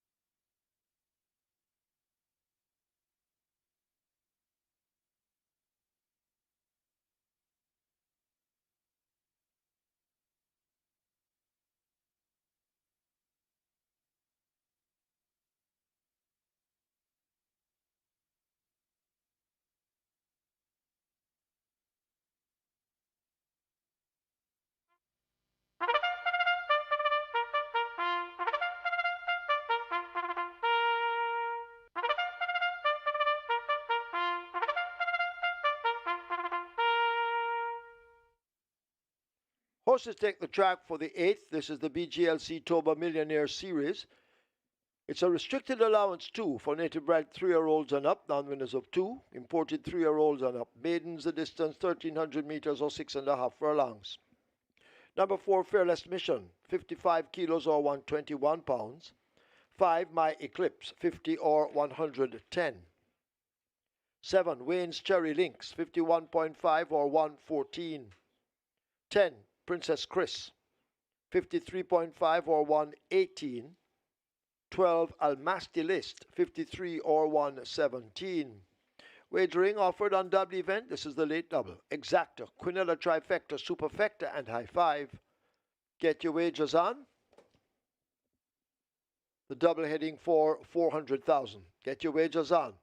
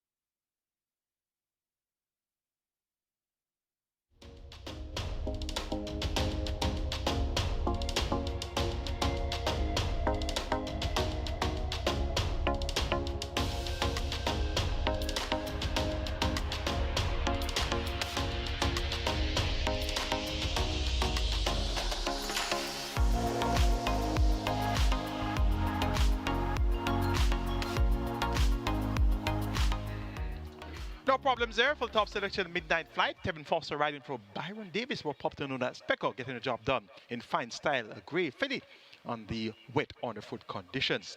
That ticket count on the catch time down to 3 with 5.45 million in that net pool.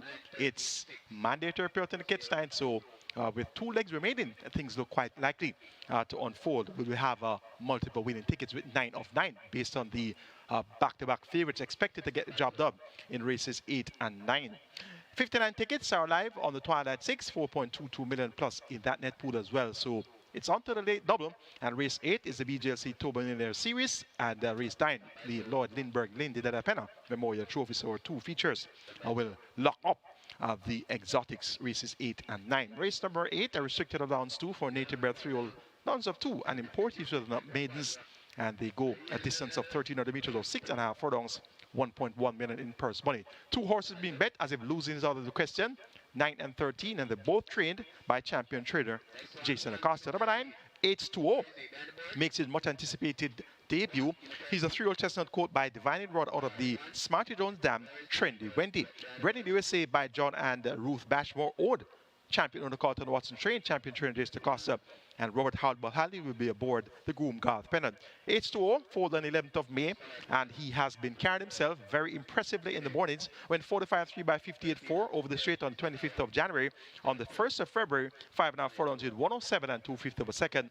And on the 16th of February, 6 furlongs in 112 and 4/5 of a second, alongside Gurvano, who did 113 flat. H2O gets even money. Gravano is at odds of 4-5.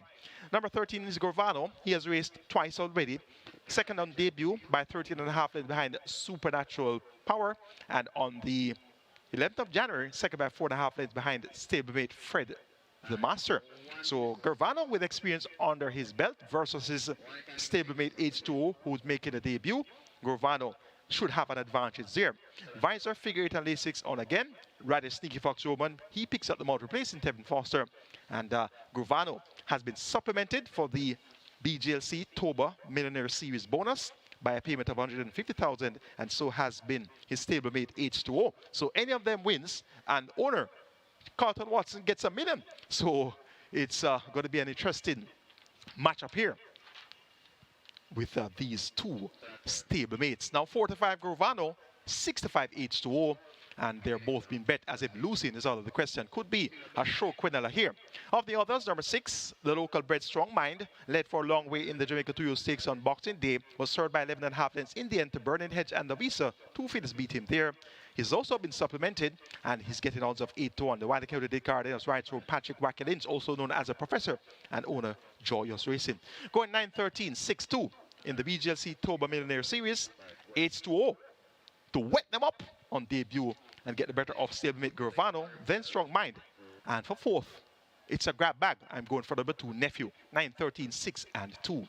We have some more updates for you in the Quarterly Championship. We're going to continue with the trainers category of trainers which have between 9 and 15 horses. Leading is Victor Williams, 3 wins, 2 seconds, 2 thirds on 20 starters, represented 15 top 3, 35%, 1.8 million in earnings. Philip Lee's next, 3 wins, 1 second, 4 thirds on 18 starters, represented 17 top 3, 44%, and 1.9 million in earnings. Ron Matthew, 2 wins, 3 seconds, 1 third from 12 starters, represented 12 top 3, 50%, 1.5 million in earnings. And most improved trainer Donovan Hutchinson, more popular known as Dude, 2 wins from 7 starters, 29% win column top 3, 29%, 885,000 in earnings. And Spencer John rounds off the group, 2 wins, 5 from 5 starters, 40% win on top 3 columns, and 870,000 in purse earnings.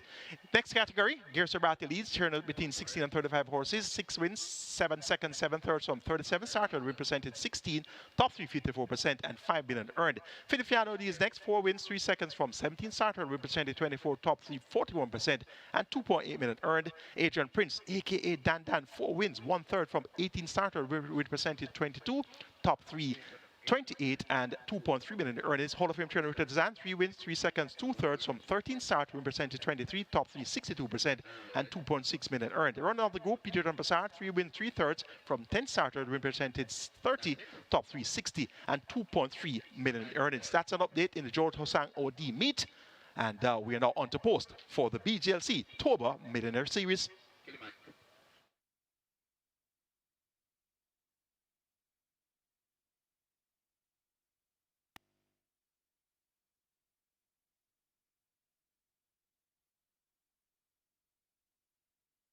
I've closed up the front of the gates for the loading process. Hurry and make your wagers.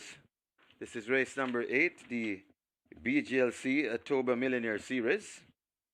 Get your bets on. Running out of wagering time, late double. Starts right here. Running out of time for sure. Hurry and make your wagers.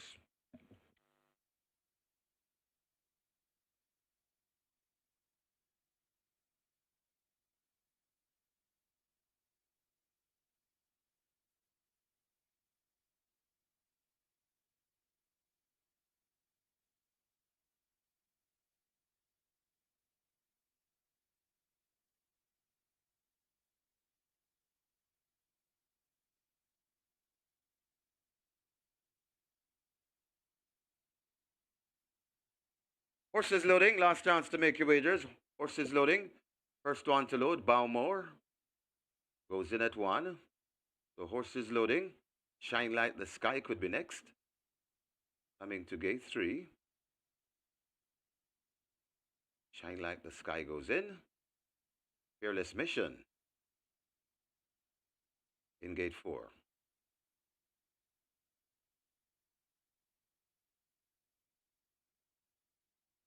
Late double on its way to 800,000. My Eclipse is next at 5.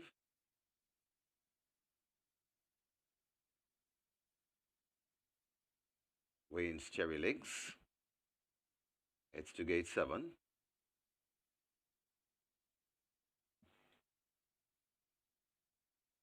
Princess Chris at 10.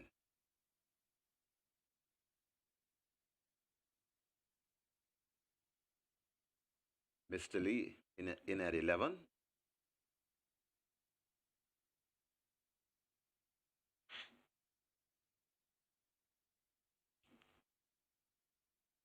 Strong Mind heading to gate 6.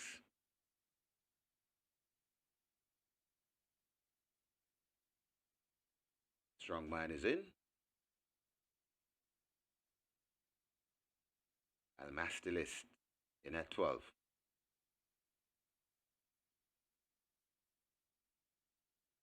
Miss Grove will load at 8. Grove is in.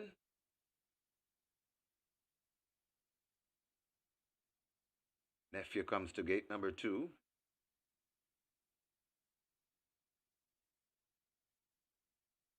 Gravano at 13.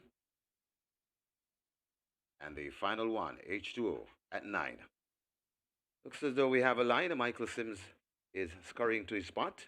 6.5 furlongs. And we're ready for a start.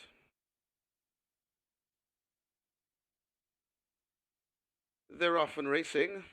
Miss Grove misses it and is left at the back of the field as a Strong Mind goes into an early lead. Bowmore attacking on the inside. Then comes a Nephew right there. Wayne's Cherry Links is on the rail, overtaken by Almastilist. Going down into it, that's H2. Then comes a Mr. Lee. Behind Mr. Lee, we have a Gurvano overtaking Princess Chris.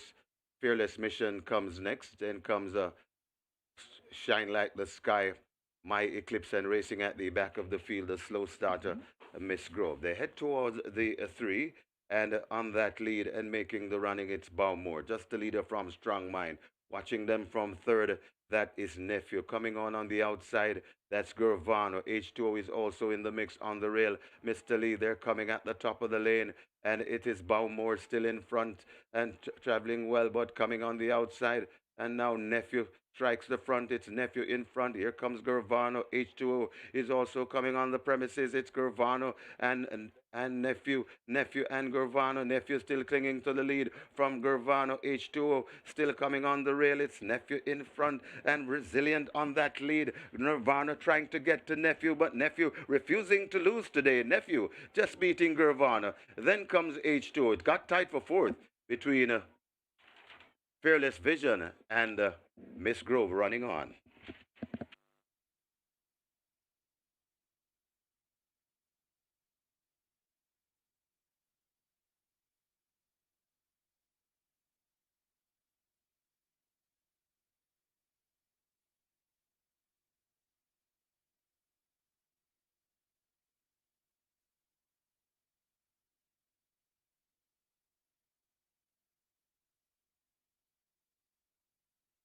Your attention, please. There's now a George's inquiry. They're looking at the stretch run. Please hold all tickets. George's inquiry.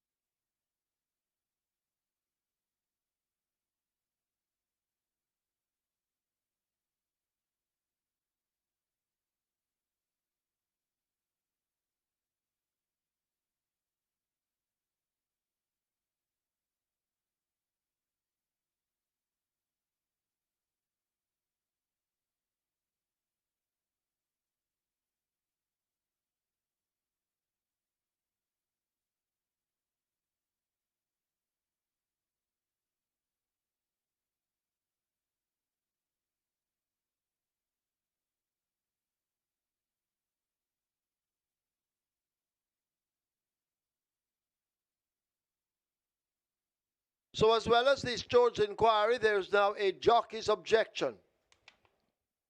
Radis Roman on number 13, Gervano, objecting against Trevor Simpson OD, riding number 2, Nephew. Steward's inquiry, jockey's objection.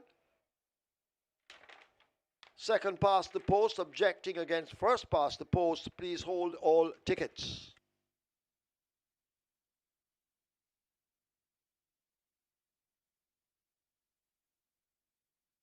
In the winners enclosure, the unofficial winner of race number 8, the BGLC, a TOBA Millionaire Series, number 2, Nephew. A 3-year-old bay colt by Uncle Vinny. Backup Bloom by City Zip. Red PA Stallion LLC. Owner Solomon Sharp.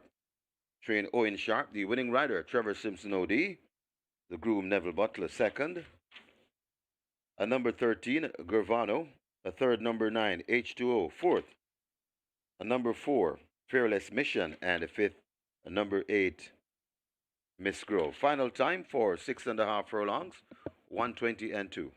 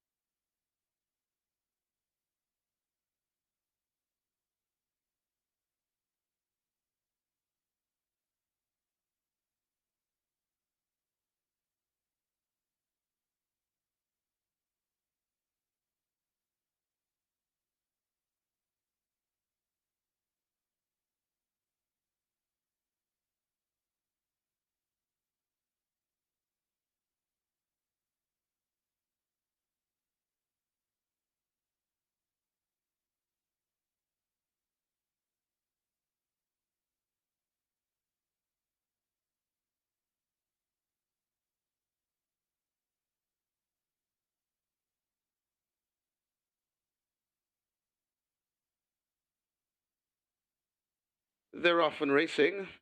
Miss Grove misses it and is left at the back of the field as a strong mind goes into an early lead. Bowmore attacking on the inside. Then comes a Nephew right there.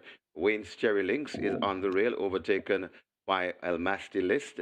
Going down into it, that's H2O. Then comes a Mr. Lee. Behind Mr. Lee, we have a Gervano overtaking Princess Chris.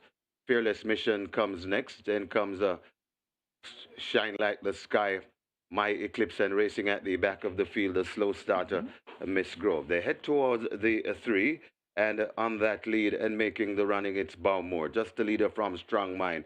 Watching them from third, that is Nephew. Coming on the outside, that's Gervano. H2O is also in the mix on the rail. Mr. Lee, they're coming at the top of the lane, and it is Bowmore still in front and traveling well, but coming on the outside. And now Nephew strikes the front. It's Nephew in front. Here comes Gervano. H2O is also coming on the premises. It's Gervano and Nephew. Nephew and Gervano. Nephew still clinging to the lead from Gervano. H2O still coming on the rail. It's Nephew in front and resilient on that lead. Gervano trying to get to Nephew, but Nephew refusing to lose today. Nephew just beating Gervano. Then comes H2O. It got tight for fourth between Fearless Vision and Miss Grove running on.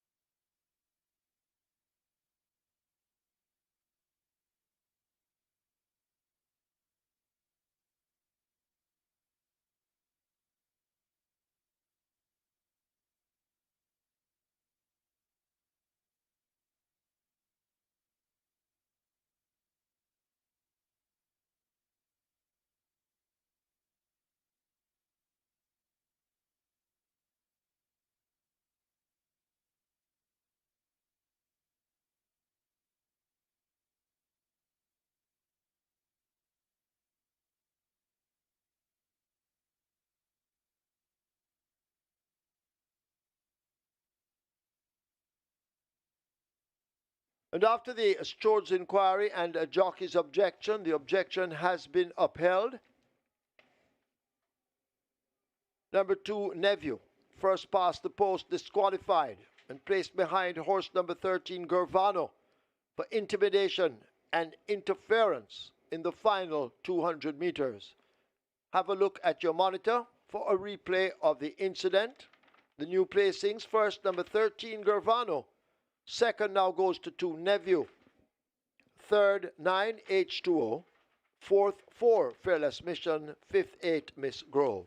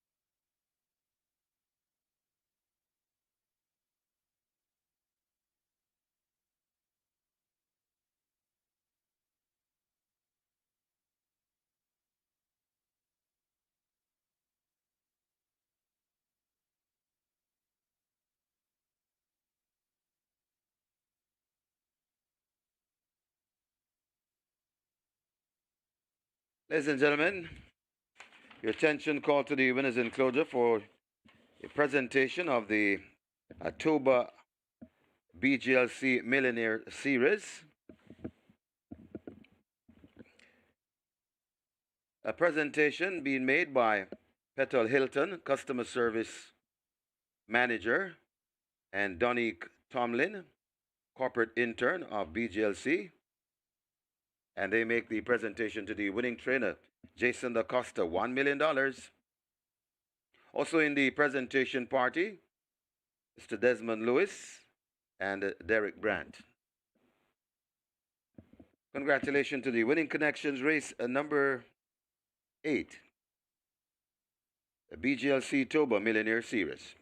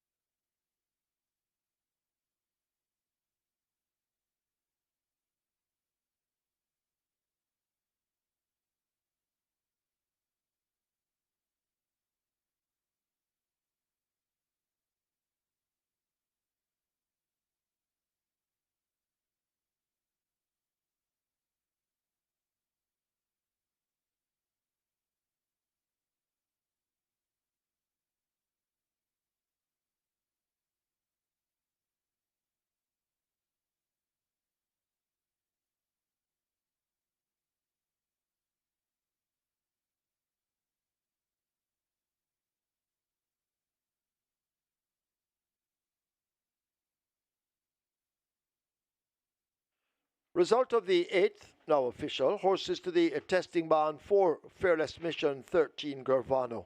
4 and 13 both go to be tested. Gervano, $230 to win, 116 to place. Second, 2 Nephew, 184. The third, 9 H2O, 120.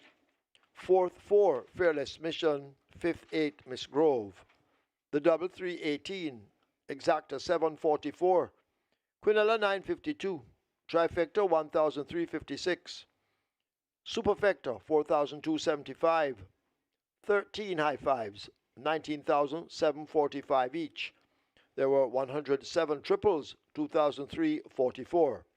Splits, 23, 47-3, 113-4.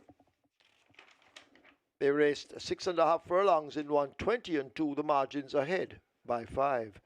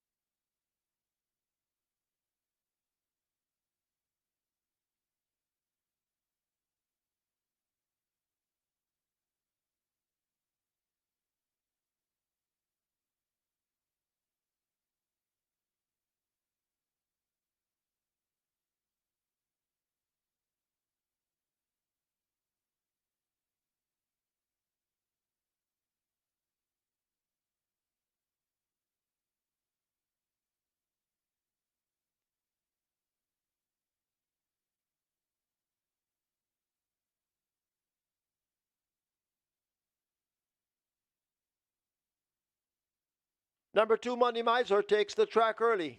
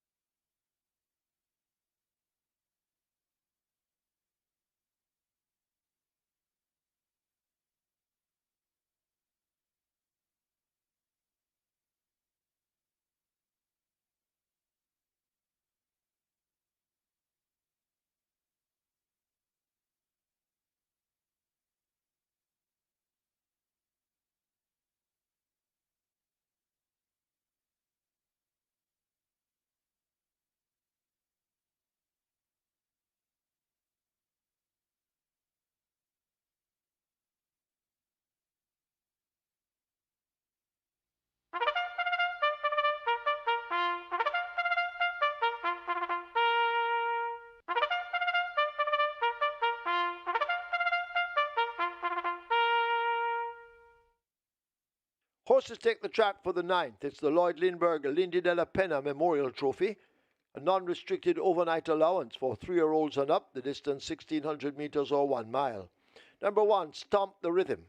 51.5 or 114. 2, Money Miser. 52 or 115. 3, Share Delight. 53.5 or 118. Number 5 is Geolithic. 49 or 108. 6, Positive ID. 52.5 or 116. 9, James. 51.5 or 114. 8, Divine Force, 48.5 or 107. 11, Mr. Senator, 51.5 or 114. Wagering offered on Exacta, Quinella, Trifecta, Superfecta, High 5. 3 minutes. Get your wagers on.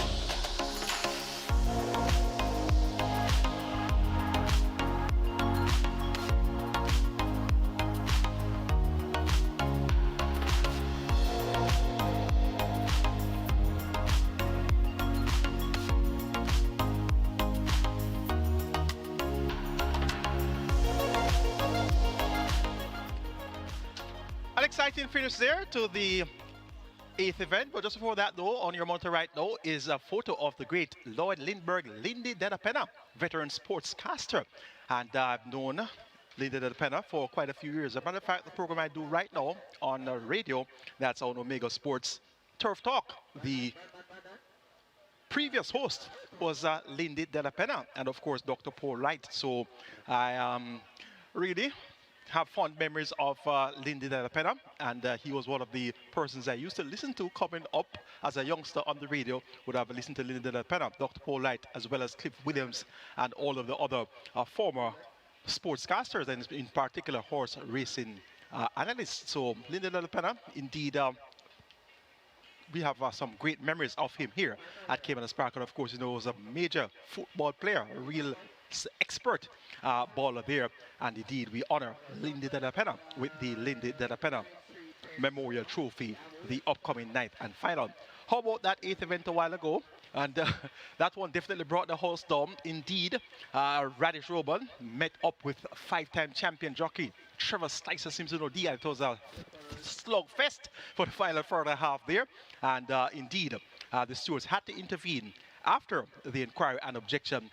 First pass boss was taken down there, but it was a very exciting race. First and foremost, we saw Nephew in front, then we saw Gravano pouncing on the outside, and then we saw some rain shaking up, and it was real entertaining.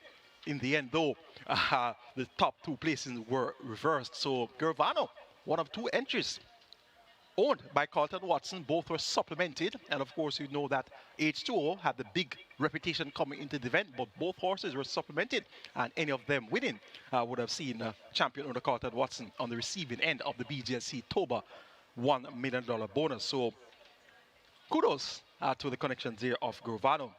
3 tickets are still alive on the Catch 9 on mandatory payout day with 5.45 million plus in that net pool, and the 9-horse here by the name of T-Stock. Once you have T-Stock on your ticket, you can go and wait in the line for the collection of those millions of dollars. 59 tickets are still alive on the Twilight 6 with 4.22 million in that net pool. It's time to have a look at the LLOYD LINDBERGH Lindy DELAPENHA Memorial Trophy. Top selection goes to that horse, number 9, T-Stock. Made his local debut in the Mute Mile and was expected to get the job done. Went up at 7-1 slow to stride. He's a far striding sort, very tall, very strapped in built, very well built, straply built be horse by Tiz now out of the AP Indy Dam Weekend Prospect. Shane is aboard for Anthony Baba Nunes and owner Shavan Maharaj. And whenever you see this combination, you know that big things are in the offing. Worked well on the 11th of February, $7 in 126.1, and on the 17th of February, $6 in 113 flat. So this massive T-Stock, now among non-restricted over the allowance horses, having made his local debut at the highest level in the Mute Mile, is going to be a simpler task as it will get for T-Stock. So T-Stock reportedly better than Barnaby. We saw Barnaby win the Chairman Trophy yesterday over $7.5 in 131 and change, with really galloping away strongly there. And this T-Stock reportedly is much better than Barnaby. So you know what you can expect now from this T-Stock. Sheer Delight, although that was imported specifically for the Mute Mile, raced 3 times before going into the Mute Mile and was well beaten, 14 by 20 and a quarter lengths. So has far less to do here, but there's still T-Stock. So Sheer Delight, tongue tie now fitted by Trader Dalton surgery. This one reports first time under his care. And Christopher Mamdine was aboard to victory, going 9 and 25, beating Captain Sparrow. And unruly done, but much more to do here. But this Sheer Delight has some scope to improve. And at odds of 11-1, that would be a nice exacta to close the card. Number 10 is Burning Hedge, 2-year-old winner. That's the winner of the Jamaica 2-year-old stakes by 7 lengths, beating Lovisa and Hazelnut. Has worked well for her seasonal debut, went 6 furlongs, 115-1 on the 16th of February. And indeed, we're expecting this classy-looking filly to acquit herself well among some tough over-net allowance horses. Number 4, the head cornerstone. This one gets 6-1. Dane Dawkins ride for trainer Peter Dunpasard and owner Ruan Budwa, a.k.a. Bali. And the head cornerstone has worked well for his seasonal debut on the 16th of February. 5.5 furlongs is 107 and a fifth of a second by 101 and a fifth of a second. So he's sharp and ready and looks good. 6-1 the price there for the head cornerstone. But 57 kilos joint weight with the big T-Stock. That's going to be a tall order for the head cornerstone. But maybe he can chase him home for the exacta. No beating T-Stock here in the LLOYD LINDBERGH Lindy DELAPENHA Memorial Trophy. So I'm taking number 9 T-Stock to be firmly on top of number 3 Sheer Delight, then 10 Burning Hedge, and 4 the head cornerstone. We have quarterly championship updates. It's a George Hosang OD meet, and in the owner section, Shauna K. Hines of ONS Stackroom fame. She has 4 winning horses with 4 races won, 2.1 million in earnings. Bombay Stud Farm also 4 winning horses, 4 races won, 2 million in earnings. Carlton Watson, 2 winning horses, 3 races won, 2.7 million in earnings. ACK Stables, 3 winning horses, 3 races won, with 1.9 million in earnings. Stephen Narayan Singh, 3 winning horses, 3 races won, with 1.8 million in earnings there. DST and Associates, 3 million horses, 3 races, 1.8 million earned. Chevron Maharaj, 2 winning horses, 3 races, 1.4 million earnings. And Oral Hayden, 2 winning horses, 2 races, 1.4 million earned. PJK Team, 2 winning horses, 2 races, 1.4 million earnings. And round off the group, Elizabeth Acosta with 2 winning horses, 2 races, 1.4 million in earnings. In the groom section, Stephen Smith leads, 5 wins, 6 seconds from 21 starters, representing 24 top 3, 52%, 4 million in earnings. Garth Pennant, 3 winners, 4 seconds, 3 thirds from 30 starters, representing 10 top 3, 33%, and 2.7 million in earnings. Sean Wright is next, 3 wins, 4 seconds, 2 thirds from 9 starters, representing 33, top 3, 100%, and 2.1 million in earnings. Anthony Blair's next, 3 wins, 1 second, 2 thirds from 13 starters, representing 23, top 3, 46%, and 1.6 million in earnings. And round off the group, Christopher Anthony of She's a Man Eater fame, 2 winners, 1 second, 1 third from 5 starters, represented 40, top 3, 80%, and 1.6 million in earnings there. That's your update in the George Hossang OD meet. And indeed, we look forward to crowning some champions at the end of this meet. It's now on to post for the Lloyd Lindbergh Lindy DELAPENHA Memorial Trophy, 2 to 5 for the big T-Stock. Best of luck.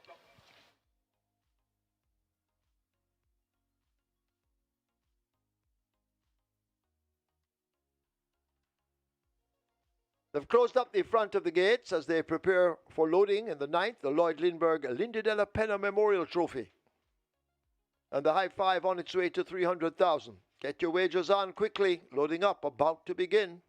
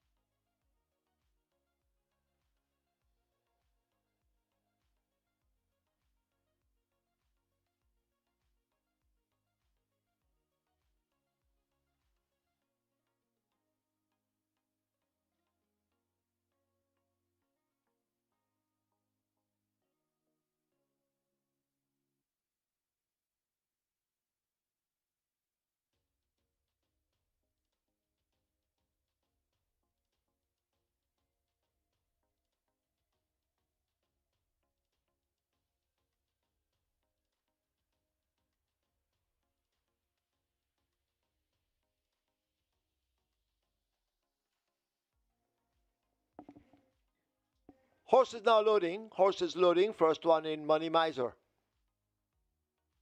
So Money Miser begins the loading up procedure. Loaded at gate 2.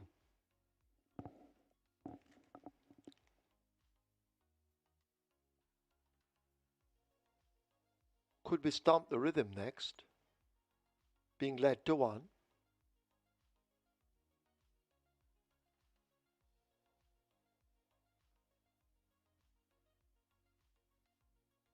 Sheer Delight coming into 3.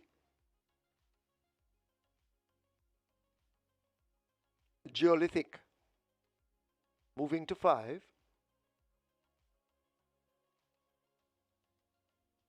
Positive ID lining up for 6. So loading up on the way, get your bets on. James will come into 7.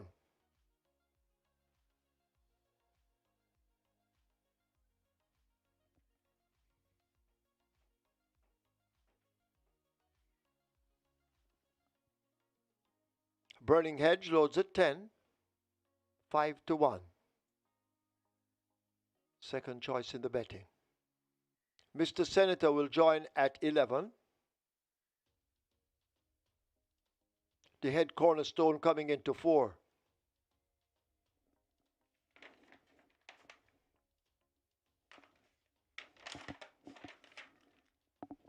Divine Force and Tajay Suku load at 8. He's looking for a double. T-Stock, the 1 to 5 favorite, they try with at 9. And the final one will be a Kem. T-Stock in. Kem up to 12. This is the Lloyd Lindbergh Lindy DELAPENHA Memorial Trophy. It's over a mile. Field of 9.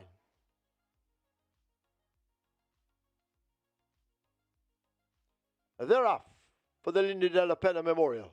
And Positive ID blows the race at the start, it seems. Kem has taken off quickly. Tiz Talk is running fluently in the center. Geolithic is also showing speed down against the rail as Kem leads them now down the back stretch and makes the way toward the 6. There goes Geolithic, and Geolithic now moves through and gets a narrow lead over Kem. They're bobbing heads up front. Divine Force, as they leave the 6, drops down into 3rd. Tiz Talk racing on the outside in 4th. James occupies the rail as they approach the 5. Sheer Delight is racing up next. The Head Cornerstone and Burning Hedge team up in behind as they head toward the half mile. Money Miser now making some ground ahead of Stomp the Rhythm. Mr. Senator is next, and Positive ID at the back of the field, and Hopeless at the moment.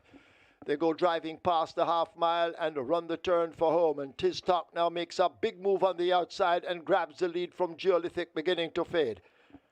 Divine Force races up next. Kem races with Sheer Delight now picking a path on the outside and making ground. The Head Cornerstone races up next. James and Mr. Senator in behind. Money Miser on the rail, then Stomp the Rhythm. Forget Positive ID as the field turn for home. At the top of the lane, it is a Tiz Talk. Shane Ellis having a peep in his mirrors and changes his hold. Tiz Talk now begins to lay out and sprinting away from them. Sheer Delight running best of the rest. Divine Force in the red in the center. The Head Cornerstone on the rail, but this massive Tiz Talk holds the lead onto the left-hand stick. Inside the final 16th, it is Tiz Talk and Shane Ellis. They will win the LLOYD LINDBERGH Lindy DELAPENHA Memorial Trophy by 6 or more. Divine Force second.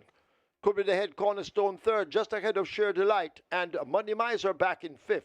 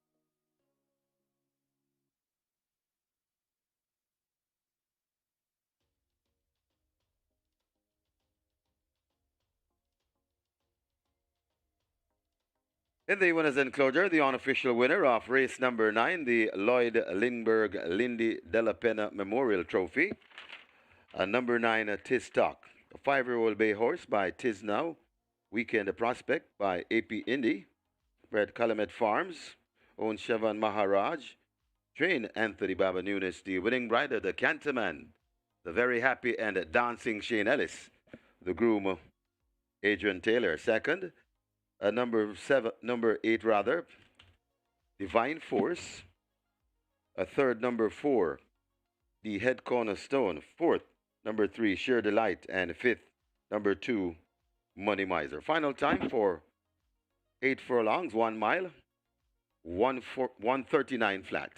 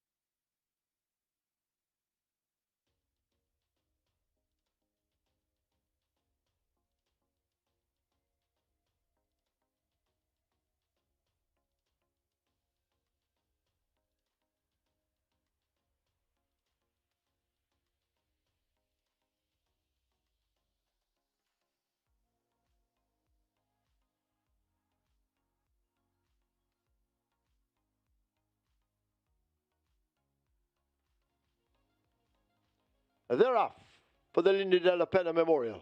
And Positive ID blows the race at the start, it seems. Kem has taken off quickly. Tiz Talk is running fluently in the center. Geolithic is also showing speed down against the rail as Kem leads them now down the back stretch and makes the way toward the 6. There goes Geolithic, and Geolithic now moves through and gets a narrow lead over Kem. They're bobbing heads up front. Divine Force, as they leave the 6, drops down into 3rd. Tiz Talk racing on the outside in 4th. James occupies the rail as they approach the 5. Sheer Delight is racing up next. The Head Cornerstone and Burning Hedge team up in behind as they head toward the half-mile. Money Miser now making some ground ahead of Stomp the Rhythm. Mr. Senator is next, and Positive ID at the back of the field and hopeless at the moment. They go driving past the half-mile and run the turn for home. And Tiz Talk now makes a big move on the outside and grabs the lead from Geolithic, beginning to fade.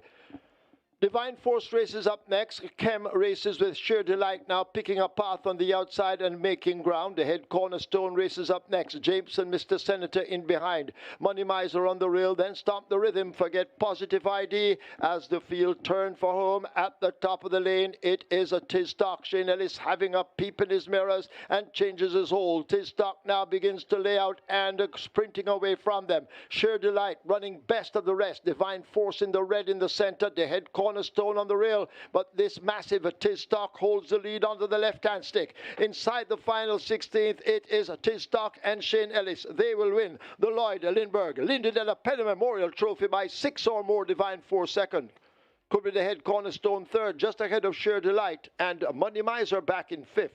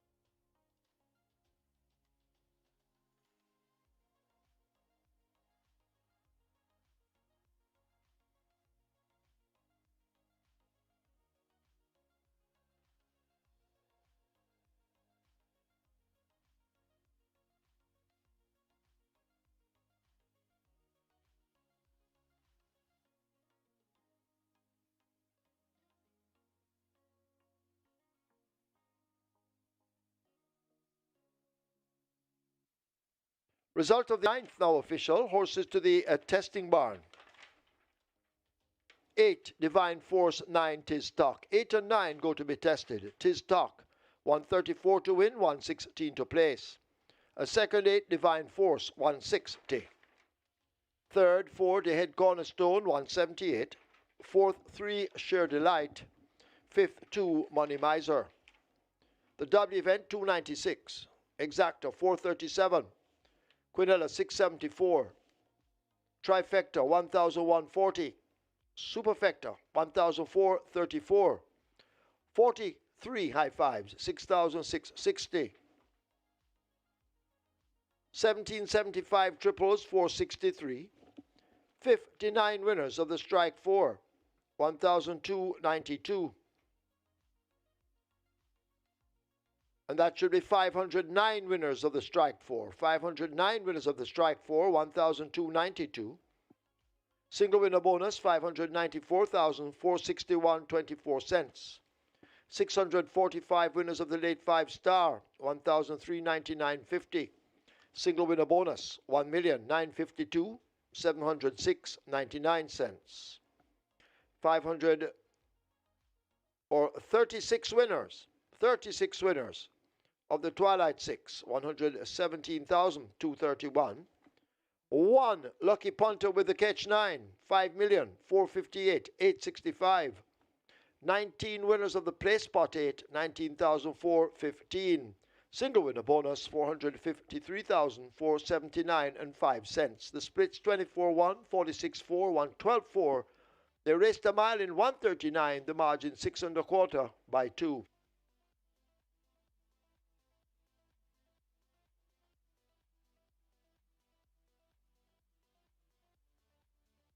Ladies and gentlemen, your attention called to the winners enclosure for the presentation of the Lloyd Lindbergh Lindy DELAPENHA Memorial Trophy. Making the presentation, Luca Lindbergh DELAPENHA, great-grandson of the late Lindy DELAPENHA. And he makes it to Stephen Anna, representing the winning owner, Chef Shavan Maharaj. Also in the presentation party, Bradley DELAPENHA, Linda DELAPENHA Brandt, Casey Graham, and Derek Brandt, and the winning trainer as well, and the winning jockey, Shane Ellis, and Anthony Baba Nunes. Congratulations to the winning connections.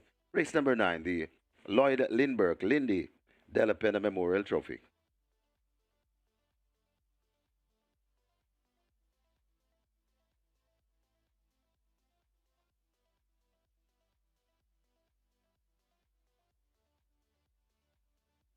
So that's it for today. That's the end of our weekend carnival of racing. We'll have more racing for you, of course, on Saturday coming. It's now time to go over to our racing analyst, Mr. Michael Kane, as he will give you a recap of the day's happenings. Over to Mikey.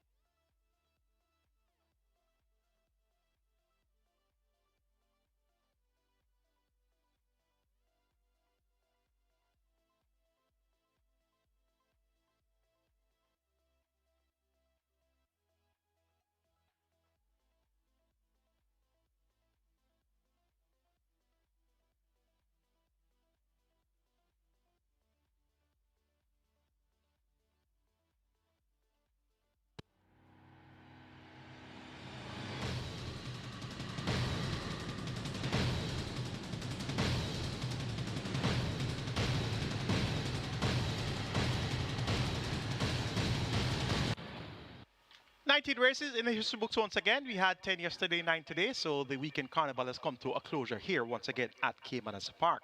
In the Jockey's Colony, the Canterman Shadaless, he started the show with a double, and you just saw him aboard T-Stock in the feature, the Lord LINDBERGH Lindy DELAPENHA Memorial. Singles all round for the traders, so only person that doubled up today was the Canterman, Shane Ellis. Congratulations to our load winner of the catch stand. Can you imagine that? 3 tickets were alive going to the last leg. And I'm quite sure that T-Stock would lose that race. So it was quite surprising to hear that only one person had T-Stock on their ticket when all was said and done. So one person, 5.458 million. Congratulations, Aaron Orders, to that load winner of the catch stand. And I'm quite sure that the other 2 persons must be smart in their luck as to why they didn't carry T-Stock. So T-Stock delivered the goods there for one winner of the catch stand on mandatory payout day. The 2 races we're going to recap, races 8 and 9. Race number 8 was the BGLC TOBA Millionaire Series. We had a field of 13 going 6.5 furlongs, the purse 1.1 million. And of course, you know that the BGLC TOBA $1 million was up for grabs as well for an eligible owner. 2 horses were in bet as if losing was out of the question. The debutant, H2 number 9, Owen Carlton Watson trained Jason Costa, Robert Haldy on the board, and Gurvano also owned Carlton Watson, also trained Jason Costa with Radish Rome on the board. And of the others, Strong Mind was getting some support, and there was a flutter for the likes of Nephew. There was also Bow Moore, but all eyes were on the pair of horses from the Jason Acosta camp. And the next feature, of course, the Lord LINDBERGH Lindy DELAPENHA Memorial Trophy. That's the main feature. The favorite, T-Stock at 1-5, made his local debut in the Mute Mile last year, and is said to be a Mute Mile strong contender for this year.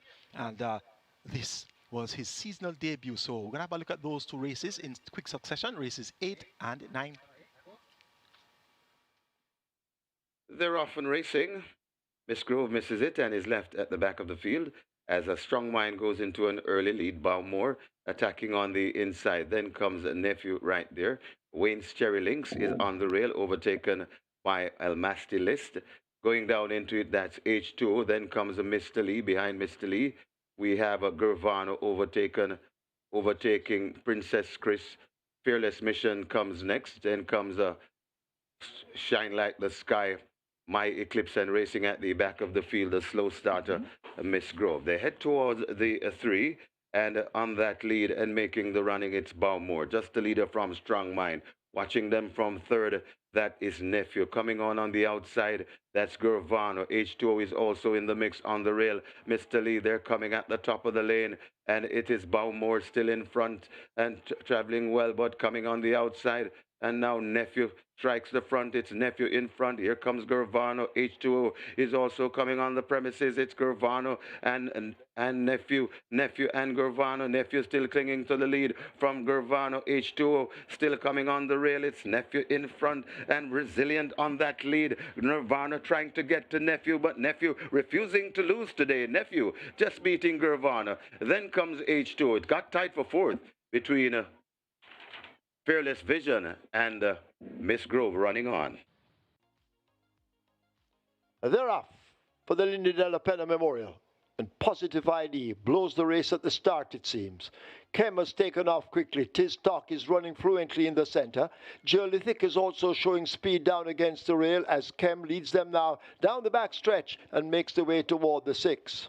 There goes Geolithic, and Geolithic now moves through and gets a narrow lead over Kem. They're bobbing heads up front. Divine Force, as they leave the 6, drops down into 3rd. T-Stock racing on the outside in 4th. James occupies the rail as they approach the 5. Sheer Delight is racing up next. The Head Cornerstone and Burning Hedge team up in behind as they head toward the half mile. Money Miser now making some ground ahead of Stomp the Rhythm. Mr. Senator is next, and Positive ID at the back of the field and Hopeless at the moment. They go driving past the half mile and run the turn for home. And T-Stock now makes a big move on the outside and grabs the lead from Geolithic, beginning to fade. Divine Force races up next. Kem races with Sheer Delight now picking a path on the outside and making ground. The Head Cornerstone races up next. James and Mr. Senator in behind. Money Miser on the rail, then Stomp the Rhythm. Forget Positive ID as the field turn for home at the top of the lane. It is a T-Stock. Shane Ellis having a peep in his mirrors and changes his hold. T-Stock now begins to lay out and sprinting away from them. Sheer Delight running best of the rest. Divine Force in the red in the center. The Head Cornerstone Cornerstone on the rail, but this massive Tistock holds the lead onto the left-hand stick. Inside the final 16th, it is Tistock and Shane Ellis. They will win the LLOYD, LINDBERGH, Lindy DELAPENHA Memorial Trophy by 6 or more. Divine 4 second. Could be the head Cornerstone third, just ahead of Sheer Delight, and Money Miser back in 5th.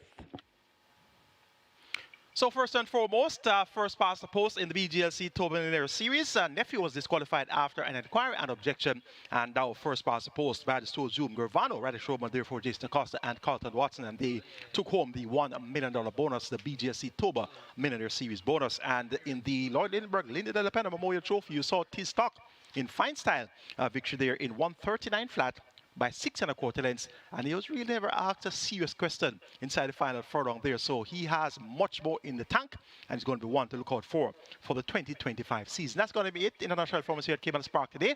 It was a pleasure taking to you live and direct all weekend long, and we look forward to doing so come next weekend. The 1st of March is going to be our next race day. I'm your analyst, Michael Kate, on behalf of the team of the Home Champion Sports Max, and big up to our producer, Daniel Johnson. Some very great replays between yesterday and today, and we look forward to doing it again next week. And on behalf of the promoters, Supreme Venture Racing and Entertainment Limited, have a great week and see you for the 1st of March.